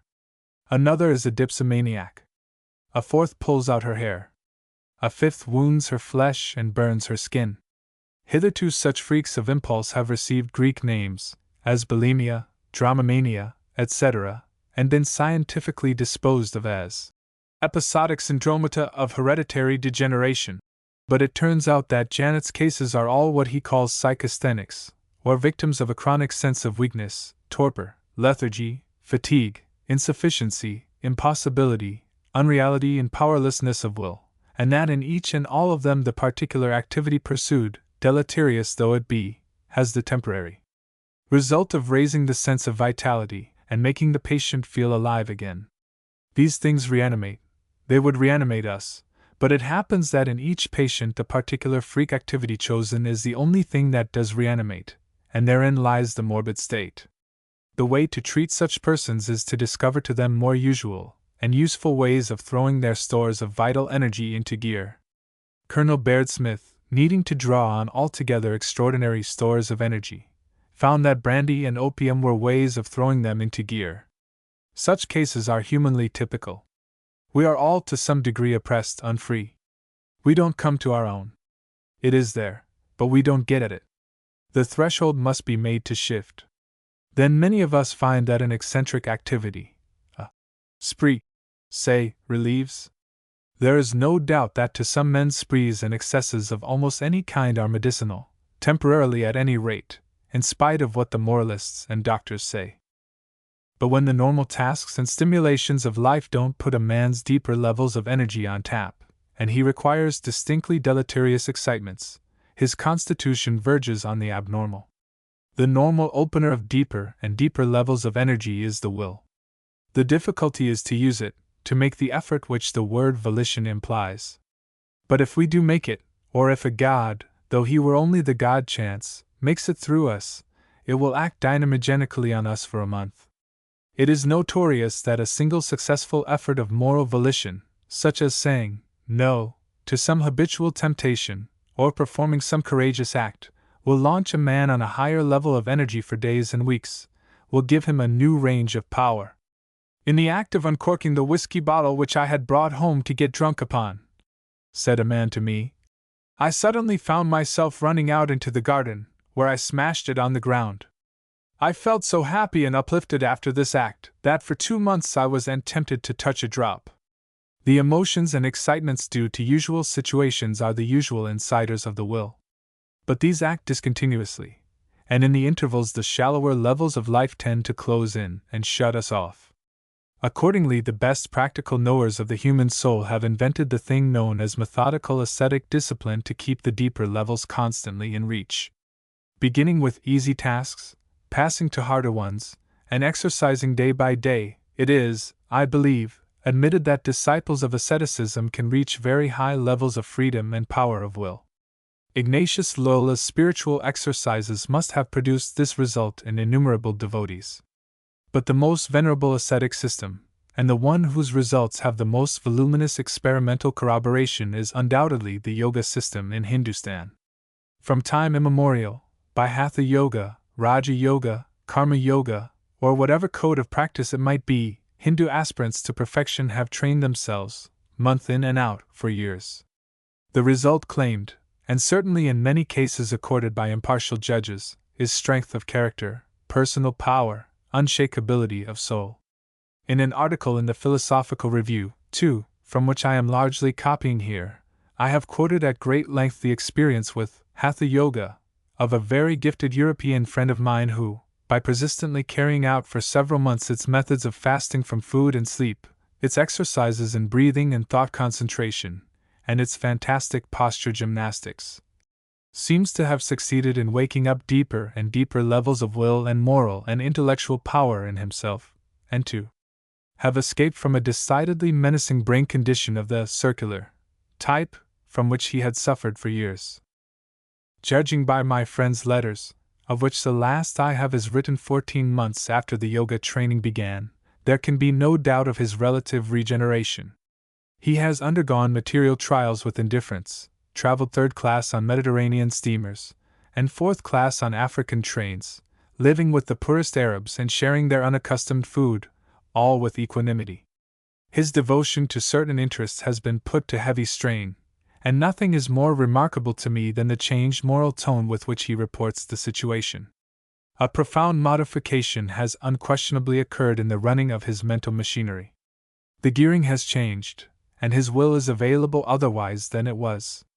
My friend is a man of very peculiar temperament. Few of us would have had the will to start upon the yoga training, which, once started, seemed to conjure the further willpower needed out of itself. And not all of those who could launch themselves would have reached the same results. The Hindus themselves admit that in some men the results may come without call or bell. My friend writes to me, "You are quite right in thinking that religious crises, love crises, indignation crises may awaken in a very short time powers similar to those reached by years of patient yoga practice. Probably most medical men would treat this individual's case as one of what it is fashionable now to call by the name of self-suggestion, or expectant attention, as if those phrases were explanatory, or meant more than the fact that certain men can be influenced, while others cannot be influenced, by certain sorts of ideas. This leads me to say a word about ideas considered as dynamogenic agents, or stimuli for unlocking what would otherwise be unused reservoirs of individual power. One thing that ideas do is to contradict other ideas and keep us from believing them. An idea that thus negates a first idea may itself in turn be negated by a third idea, and the first idea may thus regain its natural influence over our belief and determine our behavior. Our philosophic and religious development proceeds thus by credulities, negations, and the negating of negations. But whether for arousing or for stopping belief, ideas may fail to be efficacious, just as a wire, at one time alive with electricity, may at another time be dead. Here our insight into causes fails us, and we can only note results in general terms. In general, Whether a given idea shall be a live idea depends more on the person into whose mind it is injected than on the idea itself. Which is the suggestive idea for this person, and which for that one? Mr. Fletcher's disciples regenerate themselves by the idea, and the fact that they are chewing, and rechewing, and superchewing their food. Dr. Dewey's pupils regenerate themselves by going without their breakfast, a fact, but also an ascetic idea. Not every one can use these ideas with the same success. But apart from such individually varying susceptibilities, there are common lines along which men simply as men tend to be inflammable by ideas. As certain objects naturally awaken love, anger, or cupidity, so certain ideas naturally awaken the energies of loyalty, courage, endurance, or devotion. When these ideas are effective in an individual's life, their effect is often very great indeed. They may transfigure it, unlocking innumerable powers which, but for the idea, would never have come into play. Fatherland, the flag, the Union, Holy Church, the Monroe Doctrine, truth, science, liberty, Garibaldi's phrase, Rome or death, etc., are so many examples of energy-releasing ideas. The social nature of such phrases is an essential factor of their dynamic power. They are forces of detent in situations in which no other force produces equivalent effects, and each is a force of detent only in a specific group of men. The memory that an oath or vow has been made will nerve one to abstinences and efforts otherwise impossible. Witness the pledge in the history of the temperance movement. A mere promise to his sweetheart will clean up a youth's life all over, at any rate for time. For such effects an educated susceptibility is required. The idea of one's honor, for example, unlocks energy only in those of us who have had the education of a gentleman, so called. That delightful being, Prince Pwekler Muskau, writes to his wife from England that he has invented a sort of artificial resolution respecting things that are difficult of performance. My device, he continues, is this: I give my word of honor most solemnly to myself to do or to leave undone this or that. I am of course extremely cautious in the use of this expedient, but when once the word is given, even though I afterwards think I have been precipitate or mistaken, I hold it to be perfectly irrevocable, whatever inconveniences I foresee likely to result. If I were capable of breaking my word after such mature consideration, I should lose all respect for myself, and what man of sense would not prefer death to such an alternative? When the mysterious formula is pronounced, no alteration in my own view, nothing short of physical impossibilities, must, for the welfare of my soul, alter my will. I find something very satisfactory in the thought that man has the power of framing such props and weapons out of the most trivial materials, indeed out of nothing, merely by the force of his will, which thereby truly deserves the name of omnipotent. 3. Conversions, whether they be political, scientific, philosophic, or religious, form another way in which bound energies are let loose. They unify us, and put a stop to ancient mental interferences. The result is freedom, and often a great enlargement of power. A belief that thus settles upon an individual always acts as a challenge to his will. But for the particular challenge to operate, he must be the right challenge_e_. In religious conversions we have so fine an adjustment that the idea may be in the mind of the challengee for years before it exerts effects, and why it should do so then is often so far from obvious that the event is taken for a miracle of grace, and not a natural occurrence. Whatever it is, it may be a high-water mark of energy, in which no's, once impossible, are easy, and in which a new range of yes gains the right of way. We are just now witnessing a very copious unlocking of energies by ideas in the persons of those converts to New Thought, Christian Science, metaphysical healing, or other forms of spiritual philosophy, who are so numerous among us today.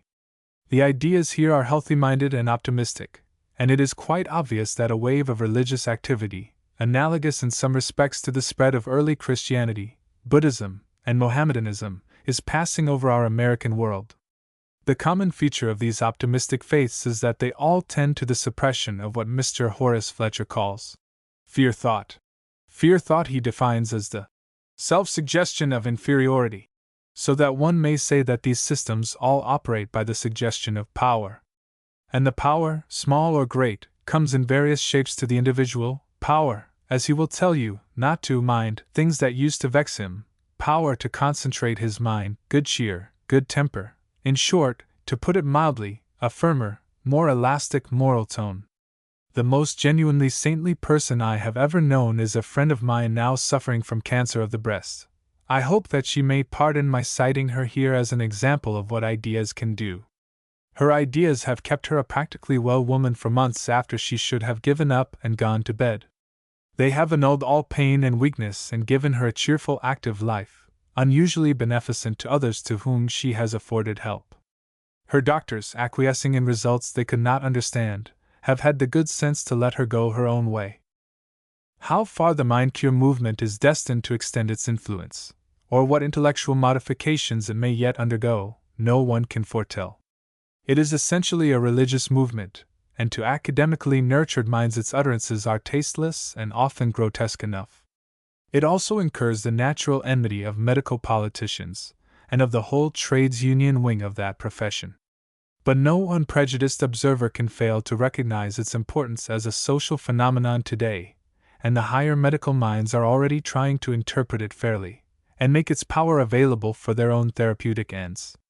Dr. Thomas Hislop, of the Great West Riding Asylum in England, said last year to the British Medical Association that the best sleep-producing agent which his practice had revealed to him was prayer. I say this, he added, I am sorry here that I must quote from memory, purely as a medical man.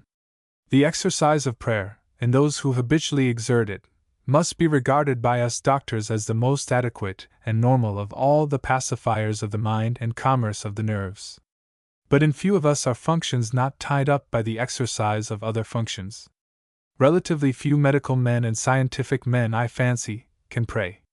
Few can carry on any living commerce with God.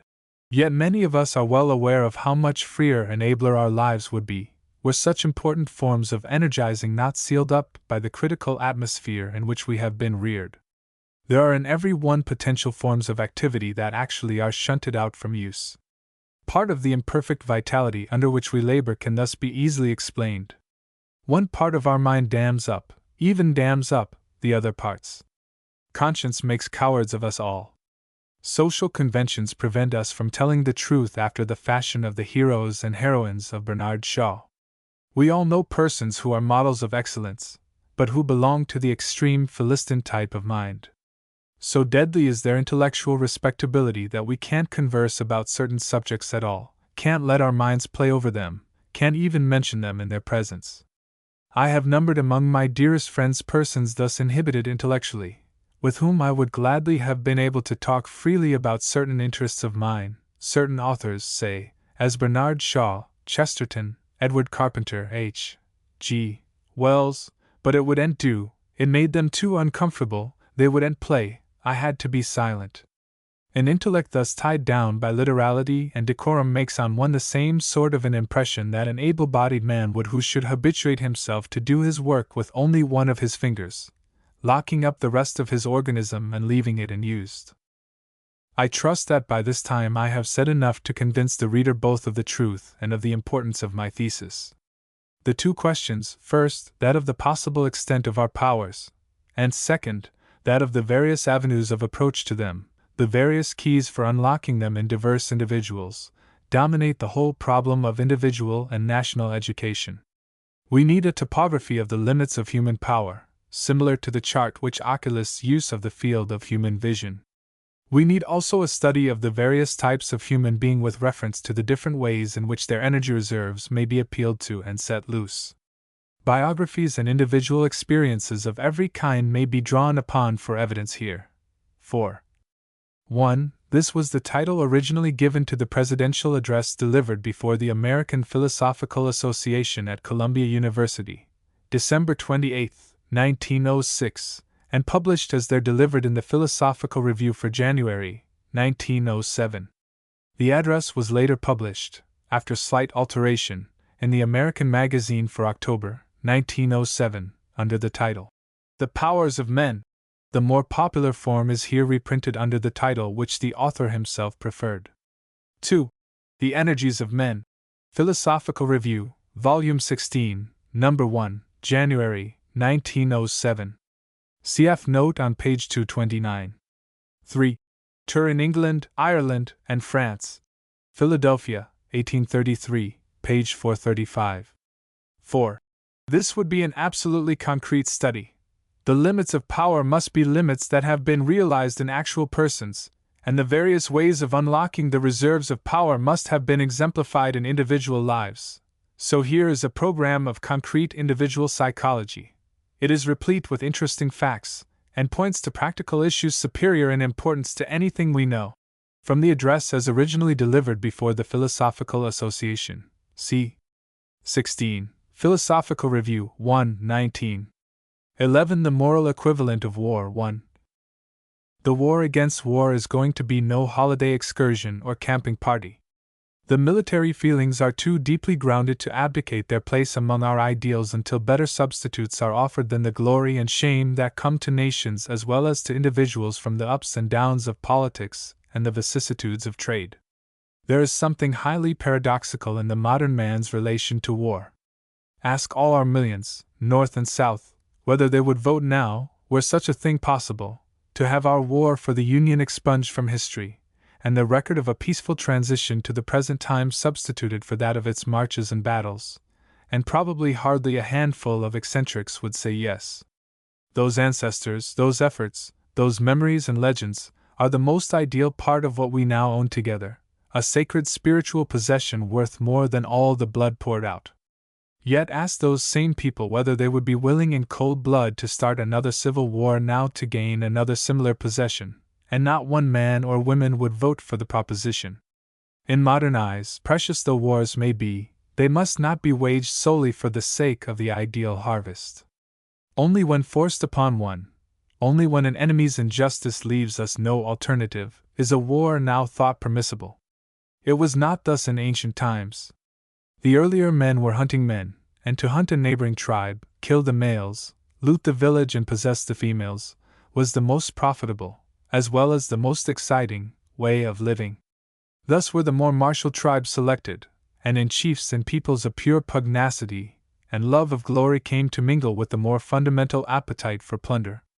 Modern war is so expensive that we feel trade to be a better avenue to plunder, but modern man inherits all the innate pugnacity and all the love of glory of his ancestors.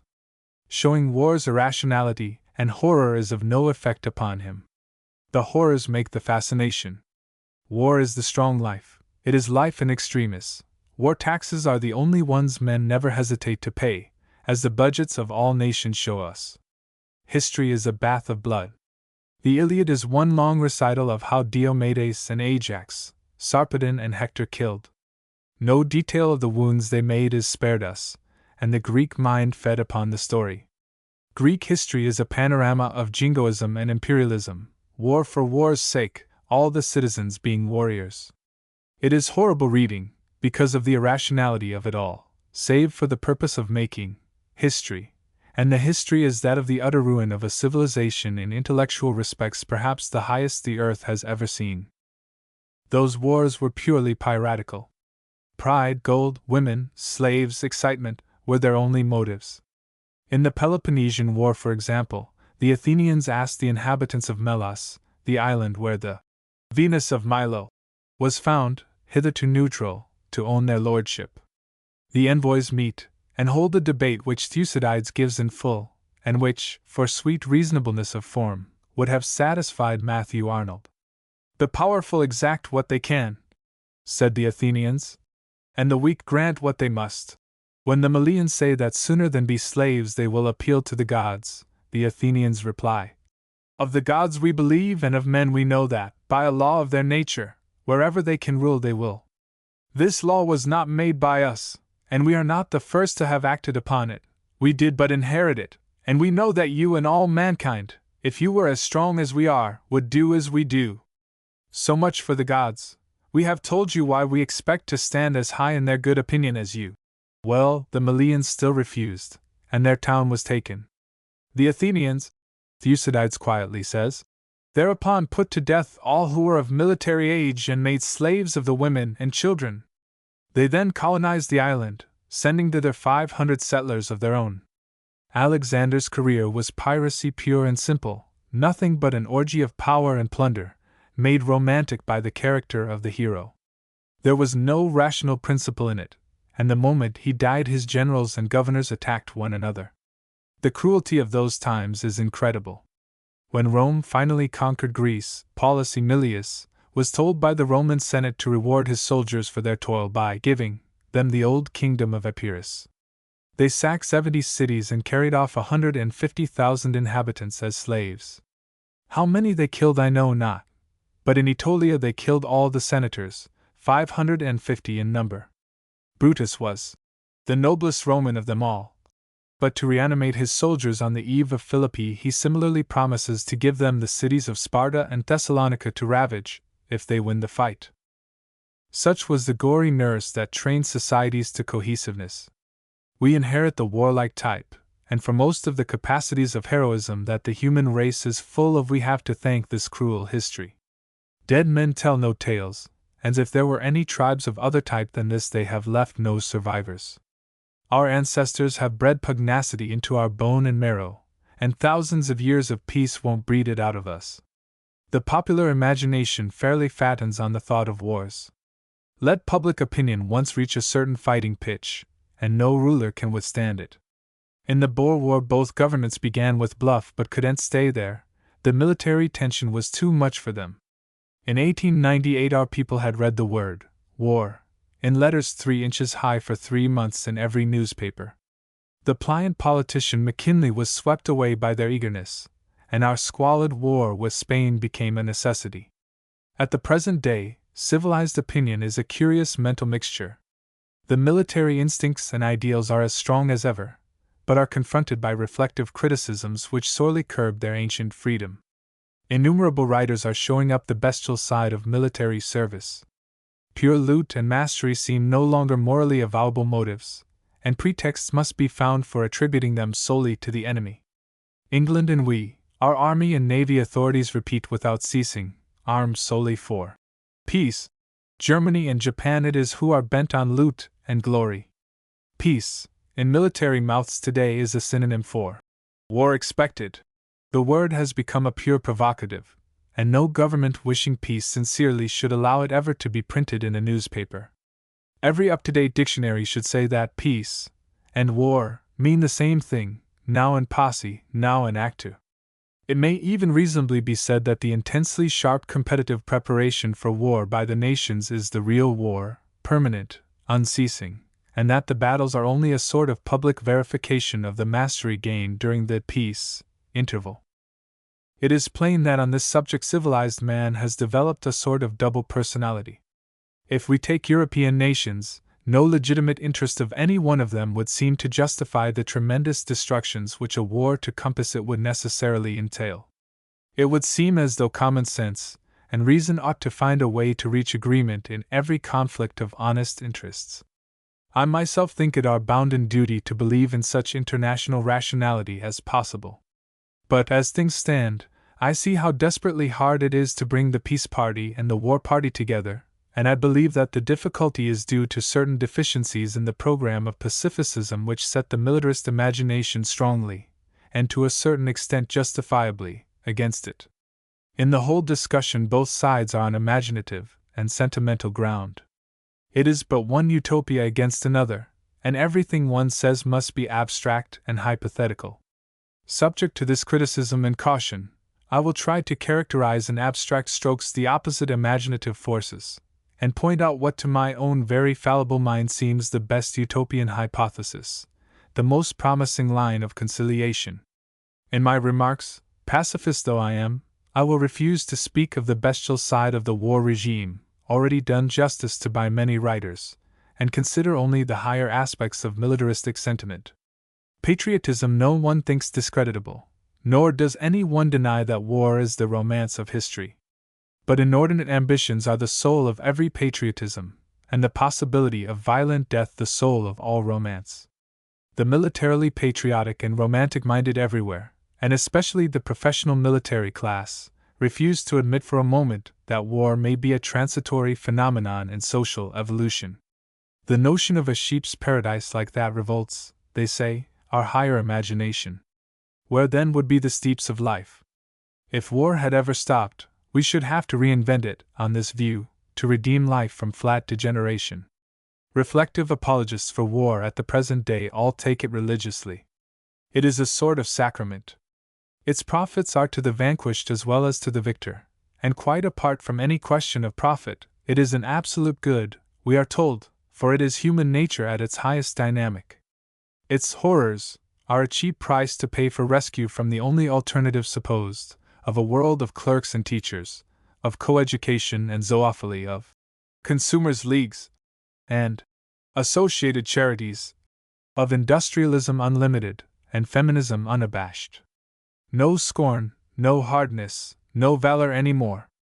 Fie upon such a cattle yard of a planet! So far as the central essence of this feeling goes, no healthy-minded person, it seems to me, can help to some degree partaking of it. Militarism is the great preserver of our ideals of hardihood, and human life with no use for hardihood would be contemptible. Without risks or prizes for the darer, history would be insipid indeed, and there is a type of military character which every one feels that the race should never cease to breed, for every one is sensitive to its superiority. The duty is incumbent on mankind, of keeping military characters in stock, of keeping them, if not for use, then as ends in themselves and as pure pieces of perfection, so that Roosevelt's weaklings and mollycoddles may not end by making everything else disappear from the face of nature. This natural sort of feeling forms, I think, the innermost soul of army writings.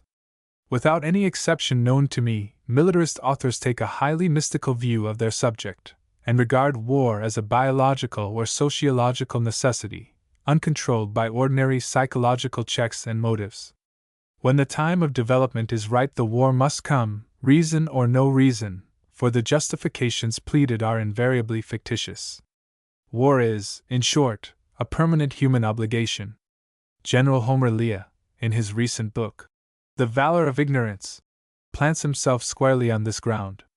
Readiness for war is for him the essence of nationality, and ability in it the supreme measure of the health of nations. Nations, General Lea says, are never stationary, they must necessarily expand or shrink, according to their vitality or decrepitude.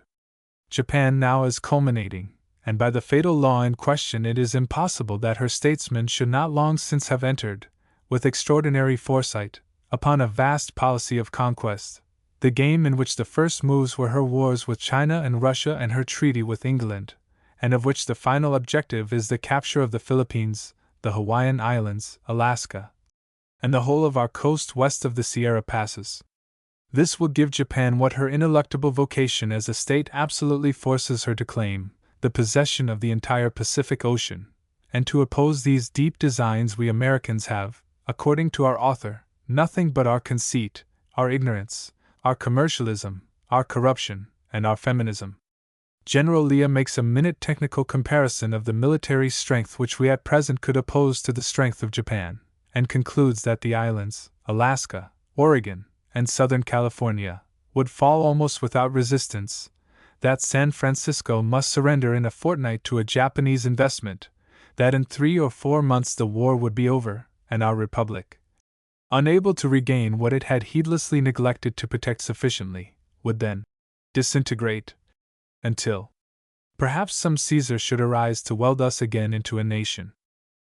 A dismal forecast indeed, yet not implausible, if the mentality of Japan's statesmen be of the Caesarian type of which history shows so many examples, and which is all that General Lea seems able to imagine. But there is no reason to think that women can no longer be the mothers of Napoleonic or Alexandrian characters, and if these come in Japan and find their opportunity, just such surprises as The Valor of Ignorance paints may lurk in ambush for us.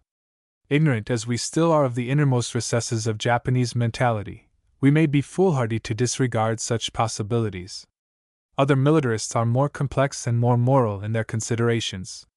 The Philosophie des Kriegs by S. R. Steinmetz is a good example. War, according to this author, is an ordeal instituted by God, who weighs the nations in its balance. It is the essential form of the state, and the only function in which peoples can employ all their powers at once and convergently.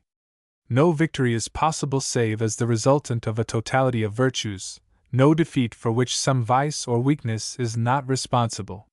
Fidelity, cohesiveness, tenacity, heroism, conscience, education, inventiveness, economy, wealth, physical health and vigor, there isn't a moral or intellectual point of superiority that doesn't tell, when God holds his assizes and hurls the peoples upon one another. Die Weltgeschichte ist das Weltgericht, and Dr. Steinmetz does not believe that in the long run chance and luck play any part in apportioning the issues. The virtues that prevail, it must be noted, are virtues anyhow, superiorities that count in peaceful as well as in military competition, but the strain on them, being infinitely intenser in the latter case, makes war infinitely more searching as a trial. No ordeal is comparable to its winnowings. Its dread hammer is the welder of men into cohesive states, and nowhere but in such states can human nature adequately develop its capacity.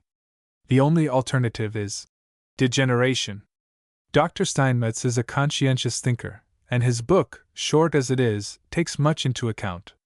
Its upshot can, it seems to me, be summed up in Simon Patton's word, that mankind was nursed in pain and fear, and that the transition to a pleasure economy may be fatal to a being wielding no powers of defense against its disintegrative influences.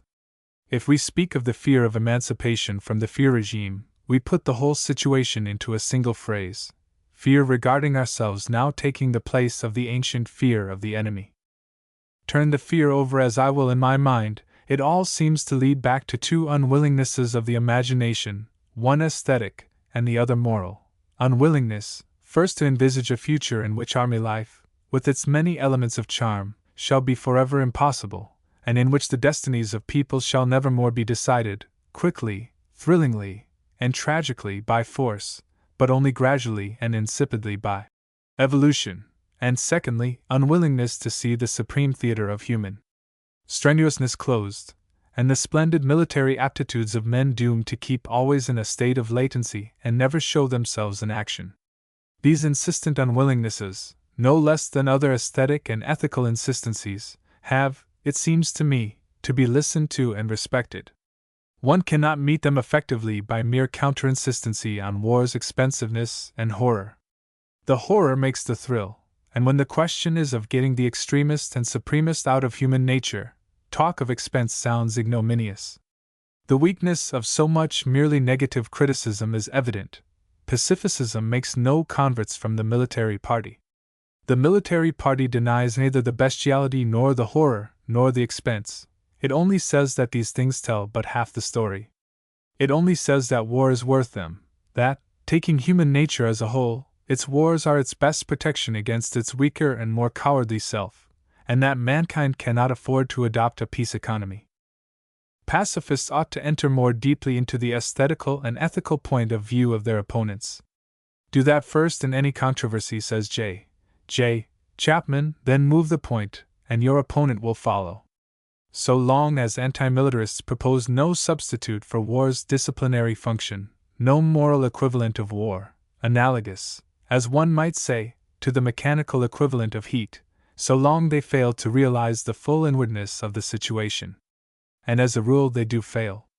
The duties, penalties, and sanctions pictured in the utopias they paint are all too weak and tame to touch the military-minded. Tolstoy's pacificism is the only exception to this rule, for it is profoundly pessimistic as regards all this world's values, and makes the fear of the Lord furnish the moral spur provided elsewhere by the fear of the enemy. But our socialistic peace advocates all believe absolutely in this world's values, and instead of the fear of the Lord and the fear of the enemy, the only fear they reckon with is the fear of poverty if one be lazy. This weakness pervades all the socialistic literature with which I am acquainted. Even in Lowes Dickinson's exquisite dialogue, too, high wages and short hours are the only forces invoked for overcoming man's distaste for repulsive kinds of labor.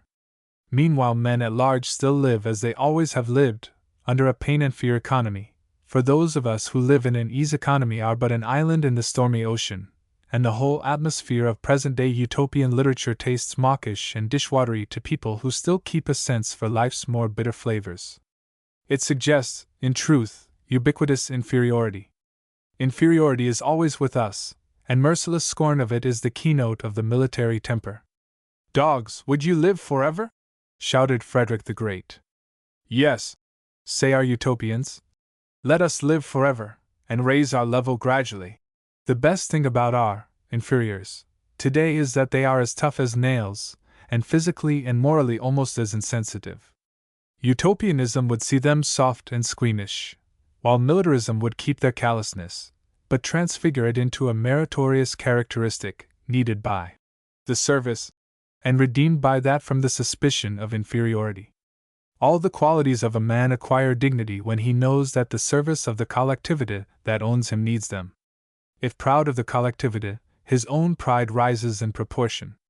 No collectivity is like an army for nourishing such pride, but it has to be confessed that the only sentiment which the image of pacific cosmopolitan industrialism is capable of arousing in countless worthy breasts is shame at the idea of belonging to such a collectivity. It is obvious that the United States of America as they exist today impress a mind like General Lee's as so much human blubber. Where is the sharpness and precipitousness, the contempt for life, whether one's own or another's? Where is the savage yes and no, the unconditional duty? Where is the conscription? Where is the blood tax? Where is anything that one feels honored by belonging to? Having said thus much in preparation, I will now confess my own utopia. I devoutly believe in the reign of peace and in the gradual advent of some sort of a socialistic equilibrium. The fatalistic view of the war function is to me nonsense, for I know that war-making is due to definite motives and subject to prudential checks and reasonable criticisms, just like any other form of enterprise. And when whole nations are the armies, and the science of destruction vies in intellectual refinement with the sciences of production, I see that war becomes absurd and impossible from its own monstrosity. Extravagant ambitions will have to be replaced by reasonable claims, and nations must make common cause against them. I see no reason why all this should not apply to yellow as well as to white countries, and I look forward to a future when acts of war shall be formally outlawed as between civilized peoples. All these beliefs of mine put me squarely into the anti-militarist party. But I do not believe that peace either ought to be or will be permanent on this globe, unless the state specifically organized preserves some of the old elements of army discipline. A permanently successful peace economy cannot be a simple pleasure economy. In the more or less socialistic future towards which mankind seems drifting, we must still subject ourselves collectively to those severities which answer to our real position upon this only partly hospitable globe.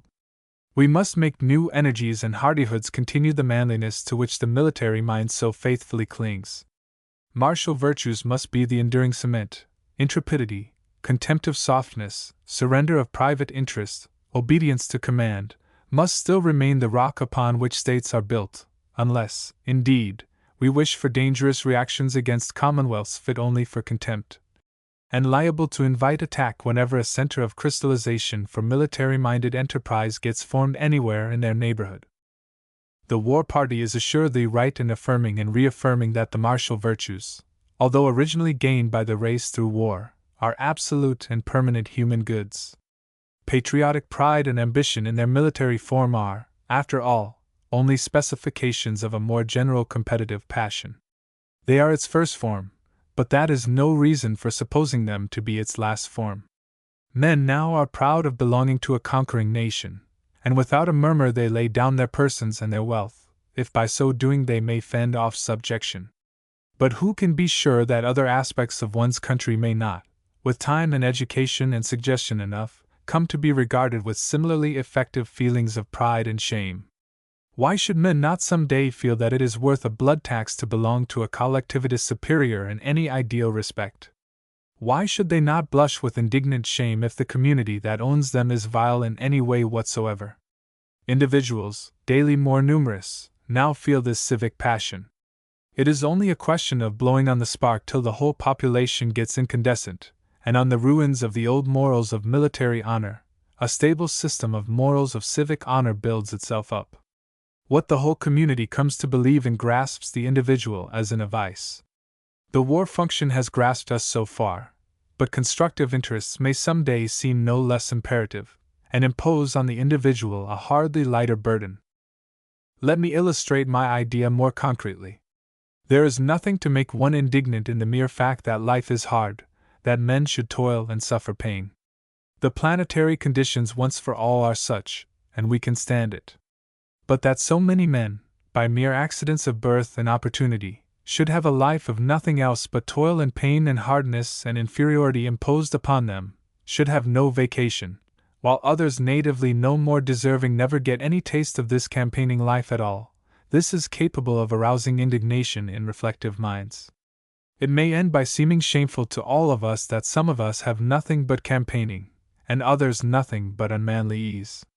If now, and this is my idea, there were, instead of military conscription, a conscription of the whole youthful population to form for a certain number of years a part of the army enlisted against nature, the injustice would tend to be evened out, and numerous other goods to the Commonwealth would follow. The military ideals of hardihood and discipline would be wrought into the growing fiber of the people. No one would remain blind as the luxurious classes now are blind, to man's relations to the globe he lives on, and to the permanently sour and hard foundations of his higher life. To coal and iron mines, to freight trains, to fishing fleets in December, to dishwashing, clothes washing, and window washing, to road building and tunnel making, to foundries and stoke holes, and to the frames of skyscrapers, would our gilded youths be drafted off, according to their choice, to get the childishness knocked out of them, and to come back into society with healthier sympathies and sober ideas. They would have paid their blood tax, done their own part in the immemorial human warfare against nature. They would tread the earth more proudly, the women would value them more highly, they would be better fathers and teachers of the following generation. Such a conscription, with the state of public opinion that would have required it, and the many moral fruits it would bear, would preserve in the midst of a pacific civilization the manly virtues which the military party is so afraid of seeing disappear in peace. We should get toughness without callousness, authority with as little criminal cruelty as possible, and painful work done cheerily because the duty is temporary, and threatens not, as now, to degrade the whole remainder of one's life. I spoke of the moral equivalent of war. So far, war has been the only force that can discipline a whole community, and until an equivalent discipline is organized, I believe that war must have its way. But I have no serious doubt that the ordinary prides and shames of social man, once developed to a certain intensity, are capable of organizing such a moral equivalent as I have sketched, or some other just as effective for preserving manliness of type. It is but a question of time, of skillful propagandism, and of opinion-making men seizing historic opportunities. The martial type of character can be bred without war. Strenuous honor and disinterestedness abound elsewhere.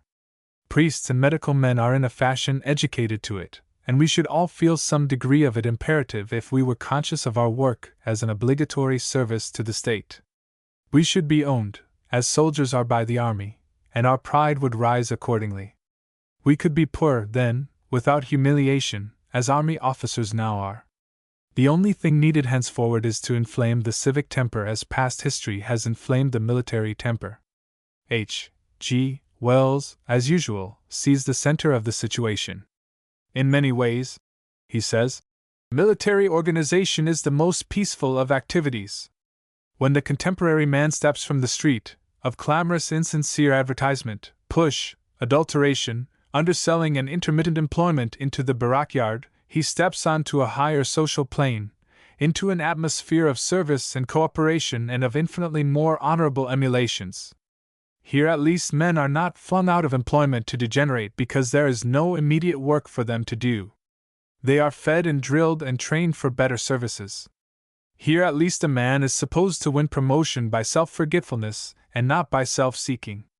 And beside the feeble and irregular endowment of research by commercialism, its little short-sighted snatches at profit by innovation and scientific economy, see how remarkable is the steady and rapid development of method and appliances in naval and military affairs. Nothing is more striking than to compare the progress of civil conveniences which has been left almost entirely to the trader, to the progress in military apparatus during the last few decades. The house appliances of today, for example, are little better than they were 50 years ago. A house of today is still almost as ill ventilated, badly heated by wasteful fires, clumsily arranged and furnished as the house of 1858. Houses a couple of 100 years old are still satisfactory places of residence, so little have our standards risen. But the rifle or battleship of 50 years ago was beyond all comparison inferior to those we possess, in power, in speed, in convenience alike. No one has a use now for such superannuated things. 3. Wells adds, for that he thinks that the conceptions of order and discipline, the tradition of service and devotion, of physical fitness, unstinted exertion, and universal responsibility, which universal military duty is now teaching European nations, will remain a permanent acquisition, when the last ammunition has been used in the fireworks that celebrate the final peace. I believe as he does. It would be simply preposterous if the only force that could work ideals of honor and standards of efficiency into English or American natures should be the fear of being killed by the Germans or the Japanese. Great indeed is fear, but it is not, as our military enthusiasts believe and try to make us believe, the only stimulus known for awakening the higher ranges of men's spiritual energy.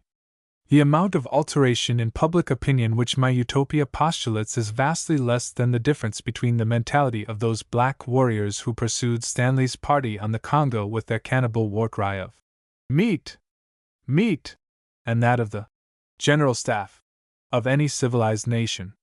History has seen the latter interval bridged over, the former one can be bridged over much more easily.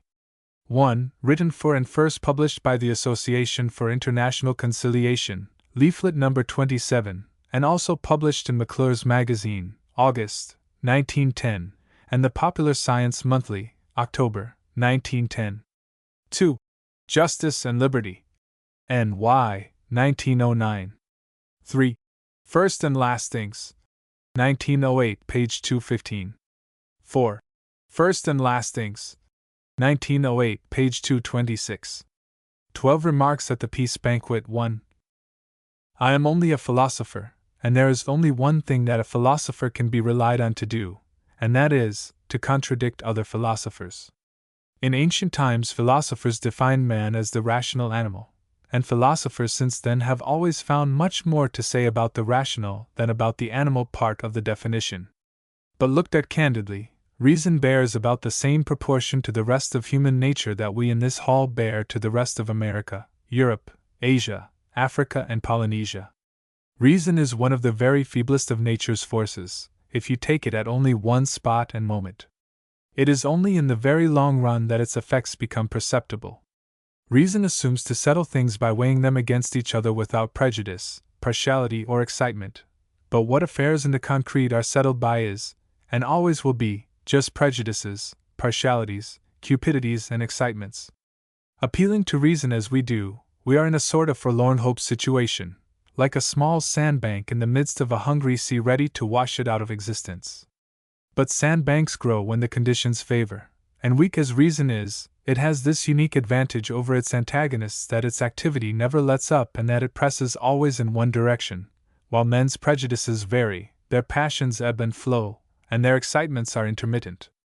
Our sandbank, I absolutely believe, is bound to grow. Bit by bit it will get diked and breakwatered. But sitting as we do in this warm room, with music and lights and smiling faces, it is easy to get too sanguine about our task, and since I am called to speak, I feel as if it might not be out of place to say a word about the strength. Our permanent enemy is the rooted bellicosity of human nature. Man, biologically considered, and whatever else he may be into the bargain, is the most formidable of all beasts of prey, and indeed, the only one that preys systematically on his own species. We are once for all adapted to the military status. A millennium of peace would not breed the fighting disposition out of our bone and marrow, and a function so ingrained and vital will never consent to die without resistance, and will always find impassioned apologists and idealizers. Not only men born to be soldiers, but non-combatants by trade and nature, historians in their studies, and clergymen in their pulpits, have been war's idealizers. They have talked of war as of God's court of justice. And indeed, if we think how many things beside the frontiers of states the wars of history have decided, we must feel some respectful awe, in spite of all the horrors. Our actual civilization, good and bad alike, has had past wars for its determining condition.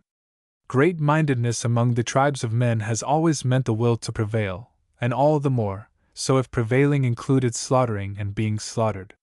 Rome, Paris, England, Brandenburg, Piedmont, possibly soon Japan, along with their arms have their traits of character and habits of thought prevail among their conquered neighbors. The blessings we actually enjoy, such as they are, have grown up in the shadow of the wars of antiquity. The various ideals were backed by fighting wills, and when either would give way, the god of battles had to be the arbiter. A shallow view this, truly, for who can say what might have prevailed if man had ever been a reasoning and not a fighting animal?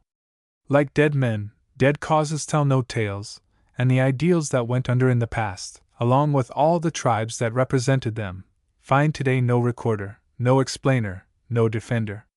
But apart from theoretic defenders, and apart from every soldierly individual straining at the leash and clamoring for opportunity, war has an omnipotent support in the form of our imagination. Man lives by habits indeed, but what he lives for is thrills and excitements. The only relief from habit's tediousness is periodical excitement.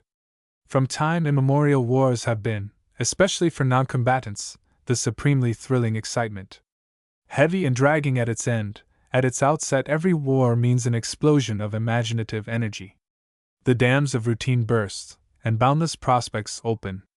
The remotest spectators share the fascination of that awful struggle now in process on the confines of the world. There is not a man in this room, I suppose, who doesn't buy both an evening and a morning paper, and first of all pounce on the war column. A deadly listlessness would come over most men's imagination of the future if they could seriously be brought to believe that never again in Soecula Soecularum would a war trouble human history. In such a stagnant summer afternoon of a world, where would be the zest or interest? This is the constitution of human nature which we have to work against. The plain truth is that people want war. They want it anyhow, for itself, and apart from each and every possible consequence. It is the final bouquet of life's fireworks. The born soldiers want it hot and actual. The non-combatants want it in the background, and always as an open possibility, to feed imagination on and keep excitement going. Its clerical and historical defenders fool themselves when they talk as they do about it. What moves them is not the blessings it has won for us, but a vague religious exaltation. War is human nature at its uttermost. We are here to do our uttermost. It is a sacrament. Society would rot without the mystical blood payment. We do ill, I think, therefore, to talk much of universal peace or of a general disarmament. We must go in for preventive medicine, not for radical cure. We must cheat our foe, circumvent him in detail, not try to change his nature. In one respect war is like love, though in no other. Both leave us intervals of rest, and in the intervals life goes on perfectly well without them, though the imagination still dallies with their possibility. Equally insane when once aroused and under headway, whether they shall be aroused or not depends on accidental circumstances. How are old maids and old bachelors made? Not by deliberate vows of celibacy, but by sliding on from year to year with no sufficient matrimonial provocation. So of the nations with their wars. Let the general possibility of war be left open, in heaven's name, for the imagination to dally with. Let the soldiers dream of killing, as the old maids dream of marrying. But organize in every conceivable way the practical machinery for making each successive chance of war abortive. Put peace men in power, educate the editors and statesmen to responsibility. How beautifully did their trained responsibility in England make the Venezuela incident abortive! Seize every pretext, however small, for arbitration methods, and multiply the precedents, foster rival excitements, and invent new outlets for heroic energy, and from one generation to another the chances are that irritation will grow less acute and states of strain less dangerous among the nations. Armies and navies will continue, of course, and fire the minds of populations with their potentialities of greatness. But their officers will find that somehow or other, with no deliberate intention on any one's part, each successive incident has managed to evaporate and to lead nowhere, and that the thought of what might have been remains their only consolation. The last weak runnings of the war spirit will be punitive expeditions, A country that turns its arms only against uncivilized foes is, I think, wrongly taunted as degenerate. Of course, it has ceased to be heroic in the old grand style. But I verily believe that this is because it now sees something better. It has a conscience. It will still perpetrate peccadilloes. But it is afraid in the good sense, to engage in absolute crimes against civilization. 1. Published in the official report of the Universal Peace Congress, held in Boston in 1904, and in the Atlantic Monthly, December, 1904. 13. The social value of the college bred. 1. Of what use is a college training? We who have had it seldom hear the question raised. We might be a little nonplussed to answer it offhand. A certain amount of meditation has brought me to this as the pithiest reply which I myself can give. The best claim that a college education can possibly make on your respect, the best thing it can aspire to accomplish for you, is this: that it should help you to know a good man when you see him. This is as true of women's as of men's colleges, but that it is neither a joke nor a one-sided abstraction I shall now endeavor to show. What talk do we commonly hear about the contrast between college education and the education which business or technical or professional schools confer? The college education is called higher because it is supposed to be so general and so disinterested. At the schools, you get a relatively narrow practical skill, you are told, whereas the colleges give you the more liberal culture, the broader outlook, the historical perspective, the philosophic atmosphere, or something which phrases of that sort try to express. You are made into an efficient instrument for doing a definite thing, you hear, at the schools. But, apart from that, you may remain a crude and smoky kind of petroleum, incapable of spreading light. The universities and colleges, on the other hand, although they may leave you less efficient for this or that practical task, suffuse your whole mentality with something more important than skill. They redeem you, make you well-bred, they make good company of you mentally. If they find you with a naturally boorish or caddish mind, they cannot leave you so, as a technical school may leave you. This, at least, is pretended. This is what we hear among college-trained people when they compare their education with every other sort. Now, exactly how much does this signify? It is certain, to begin with, that the narrowest trade or professional training does something more for a man than to make a skillful practical tool of him. It makes him also a judge of other men's skill. Whether his trade be pleading at the bar or surgery or plastering or plumbing, it develops a critical sense in him for that sort of occupation. He understands the difference between second-rate and first-rate work in his whole branch of industry. He gets to know a good job in his own line as soon as he sees it, and getting to know this in his own line, he gets a faint sense of what good work may mean anyhow, that may, if circumstances favor, spread into his judgments elsewhere. Sound work, clean work, finished work, feeble work, slack work, sham work, these words express an identical contrast in many different departments of activity. In so far forth, then, even the humblest manual trade may beget in one a certain small degree of power to judge of good work generally. Now, what is supposed to be the line of us who have the higher college training? Is there any broader line, since our education claims primarily not to be narrow, in which we also are made good judges between what is first-rate and what is second-rate only? What is especially taught in the colleges has long been known by the name of the humanities, and these are often identified with Greek and Latin. But it is only as literatures, not as languages, that Greek and Latin have any general humanity value, so that in a broad sense the humanities mean literature primarily, and in a still broader sense the study of masterpieces in almost any field of human endeavor. Literature keeps the primacy, for it not only consists of masterpieces, but is largely about masterpieces, being little more than an appreciative chronicle of human masterstrokes, so far as it takes the form of criticism and history. You can give humanistic value to almost anything by teaching it historically. Geology, economics, mechanics, are humanities when taught with reference to the successive achievements of the geniuses to which these sciences owe their being. Not taught thus, literature remains grammar, art a catalogue, history a list of dates, and natural science a sheet of formulas and weights and measures. The sifting of human creations, nothing less than this is what we ought to mean by the humanities.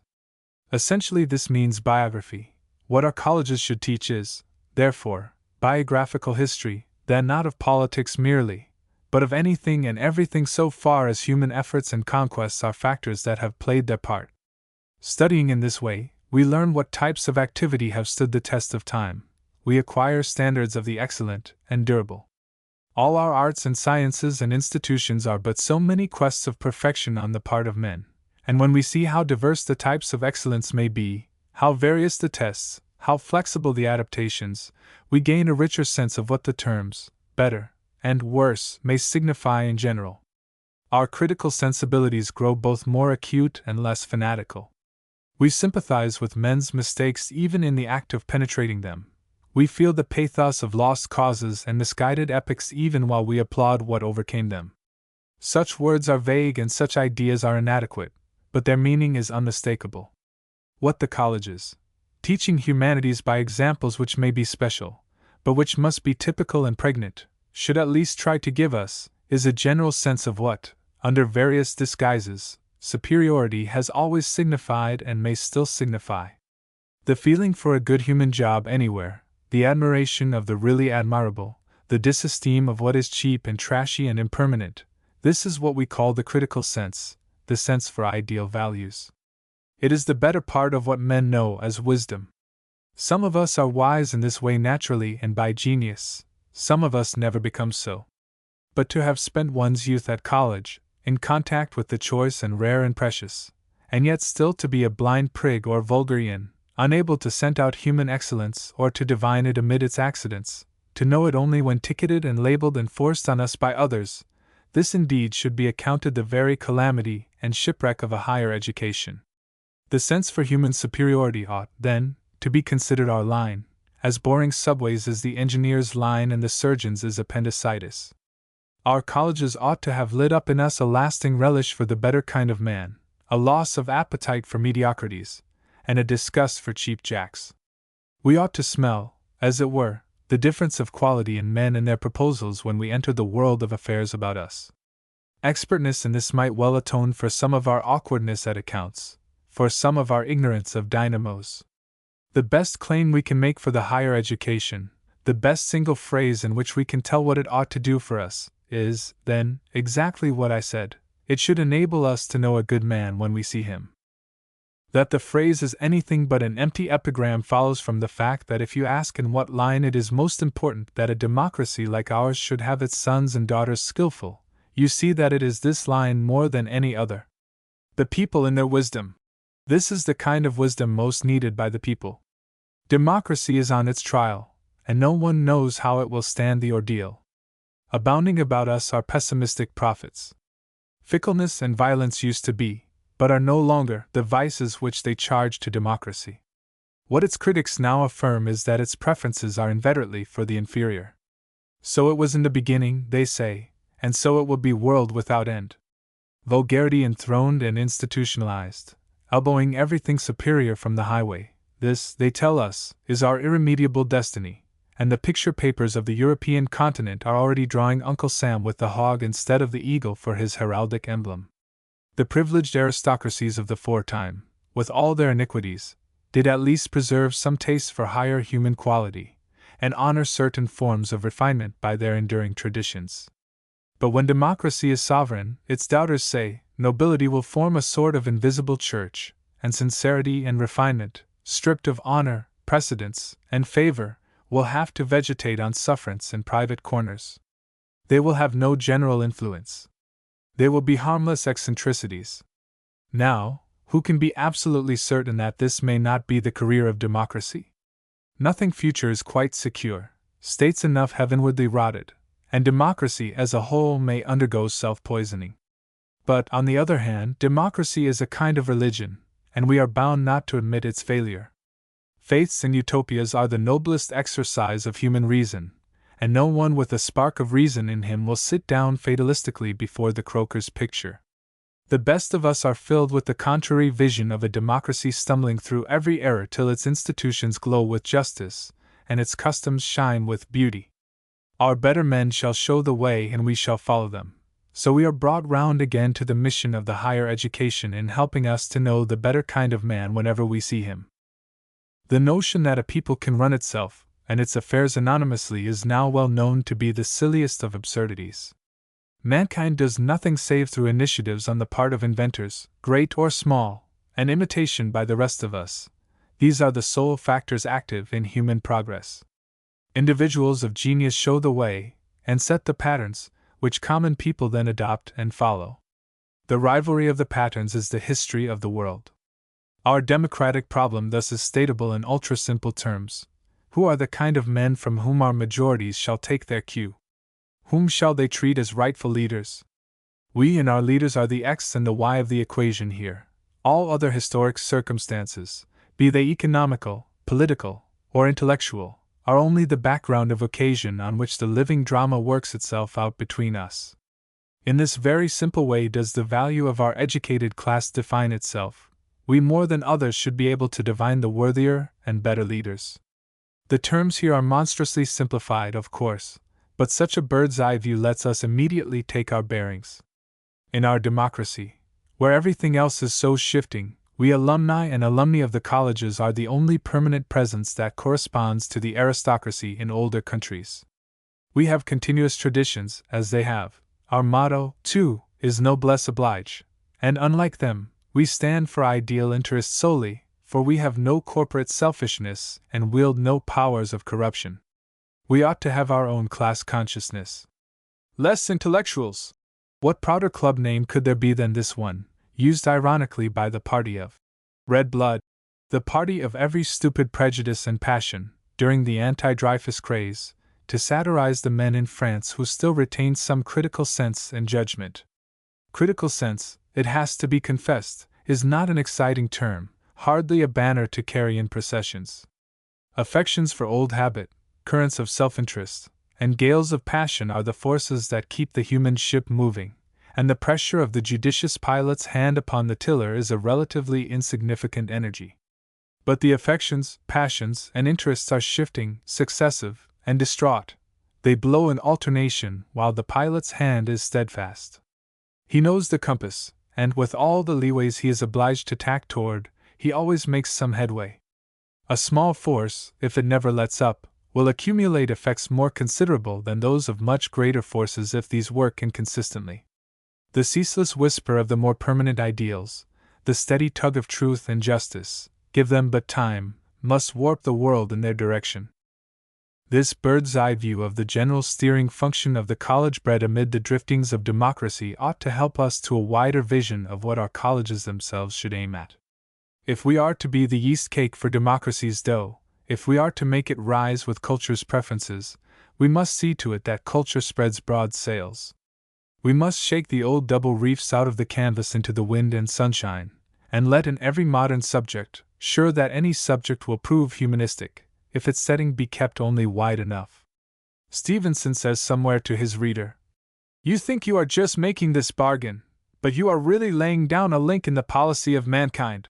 Well, your technical schools should enable you to make your bargain splendidly. But your college should show you just the place of that kind of bargain, a pretty poor place, possibly, in the whole policy of mankind. That is the kind of liberal outlook, of perspective, of atmosphere, which should surround every subject as a college deals with it. We of the colleges must eradicate a curious notion which numbers of good people have about such ancient seats of learning as Harvard. To many ignorant outsiders, the name suggests little more than a kind of sterilized conceit and incapacity for being pleased. In Edith Wyatt's exquisite book of Chicago sketches called Every One His Own Way, there is a couple who stand for culture in the sense of exclusiveness, Richard Eliot and his feminine counterpart, feeble caricatures of mankind, unable to know any good thing when they see it, incapable of enjoyment unless a printed label gives them leave. Possibly this type of culture may exist near Cambridge and Boston. There may be specimens there, for priggishness is just like painter's colic or any other trade disease. But every good college makes its students immune against this malady, of which the microbe haunts the neighborhood of printed pages. It does so by its general tone being too hardy for the microbe's life. Real culture lives by sympathies and admirations, not by dislikes and disdains. Under all misleading wrappings it pounces unerringly upon the human core. If a college, through the inferior human influences that have grown regnant there, fails to catch the robusta tone, its failure is colossal, for its social function stops. Democracy gives it a wide berth, turns toward it a deaf ear. Tone, to be sure, is a terribly vague word to use, but there is no other, and this whole meditation is over questions of tone. By their tone are all things human either lost or saved. If democracy is to be saved, it must catch the higher, healthier tone.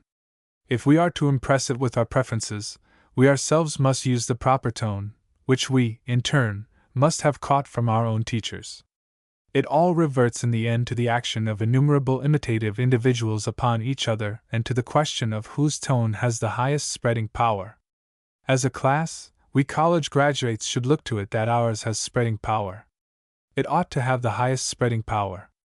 In our essential function of indicating the better men, we now have formidable competitors outside.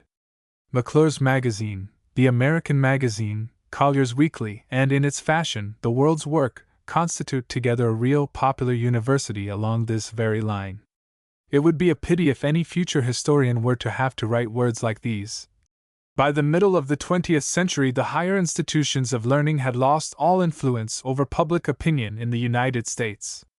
But the mission of raising the tone of democracy, which they had proved themselves so lamentably unfitted to exert, was assumed with rare enthusiasm and prosecuted with extraordinary skill and success by a new educational power, and for the clarification of their human sympathies and elevation of their human preferences.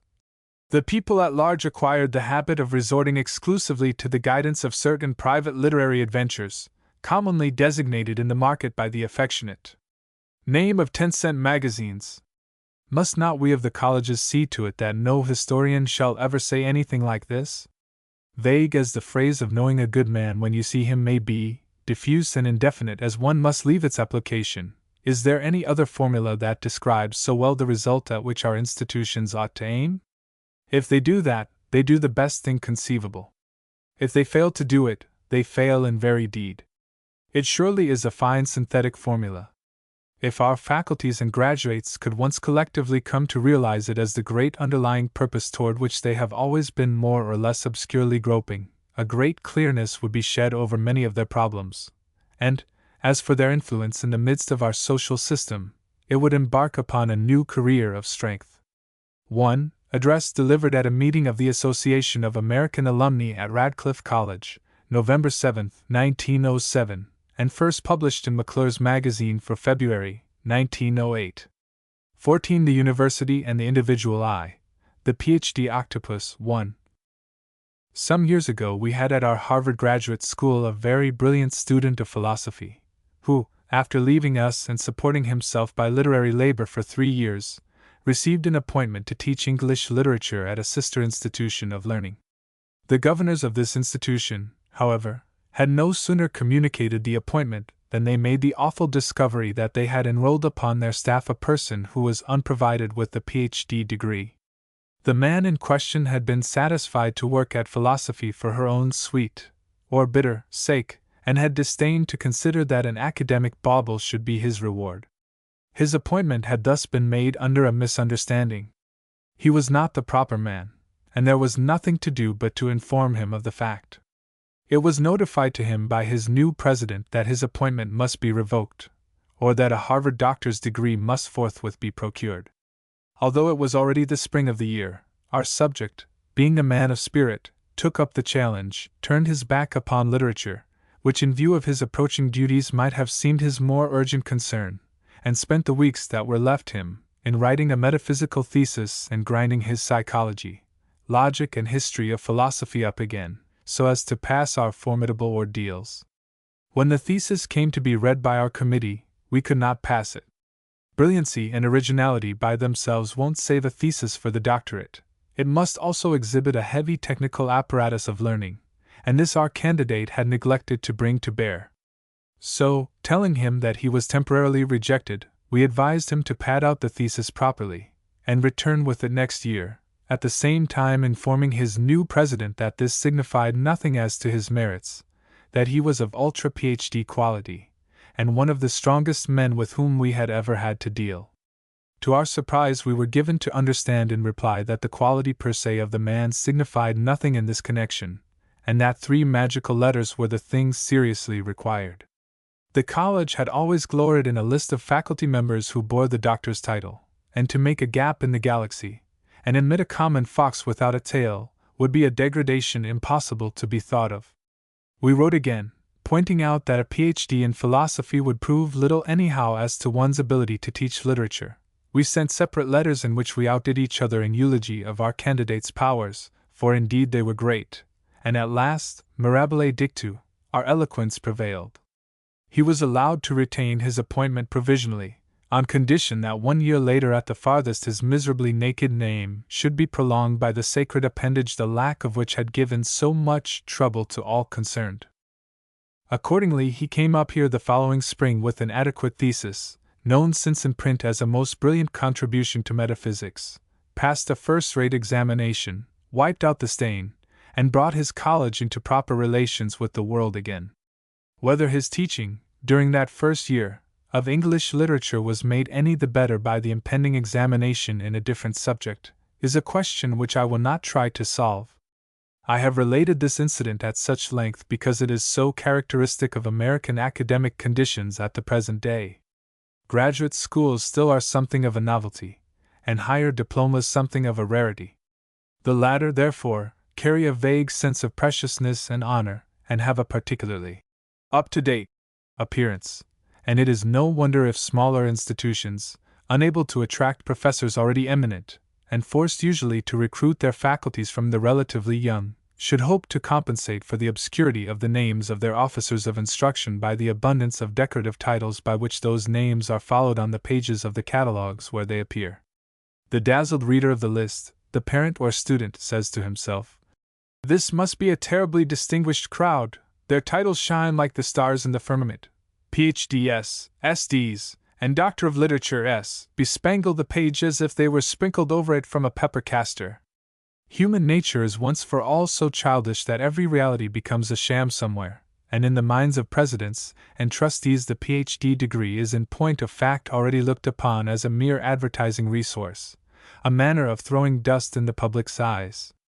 "No instructor who is not a doctor" has become a maxim in the smaller institutions which represent demand, and in each of the larger ones which represent supply. The same belief in decorated scholarship expresses itself in 2 antagonistic passions, one for multiplying as much as possible the annual output of doctors, the other for raising the standard of difficulty in passing, so that the Ph.D. of the special institution shall carry a higher blaze of distinction than it does elsewhere. Thus we at Harvard are proud of the number of candidates whom we reject, and of the inability of men who are not distingués in intellect to pass our tests. America is thus as a nation rapidly drifting towards a state of things in which no man of science or letters will be accounted respectable unless some kind of badge or diploma is stamped upon him, and in which bare personality will be a mark of outcast estate. It seems to me high time to rouse ourselves to consciousness, and to cast a critical eye upon this decidedly grotesque tendency. Other nations suffer terribly from the Mandarin disease. Are we doomed to suffer like the rest?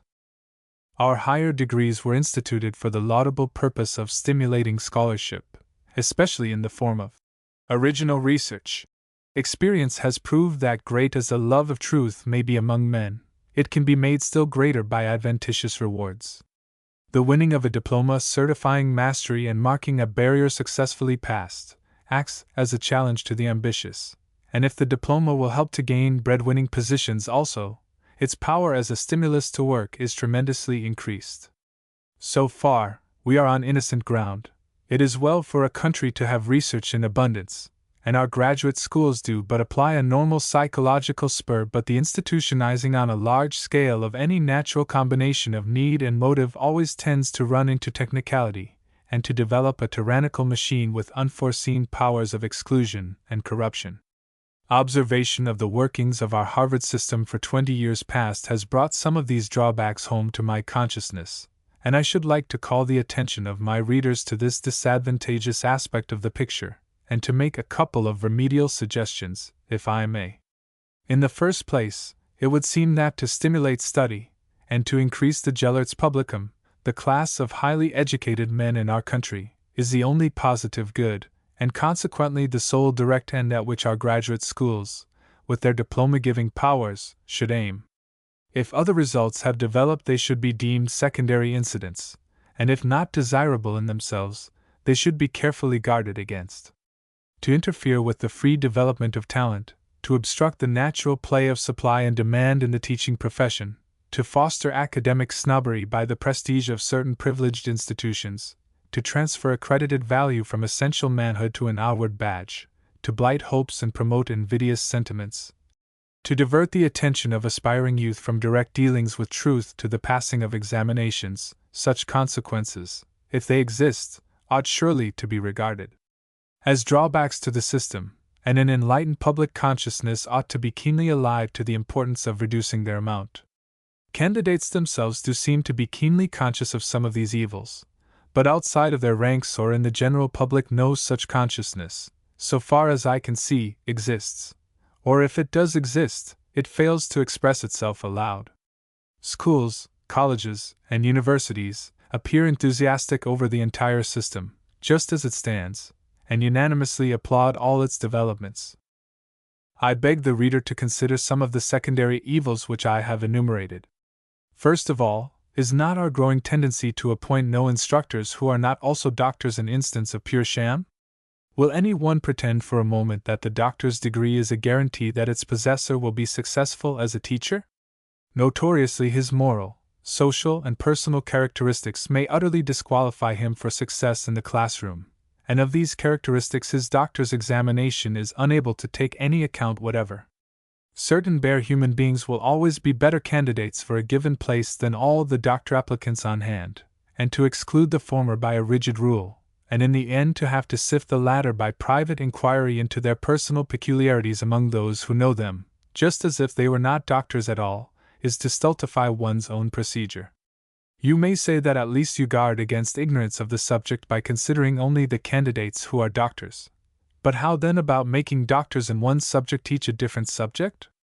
This happened in the instance by which I introduced this article, and it happens daily and hourly in all our colleges.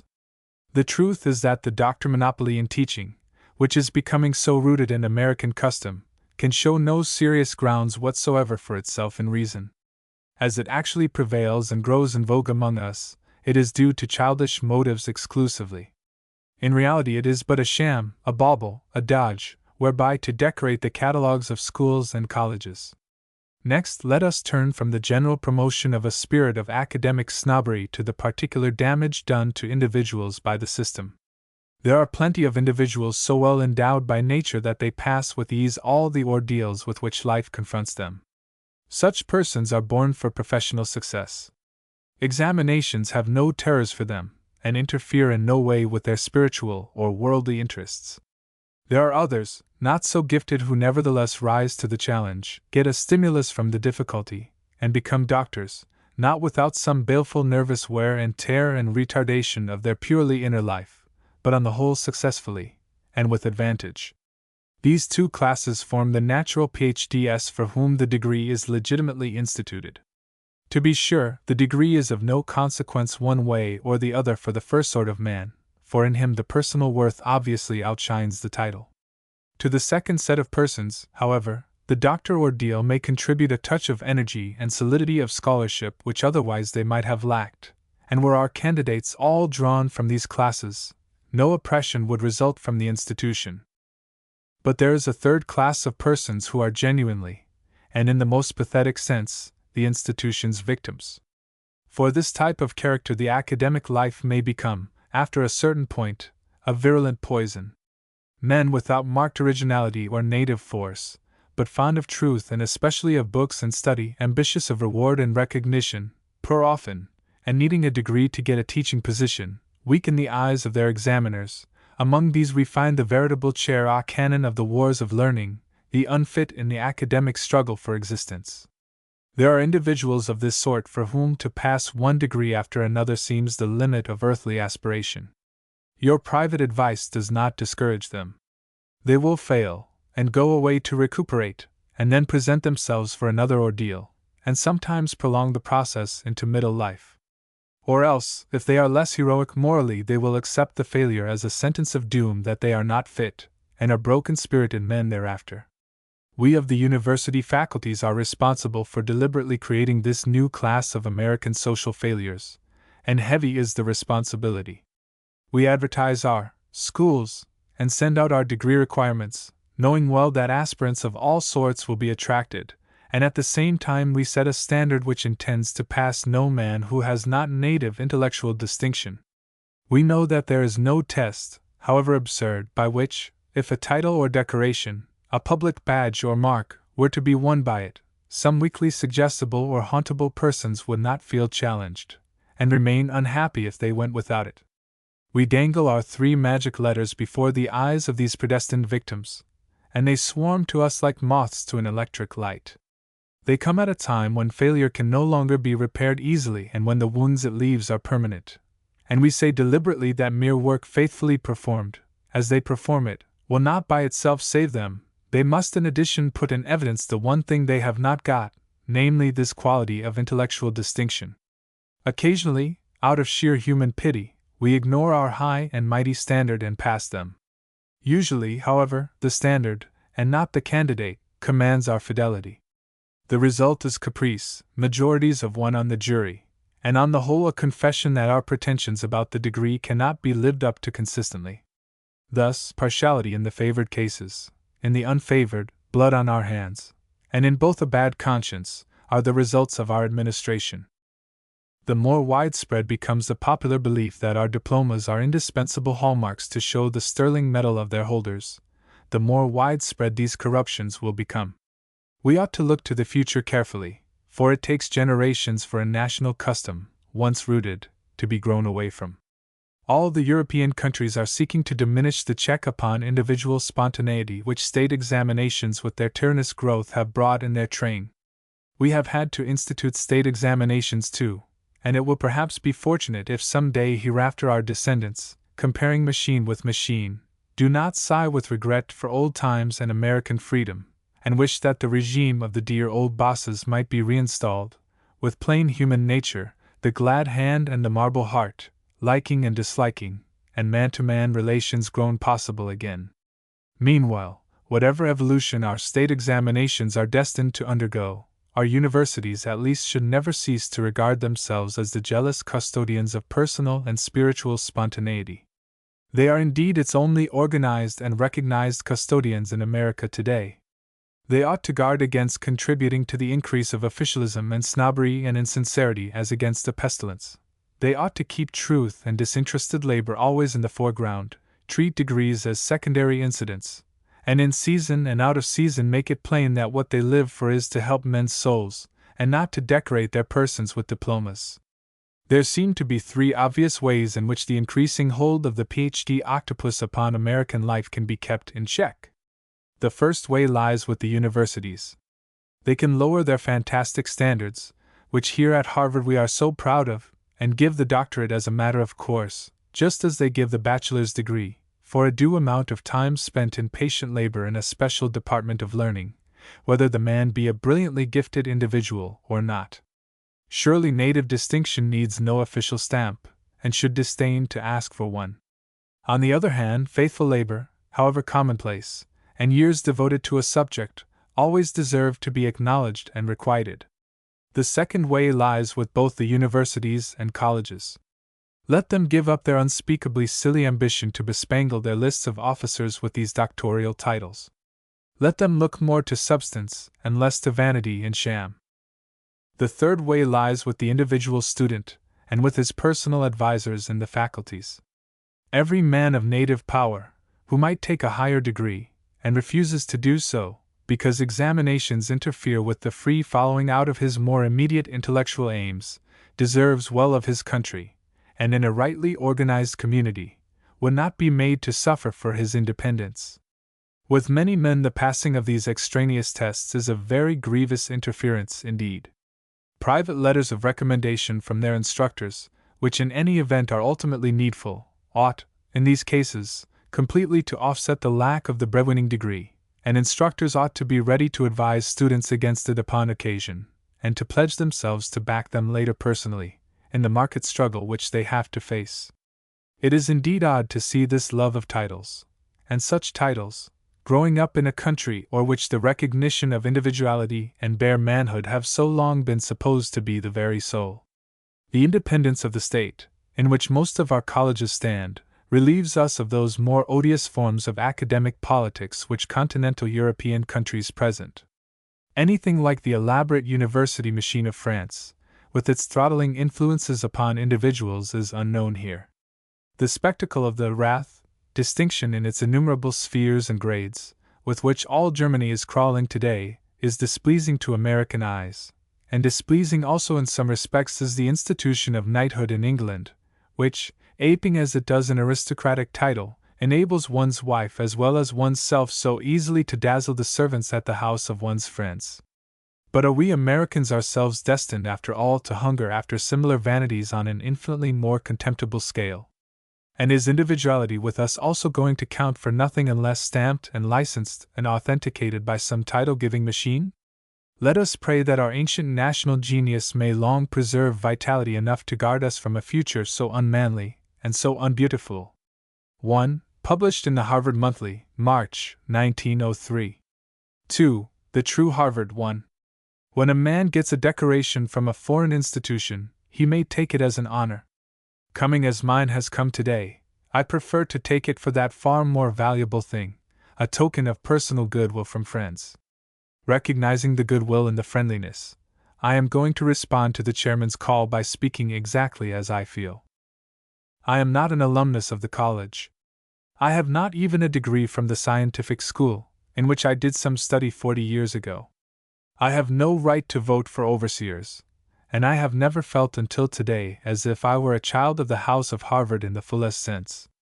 Harvard is many things in one: a school, a forcing house for thought, and also a social club, and the club aspect is so strong, the family tie so close and subtle among our bachelors of arts that all of us here who are in my plight, no matter how long we may have lived here, always feel a little like outsiders on commencement day. We have no class to walk with, and we often stay away from the procession. It may be foolish, but it is a fact. I don't believe that my dear friends Shaler, Hollis, Landman, or Royce ever have felt quite as happy or as much at home as my friend Barrett Wendell feels upon a day like this. I wish to use my present privilege to say a word for these outsiders with whom I belong.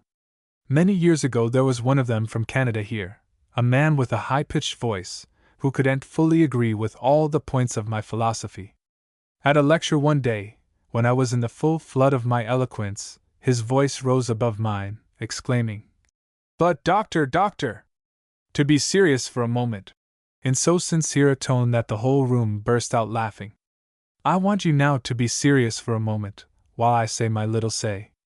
We are glorifying ourselves today, and whenever the name of Harvard is emphatically uttered on such days, frantic cheers go up. There are days for affection, when pure sentiment and loyalty come rightly to the fore.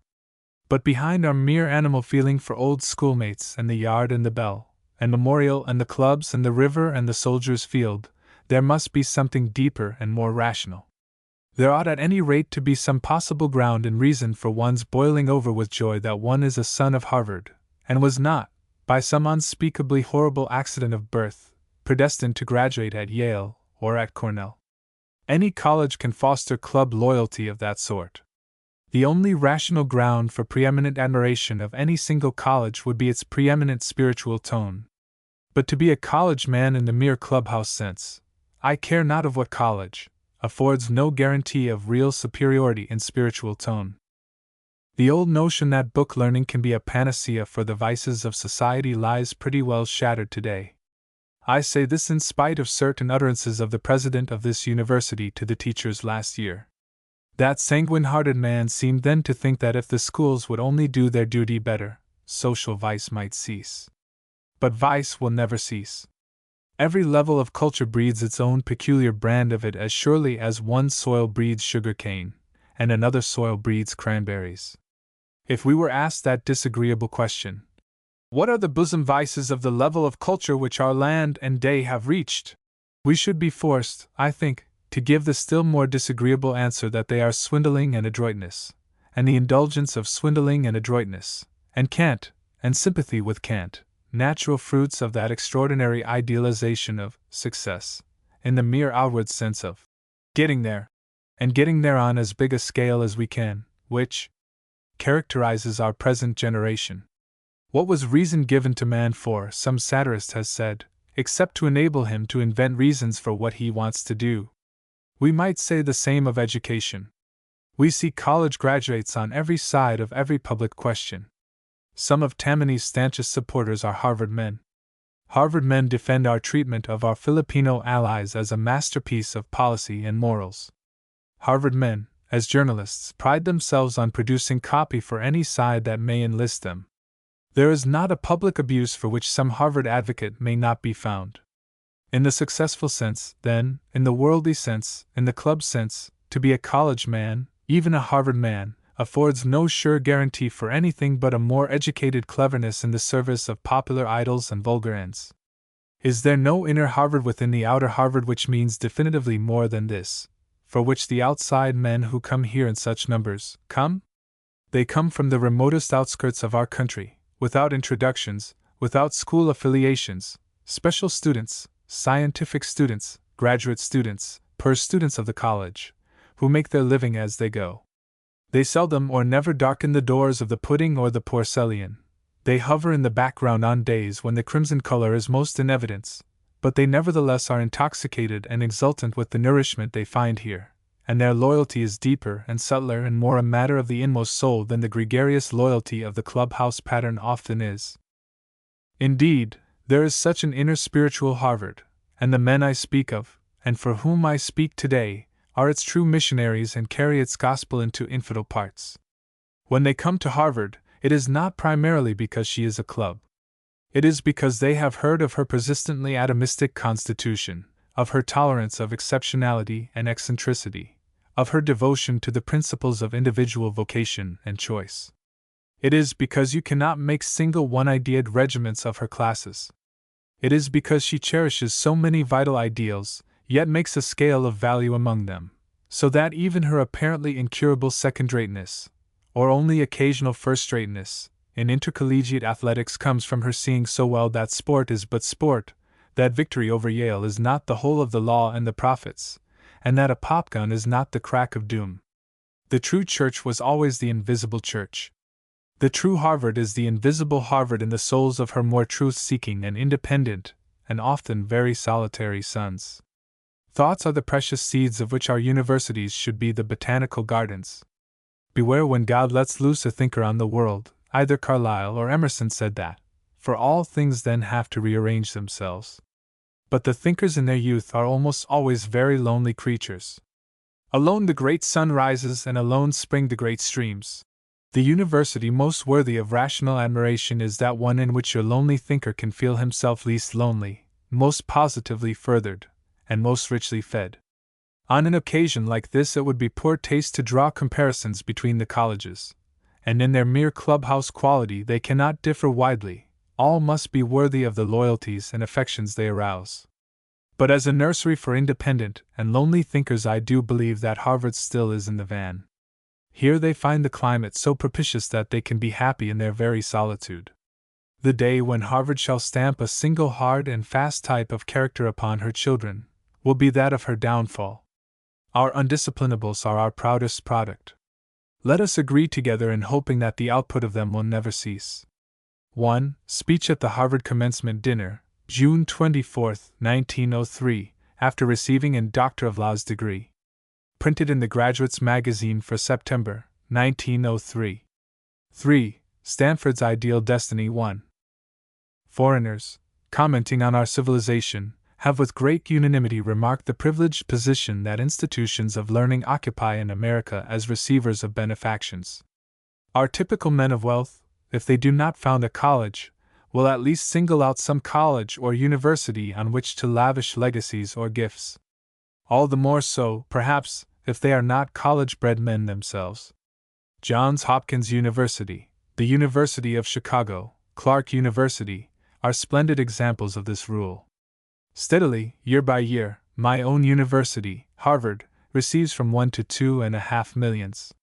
There is something almost pathetic in the way in which our successful business men seem to idealize the higher learning and to believe in its efficacy for salvation. Never having shared in its blessings, they do their utmost to make the youth of coming generations more fortunate. Usually there is little originality of thought in their generous foundations. The donors follow the beaten track. Their goodwill has to be vague, for they lack the inside knowledge. What they usually think of is a new college like all the older colleges, or they give new buildings to a university or help to make it larger, without any definite idea as to the improvement of its inner form. Improvements in the character of our institutions always come from the genius of the various presidents and faculties.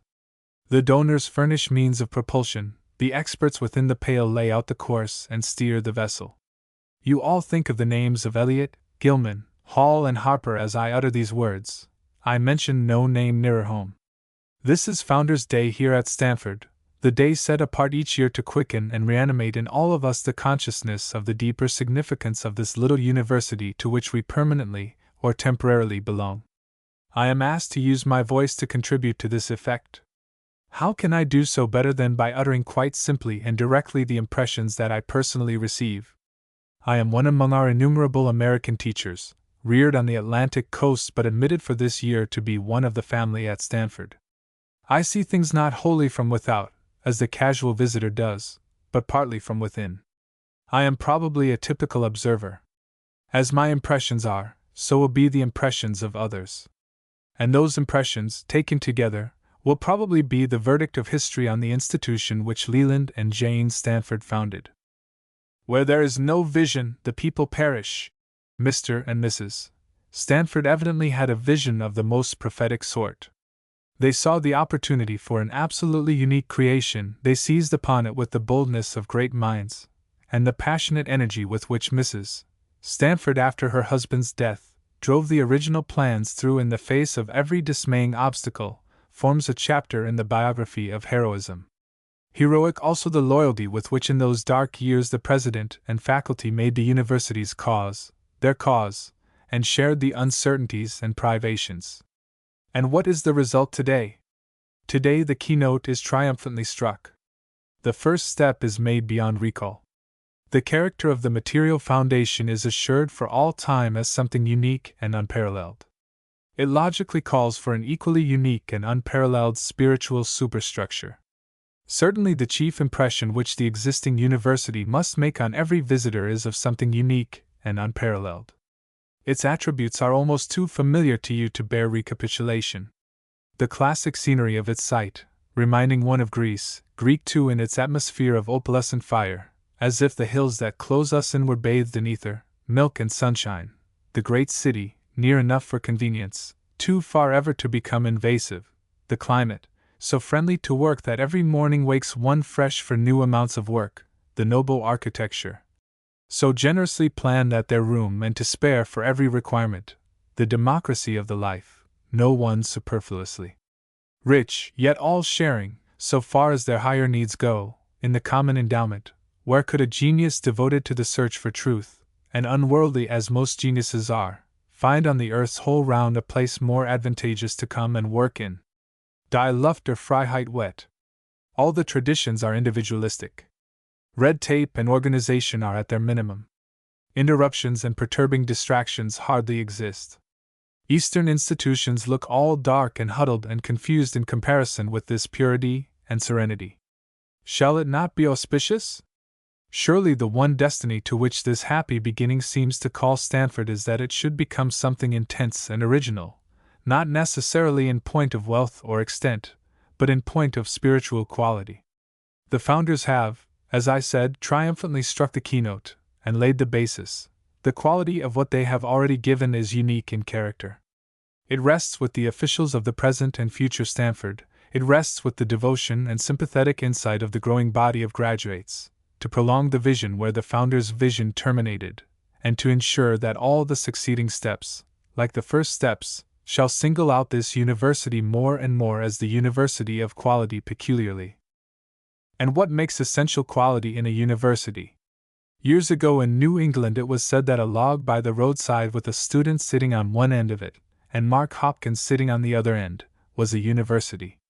It is the quality of its men that makes the quality of a university.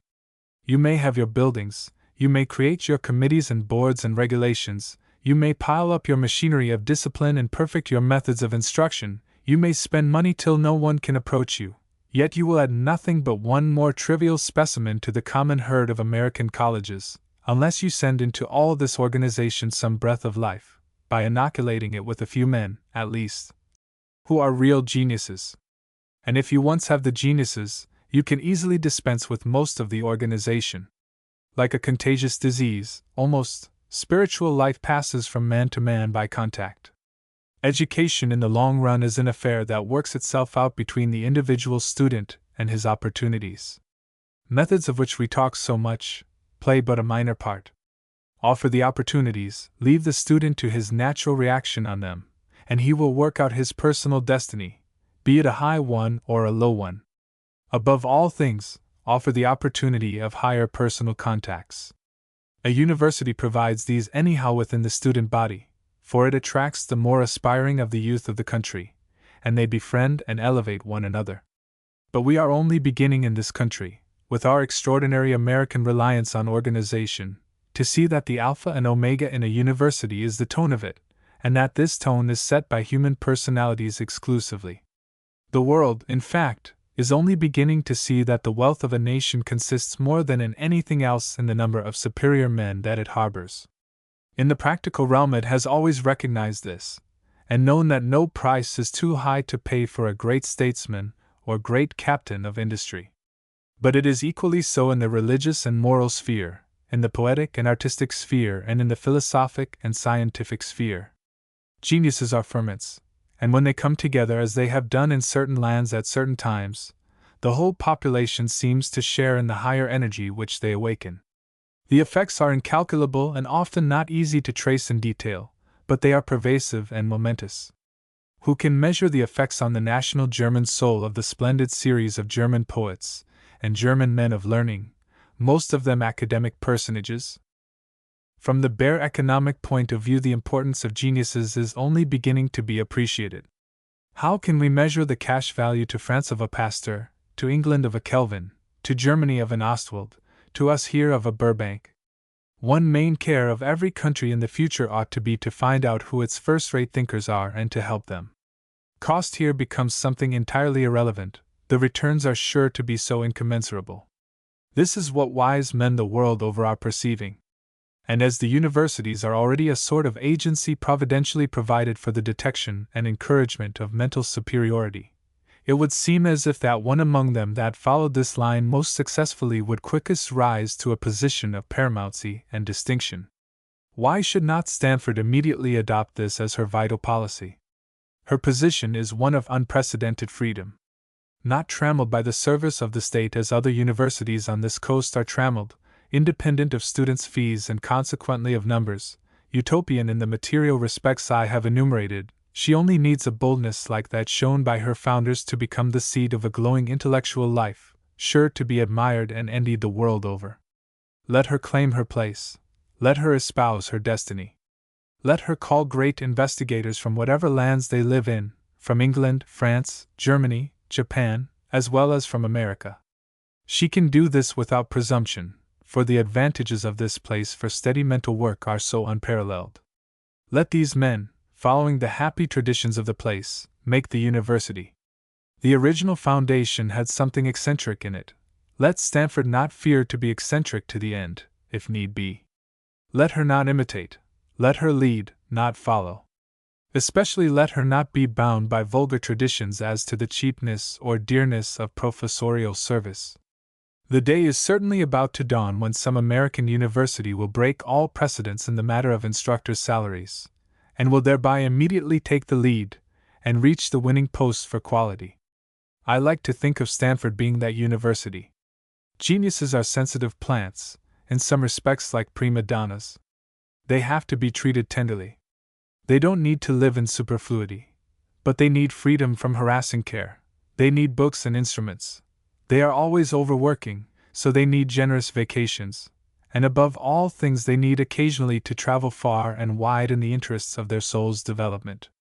Where quality is the thing sought after, The thing of supreme quality is cheap, whatever be the price one has to pay for it. Considering all the conditions, the quality of Stanford has from the first been astonishingly good both in the faculty and in the student body.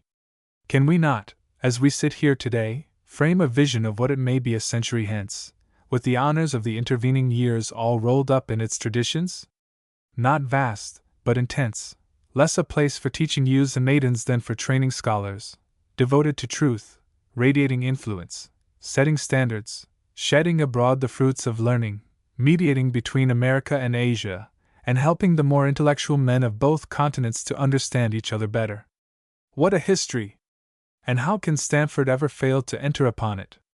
1. An address at Stanford University on Founders' Day, 1906. Printed in Science, for May 25, 1906. 15. A pluralistic mystic. 1. Not for the ignoble vulgar do I write this article, but only for those dialectic mystic souls who have an irresistible taste, acquired or native, for higher flights of metaphysics. I have always held the opinion that one of the first duties of a good reader is to summon other readers to the enjoyment of any unknown author of rare quality whom he may discover in his explorations. Now for years my own taste, literary as well as philosophic, has been exquisitely titillated by a writer the name of whom I think must be unknown to the readers of this article, so I no longer continue silent about the merits of Benjamin Paul Blood. Mr. Blood inhabits a city otherwise, I imagine, quite unvisited by the Muses, the town called Amsterdam, situated on the New York Central Railroad. What his regular or bread-winning occupation may be I know not, but it can have made him super-wealthy. He is an author only when the fit strikes him, and for short spurts at a time, shy, moreover, to the point of publishing his compositions only as private tracts, or in letters to such far from reverberant organs of publicity as the Gazette or the Recorder of his native Amsterdam, or the Utica Herald or the Albany Times. Odd places for such subtle efforts to appear in, but creditable to American editors in these degenerate days. Once, indeed, the lamented W. T. Harris of the old Journal of Speculative Philosophy got wind of these epistles, and the result was a revision of some of them for that review, Philosophic Reveries, 1889. Also a couple of poems were reprinted from their leaflets by the editor of Scribner's Magazine. The Lion of the Nile, 1888, and Nemesis, 1899. But apart from these 3 dashes before the footlights, Mr. Blood has kept behind the curtain all his days. 2. The author's maiden adventure was the Anesthetic Revelation, a pamphlet printed privately at Amsterdam in 1874. I forget how it fell into my hands, but it fascinated me so, weirdly, that I am conscious of its having been one of the stepping stones of my thinking ever since. It gives the essence of Blood's philosophy, and shows most of the features of his talent, albeit one finds in it little humor, and no verse. It is full of verbal felicity sometimes of precision, sometimes of metaphoric reach. It begins with dialectic reasoning, of an extremely Fichtean and Hegelian type, but it ends in a trumpet blast of oracular mysticism, straight from the insight wrought by anesthetics, of all things in the world, and unlike anything one ever heard before. The practically unanimous tradition of regular mysticism has been unquestionably monistic, and inasmuch as it is the characteristic of mystics to speak, not as the scribes, but as men who have been there, and seen with their own eyes, I think that this sovereign manner must have made some other pluralistic-minded students hesitate, as I confess that it has often given pause to me. One cannot criticize the vision of a mystic, one can but pass it by, or else accept it as having some amount of evidential weight. I felt unable to do either with a good conscience until I met with Mr. Blood.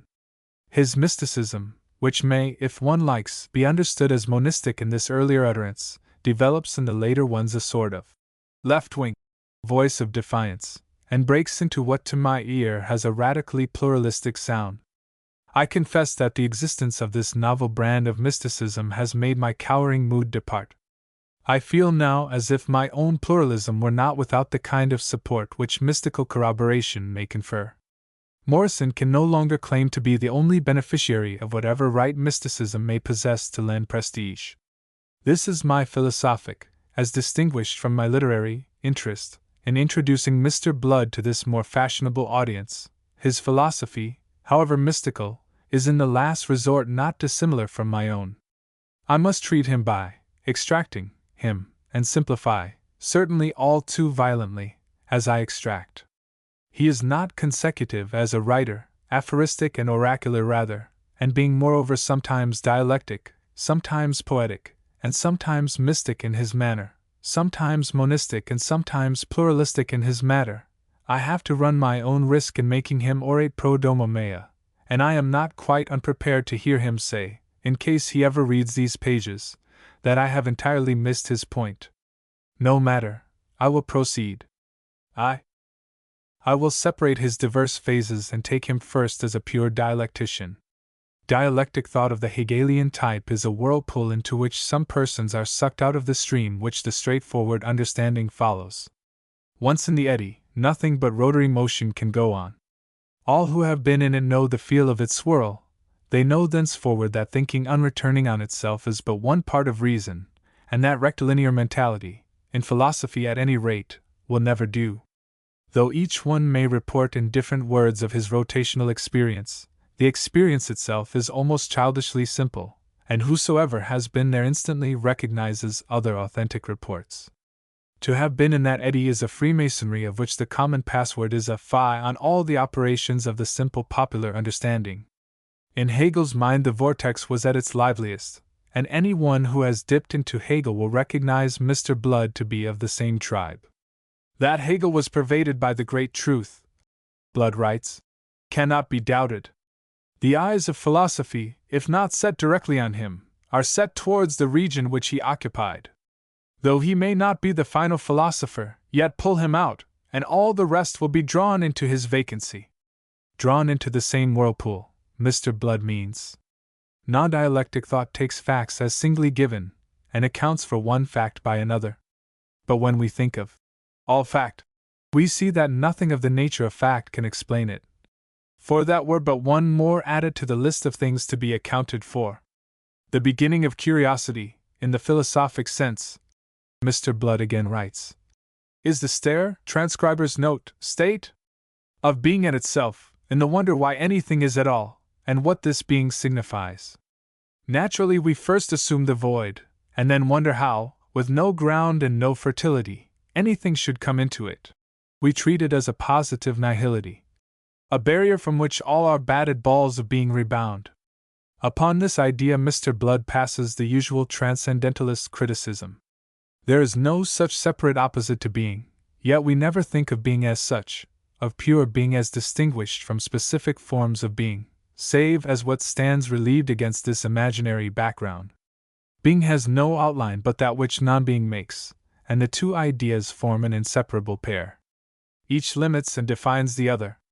Either would be the other in the same position, for here, where there is as yet no question of content, but only of being itself, the position is all and the content is nothing. Hence arose that paradox, being is by nothing more real than not being. Popularly, Mr. Blood goes on, we think of all that is as having got the better of non-being.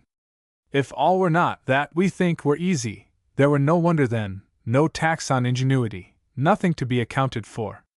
This conclusion is from the thinking which assumes all reality as immediately given, assumes knowledge as a simple physical light, rather than as a distinction involving light and darkness equally. We assume that if the light were to go out, the show would be ended, and so it would, but we forget that if the darkness were to go out, that would be equally calamitous. It were bad enough if the master had lost his crayon, but the loss of the blackboard would be just as fatal to the demonstration. Without darkness light would be useless, universal light as blind as universal darkness. Universal thing and universal no-thing were indistinguishable. Why, then, assume the positive, the immediately affirmative, as alone the ingenious? Is not the mold as shapely as the model? The original ingenuity does not show in bringing light out of darkness, nor in bringing things out of nothing, but in evolving, through the just opposition of light and darkness, this wondrous picture, in which the black and white lines have equal significance, in evolving from life and death at once, the conscious spirit. It is our habit to think of life as dear, and of death as cheap, though Tithonus found them otherwise, or, continuing the simile of the picture, that paper is cheap while drawing is expensive.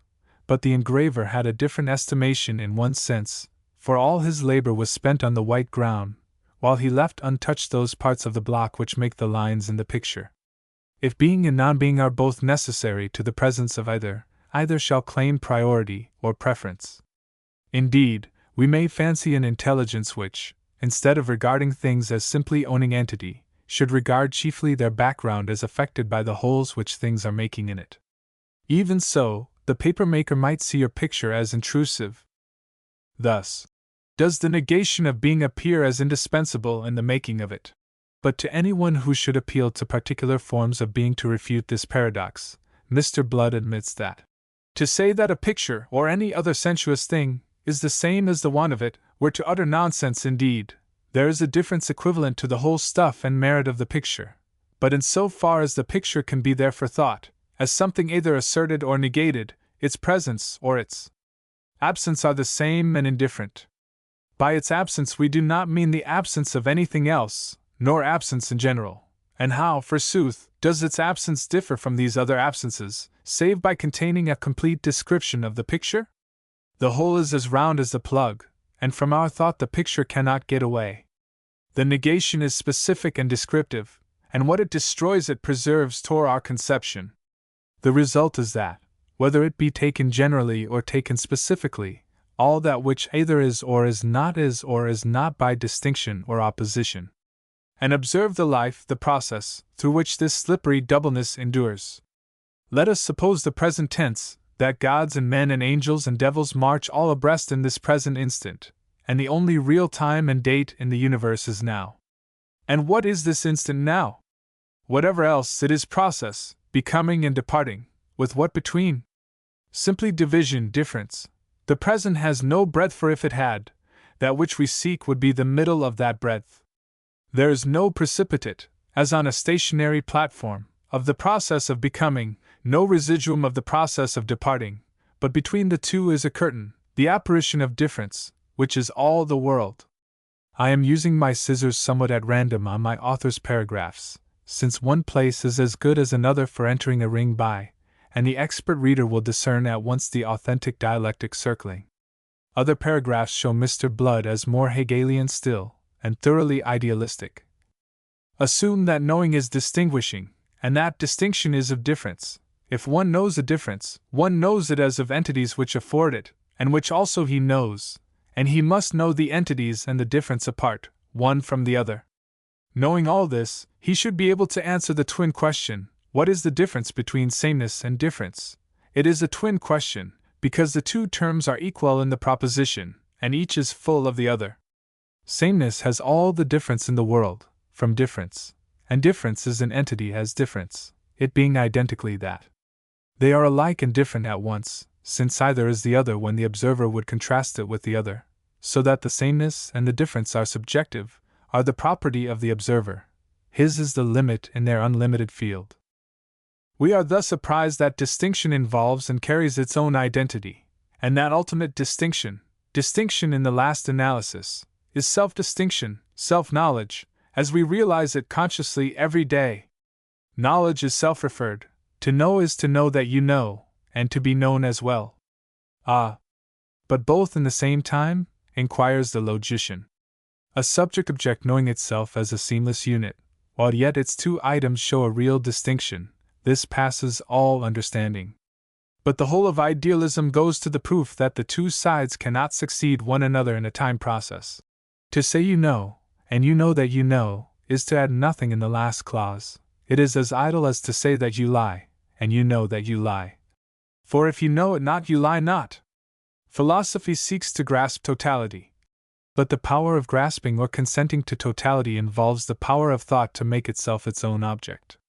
Totality itself may indeed be taken by the naive intellect as an immediate topic, in the sense of being just an object, but it cannot be just that, for the knower, as other or opposite, would still be within that totality.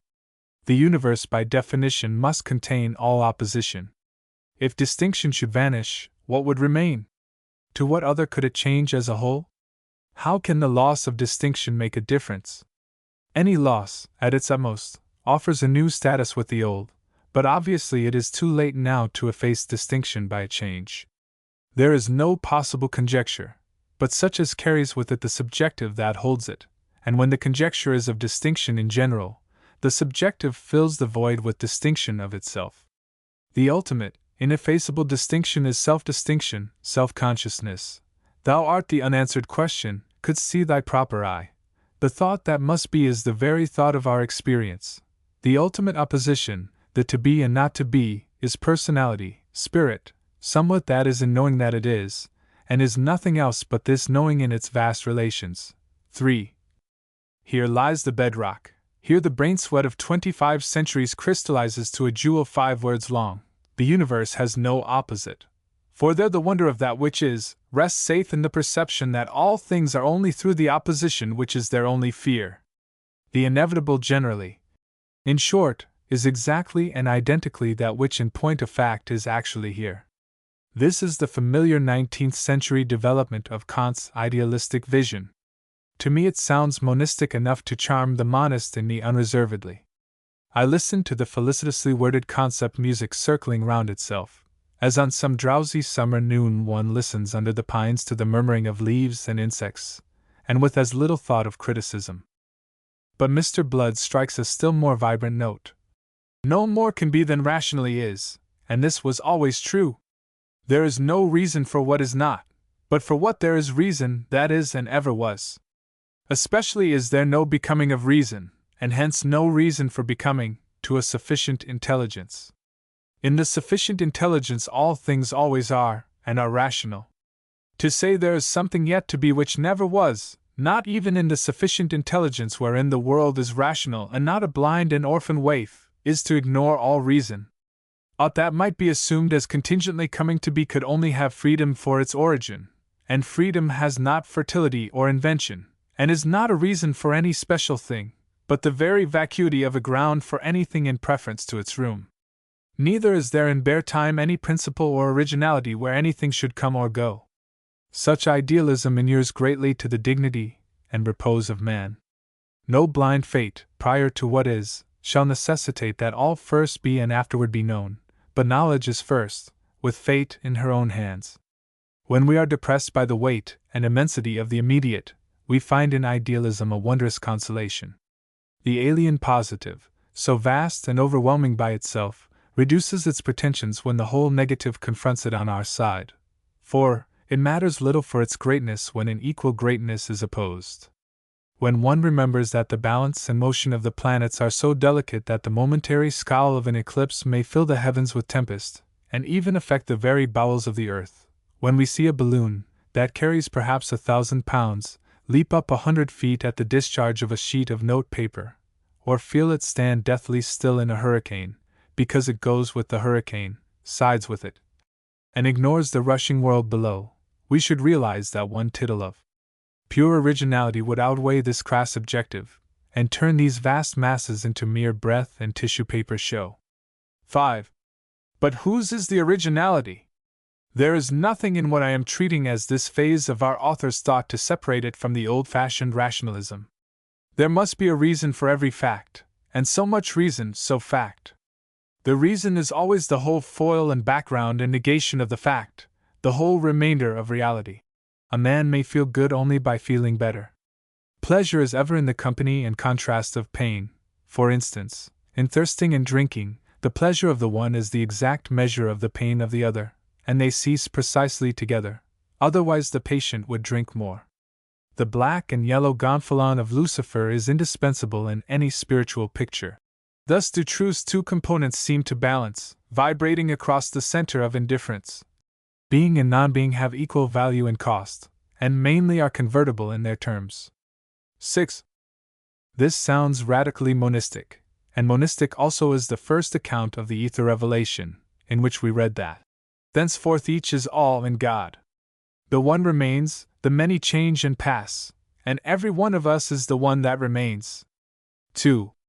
It seems to me that any transcendental idealist who reads this article ought to discern in the fragmentary utterances which I have quoted thus far, the note of what he considers the truer dialectic profundity. He ought to extend the glad hand of fellowship to Mr. Blood, and if he finds him afterwards palavering with the enemy, he ought to count him, not as a simple ignoramus or Philistin, but as a renegade and relapse. He cannot possibly be treated as one who sins because he never has known better, or as one who walks in darkness because he is congenitally blind. Well, Mr. Blood, explain it as one may, does turn towards the darkness as if he had never seen the light. Just listen for a moment to such irrationalist deliverances on his part as these. Reason is neither the first nor the last word in this world.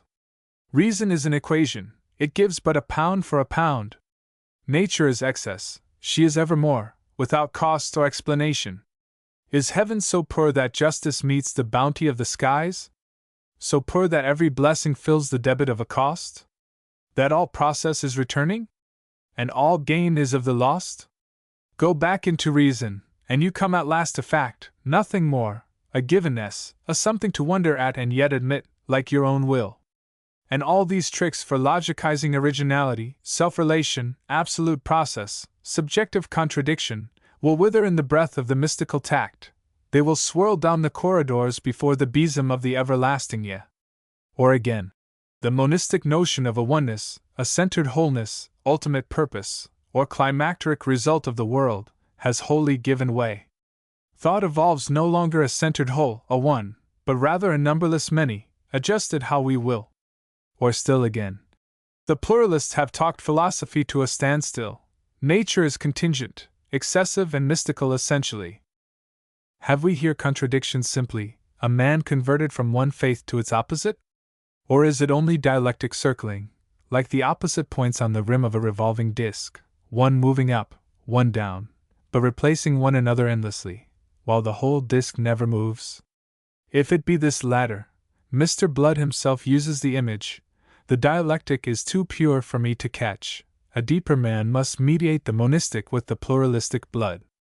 Let my incapacity be castigated if my subject ever reads this article, but let me treat him from now onwards as the simply pluralistic mystic which my reading of the rest of him suggests. I confess to some dread of my own fate at his hands. In making so far an ordinary transcendental idealist of him, I have taken liberties, running separate sentences together, inverting their order, and even altering single words, for all which I beg pardon. But in treating my author from now onwards as a pluralist, interpretation is easier, and my hands can be less stained, if they are stained, with exegetic blood. I have spoken of his verbal felicity, and alluded to his poetry. Before passing to his mystic gospel, I will refresh the reader, doubtless now fatigued with so much dialectic, by a sample of his verse. The Lion of the Nile is an allegory of the champion spirit of the world, in its various incarnations. Thus it begins. Whelped on the desert sands, and desert bred from dogs whose sustenance was blood alone, a life translated out of other lives, I grew the king of beasts. The hurricane leaned like a feather on my royal fell. I took the Hyrcan tiger by the scruff and tore him piecemeal. My hot bowels laughed and my fangs yearned for prey. Earth was my lair. I slept on the red desert without fear. I roamed the jungle depths with less design than e'en to lord their solitude, on crags that cringe from lightning, black and blasted fronts that crouched beneath the wind-bleared stars. I told my heart's fruition to the universe, and all night long, roaring my fierce defy, I thrilled the wilderness with aspen terrors, and challenged death and life. Again.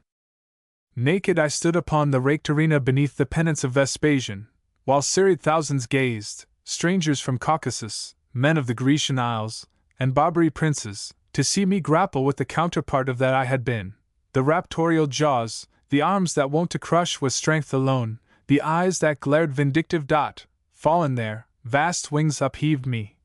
From the alpine peaks whose avalanches swirl the valley mists and whelmed the helpless cottage, to the crown of Chimborazo, on whose changeless jewels the torrid rays recoil, with ne'er a cloud to swathe their blistered steps, I rested not, but preyed on all that ventured from the earth, an outlaw of the heavens. But evermore must death release me to the jungle shades, and there like Samson's grew my locks again in the old walks and ways, till scapeless fate won me as ever to the haunts of men, luring my lives with battle and with love. I quote less than a quarter of the poem, of which the rest is just as good, and I ask, who of us all handles his English vocabulary better than Mr. Blood? 7. His proclamations of the mystic insight have a similar verbal power. There is an invariable and reliable condition, or uncondition, ensuing about the instant of recall from anesthetic stupor to coming to, in which the genius of being is revealed. No words may express the imposing certainty of the patient that he is realizing the primordial Adamic surprise of life. Repetition of the experience finds it ever the same, and as if it could not possibly be otherwise. The subject resumes his normal consciousness only to partially and fitfully remember its occurrence, and to try to formulate its baffling import, with but this consolatory afterthought, that he has known the oldest truth, and that he has done with human theories as to the origin, meaning, or destiny of the race. He is beyond instruction in spiritual things. It is the instant contrast of this tasteless water of souls with formal thought as we come to, that leaves in the patient an astonishment that the awful mystery of life is at last but a homely and a common thing, and that aside from mere formality the majestic and the absurd are of equal dignity.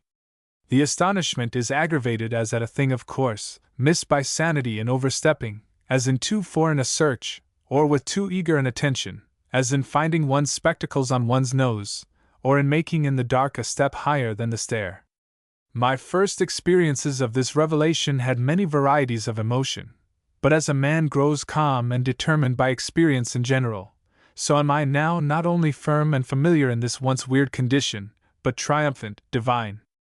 To minds of sanguine imagination there will be a sadness in the tenor of the mystery, as if the keynote of the universe were low, for no poetry, no emotion known to the normal sanity of man, can furnish a hint of its primeval prestige, and its all but appalling solemnity, but for such as have felt sadly the instability of temporal things there is a comfort of serenity and ancient peace, while for the resolved and imperious spirit there are majesty and supremacy unspeakable. Nor can it be long until all who enter the anesthetic condition, and there are hundreds every secular day, will be taught to expect this revelation, and will date from its experience their initiation into the secret of life. This has been my moral sustenance since I have known of it. In my first printed mention of it I declared, "The world is no more the alien terror that was taught me." Spurning the cloud-grimed and still sultry battlements whence so lately Jehovan thunders boomed, my grey gull lifts her wing against the nightfall, and takes the dim leagues with a fearless eye. And now, after 27 years of this experience, the wing is greyer, but the eye is fearless still, while I renew and doubly emphasize that declaration. I know, as having known, the meaning of existence, the sane center of the universe, at once the wonder and the assurance of the soul. After this rather literary interlude I returned to Blood's philosophy again.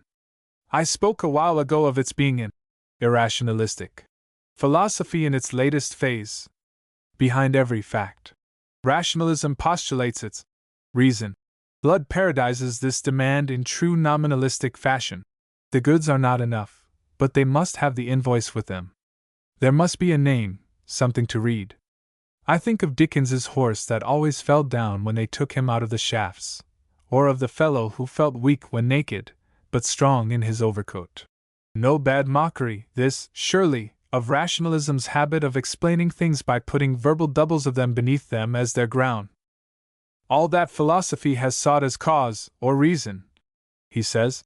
Pluralism subsumes in the status and the given fact, where it stands as plausible as it may ever hope to stand. There may be disease in the presence of a question as well as in the lack of an answer.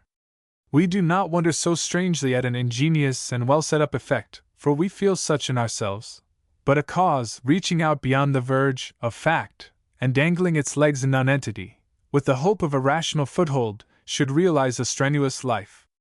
Pluralism believes in truth and reason, but only as mystically realized, as lived in experience. Up from the breast of a man, up to his tongue and brain, comes a free and strong determination, and he cries originally, and in spite of his whole nature and environment, I will. This is the Jovian fiat, the pure cause. This is reason, this or nothing shall explain the world for him. For how shall he entertain a reason bigger than himself? Let a man stand fast, then, as an axis of the earth, the obsequious meridians will bow to him, and gracious latitudes will measure from his feet. This seems to be Blood's mystical answer to his own monistic statement, which I quoted above, that freedom has no fertility, and is no reason for any special thing. 8. Philosophy, Mr. Blood writes to me in a letter, is past. It was the long endeavor to logicize what we can only realize practically or in immediate experience. I am more and more impressed that Heraclitus insists on the equation of reason and unreason, or chance, as well as of being and not being, etc. This throws the secret beyond logic, and makes mysticism outclass philosophy. The insight that mystery, the mystery, as such is final, is the hymnic word. If you use reason pragmatically, and deny it absolutely, you can't be beaten, be assured of that. But the fact remains, and of course the mystery. 9. The fact, as I understand the writer here to mean it, remains in its native disseminated shape. From every realized amount of fact some other fact is absent, as being uninvolved. There is nowhere more of it consecutively, perhaps, than appears upon this present page. There is, indeed, to put it otherwise, no more one all-enveloping fact than there is one all-enveloping spire in an endlessly growing spiral, and no more one all-generating fact than there is one central point in which an endlessly converging spiral ends. Hegel's bad infinite belongs to the eddy as well as to the line. Progress? Writes our author. And to what? Time turns a weary and a wistful face. Has he not traversed an eternity? And shall another give the secret up? We have dreamed of a climax and a consummation, a final triumph where a world shall burn and barbecue, but there is not, cannot be, a purpose of eternity. It shall pay mainly as it goes, or not at all. The show is on, and what a show, if we will but give our attention! Barbecues, bonfires, and banners? Not 20 worlds a minute would keep up our bonfire of the sun, and what banners of our fancy could eclipse the meteor pennants of the pole, or the opaline splendors of the everlasting ice? Doubtless we are ostensibly progressing, but there have been prosperity and hijinks before. Nineveh and Tyre, Rome, Spain, and Venice also had their day. We are going, but it is a question of our standing the pace.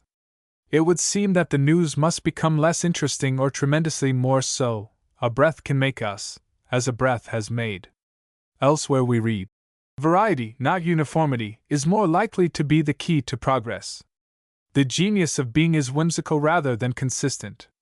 Our straightest show broken bones of histories all forgotten. How can it be otherwise? There can be no purpose of eternity. It is process all. The most sublime result, if it appeared as the ultimatum, would go stale in an hour. It could not be endured. Of course, from an intellectual point of view, this way of thinking must be classed as skepticism. Contingency forbids any inevitable history, and conclusions are absurd. Nothing in Hegel has kept the planet from being blown to pieces. Obviously, the mystical security, the apodal sufficiency, yielded by the anesthetic revelation, are very different moods of mind from aught that rationalism can claim to father, more active, prouder, more heroic. From his ether intoxication, Blood may feel towards ordinary rationalists, as Clive felt towards those millions of Orientals in whom honor had no part. On page 6, above, I quoted from his Nemesis. Is heaven so poor that justice, etc. The writer goes on, addressing the goddess of compensation, or rational balance. How shalt thou poise the courage that covets all things hard? How pay the love unmeasured that could not brook reward? How prompt self-loyal honor supreme above desire, that bids the strong die for the weak, the martyrs sing in fire? Why do I droop in bower and sigh in sacred hall? Why stifle under shelter? Yet where, through forest tall, the breath of hungry winter and stinging spray resolves, I sing to the north wind's fury and shout with the coarse-haired wolves? What of thy priests confuting, of fate and form and law, of being and essence and counterpoise, of poles that drive and draw? Ever some compensation, some pandering purchase still? But the vem of achieving reason is the all-patrician will.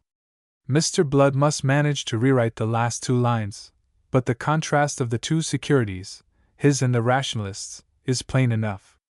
The rationalist sees safe conditions.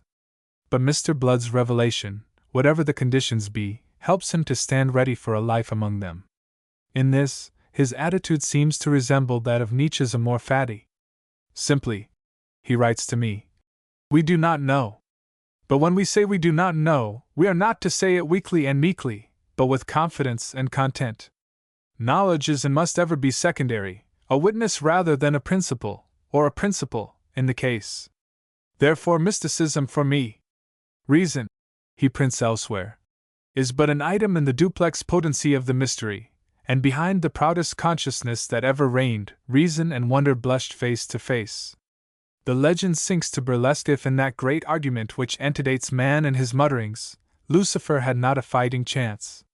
It is given to the writer and to others for whom he is permitted to speak, and we are grateful that it is the custom of gentlemen to believe one another, that the highest thought is not a milk and water equation of so much reason and so much result, no school sum to be cast up.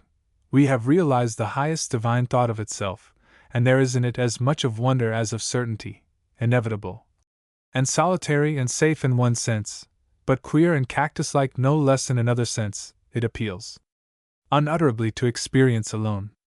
There are sadness and disenchantment for the novice in these inferences, as if the keynote of the universe were low, but experience will approve them. Certainty is the root of despair. The inevitable stales, while doubt and hope are sisters. Not unfortunately the universe is wild, game-flavored as a hawk's wing. Nature is miracle all. She knows no laws, the same returns not, save to bring the different. The slow round of the engraver's lathe gains but the breadth of a hair, but the difference is distributed back over the whole curve, never an instant true, ever not quite. Ever not quite. This seems to wring the very last panting word out of rationalistic philosophy's mouth. It is fit to be pluralism's heraldic device. There is no complete generalization, no total point of view, no all-pervasive unity, but everywhere some residual resistance to verbalization, formulation, and discursification, some genius of reality that escapes from the pressure of the logical finger that says, hands off, and claims its privacy, and means to be left to its own life. In every moment of immediate experience is somewhat absolutely original and novel. We are the first that ever burst into this silent sea. Philosophy must pass from words that reproduce but ancient elements, to life itself, that gives the integrally new, the inexplicable, the mystery, as what the intellect, with its claim to reason out reality, thinks that it is in duty bound to resolve, and the resolution of which Blood's revelation would eliminate from the sphere of our duties remains, but it remains as something to be met and dealt with by faculties more akin to our activities and heroisms and willingnesses, than to our logical powers. This is the anesthetic insight, according to our author. Let my last word, then, speaking in the name of intellectual philosophy, be his word. There is no conclusion. What has concluded, that we might conclude in regard to it? There are no fortunes to be told, and there is no advice to be given. Farewell. 1. Written during the early summer of 1910 and published in the Hibbert Journal for July of that year. 2. Yes. Paul is quite a correspondent, said a good citizen of Amsterdam, from whom I inquired the way to Mr. Blood's dwelling many years ago, after alighting from the train. I had sought to identify him by calling him an author, but his neighbor thought of him only as a writer of letters to the journals I have named. 3. How shall a man know he is alive, since in thought the knowing constitutes the being alive, without knowing that thought, life, from its opposite, and so knowing both, and so far as being is knowing, being both? Each defines and relieves the other, each is impossible in thought without the other, therefore each has no distinction save as presently contrasting with the other, and each by itself is the same, and nothing. Clearly, then, consciousness is neither of one nor of the other nor of both, but a knowing subject perceiving them and itself together and as one. So, in coming out of the anesthetic exhilaration, we want to tell something, but the effort instantly proves that something will stay back and do the telling. One must utter one's own throat, one must eat one's own teeth, to express the being that possesses one. The result is ludicrous and astounding at once, astounding in the clear perception that this is the ultimate mystery of life, and is given you as the old Adamic secret, which you then feel that all intelligence must sometime know or have known, yet ludicrous in its familiar simplicity, as somewhat that any man should always perceive at his best, if his head were only level, but which in our ordinary thinking has grown into 1,000 creeds and theories dignified as religion and philosophy. For elsewhere Mr. Blood writes of the force of the negative, thus, as when a faded lock of woman's hair shall cause a man to cut his throat in a bedroom at 5 o'clock in the morning, or when Albany resounds with legislation, but a little henpecked judge in a dusty office at Herkimer or Johnstown sadly writes across the page the word unconstitutional, the glory of the Capitol has faded. 5. Elsewhere Blood writes, but what then, in the name of common sense, is the external world? If a dead man could answer he would say nothing, or as Macbeth said of the air-drawn dagger, there is no such thing. But a live man's answer might be in this way: what is the multiplication table when it is not written down? It is a necessity of thought. It was not created, it cannot but be. Every intelligence which goes to it, and thinks, must think in that form or think falsely. So the universe is the static necessity of reason. It is not an object for any intelligence to find, but it is half object and half subject. It never cost anything as a whole. It never was made, but always is made, in the logos, or expression of reason, the word, and slowly but surely it will be understood and uttered in every intelligence, until he is one with God or reason itself. As a man, for all he knows, or has known, stands at any given instant the realization of only one thought, while all the rest of him is invisibly linked to that in the necessary form and concatenation of reason, so the man as a whole of exploited thoughts is a moment in the front of the concatenated reason of the universal whole, and this whole is personal only as it is personally achieved. This is the kingdom that is within you, and the God which no man hath seen at any time. 6. There are passages in Blood that sound like a well-known essay by Emerson.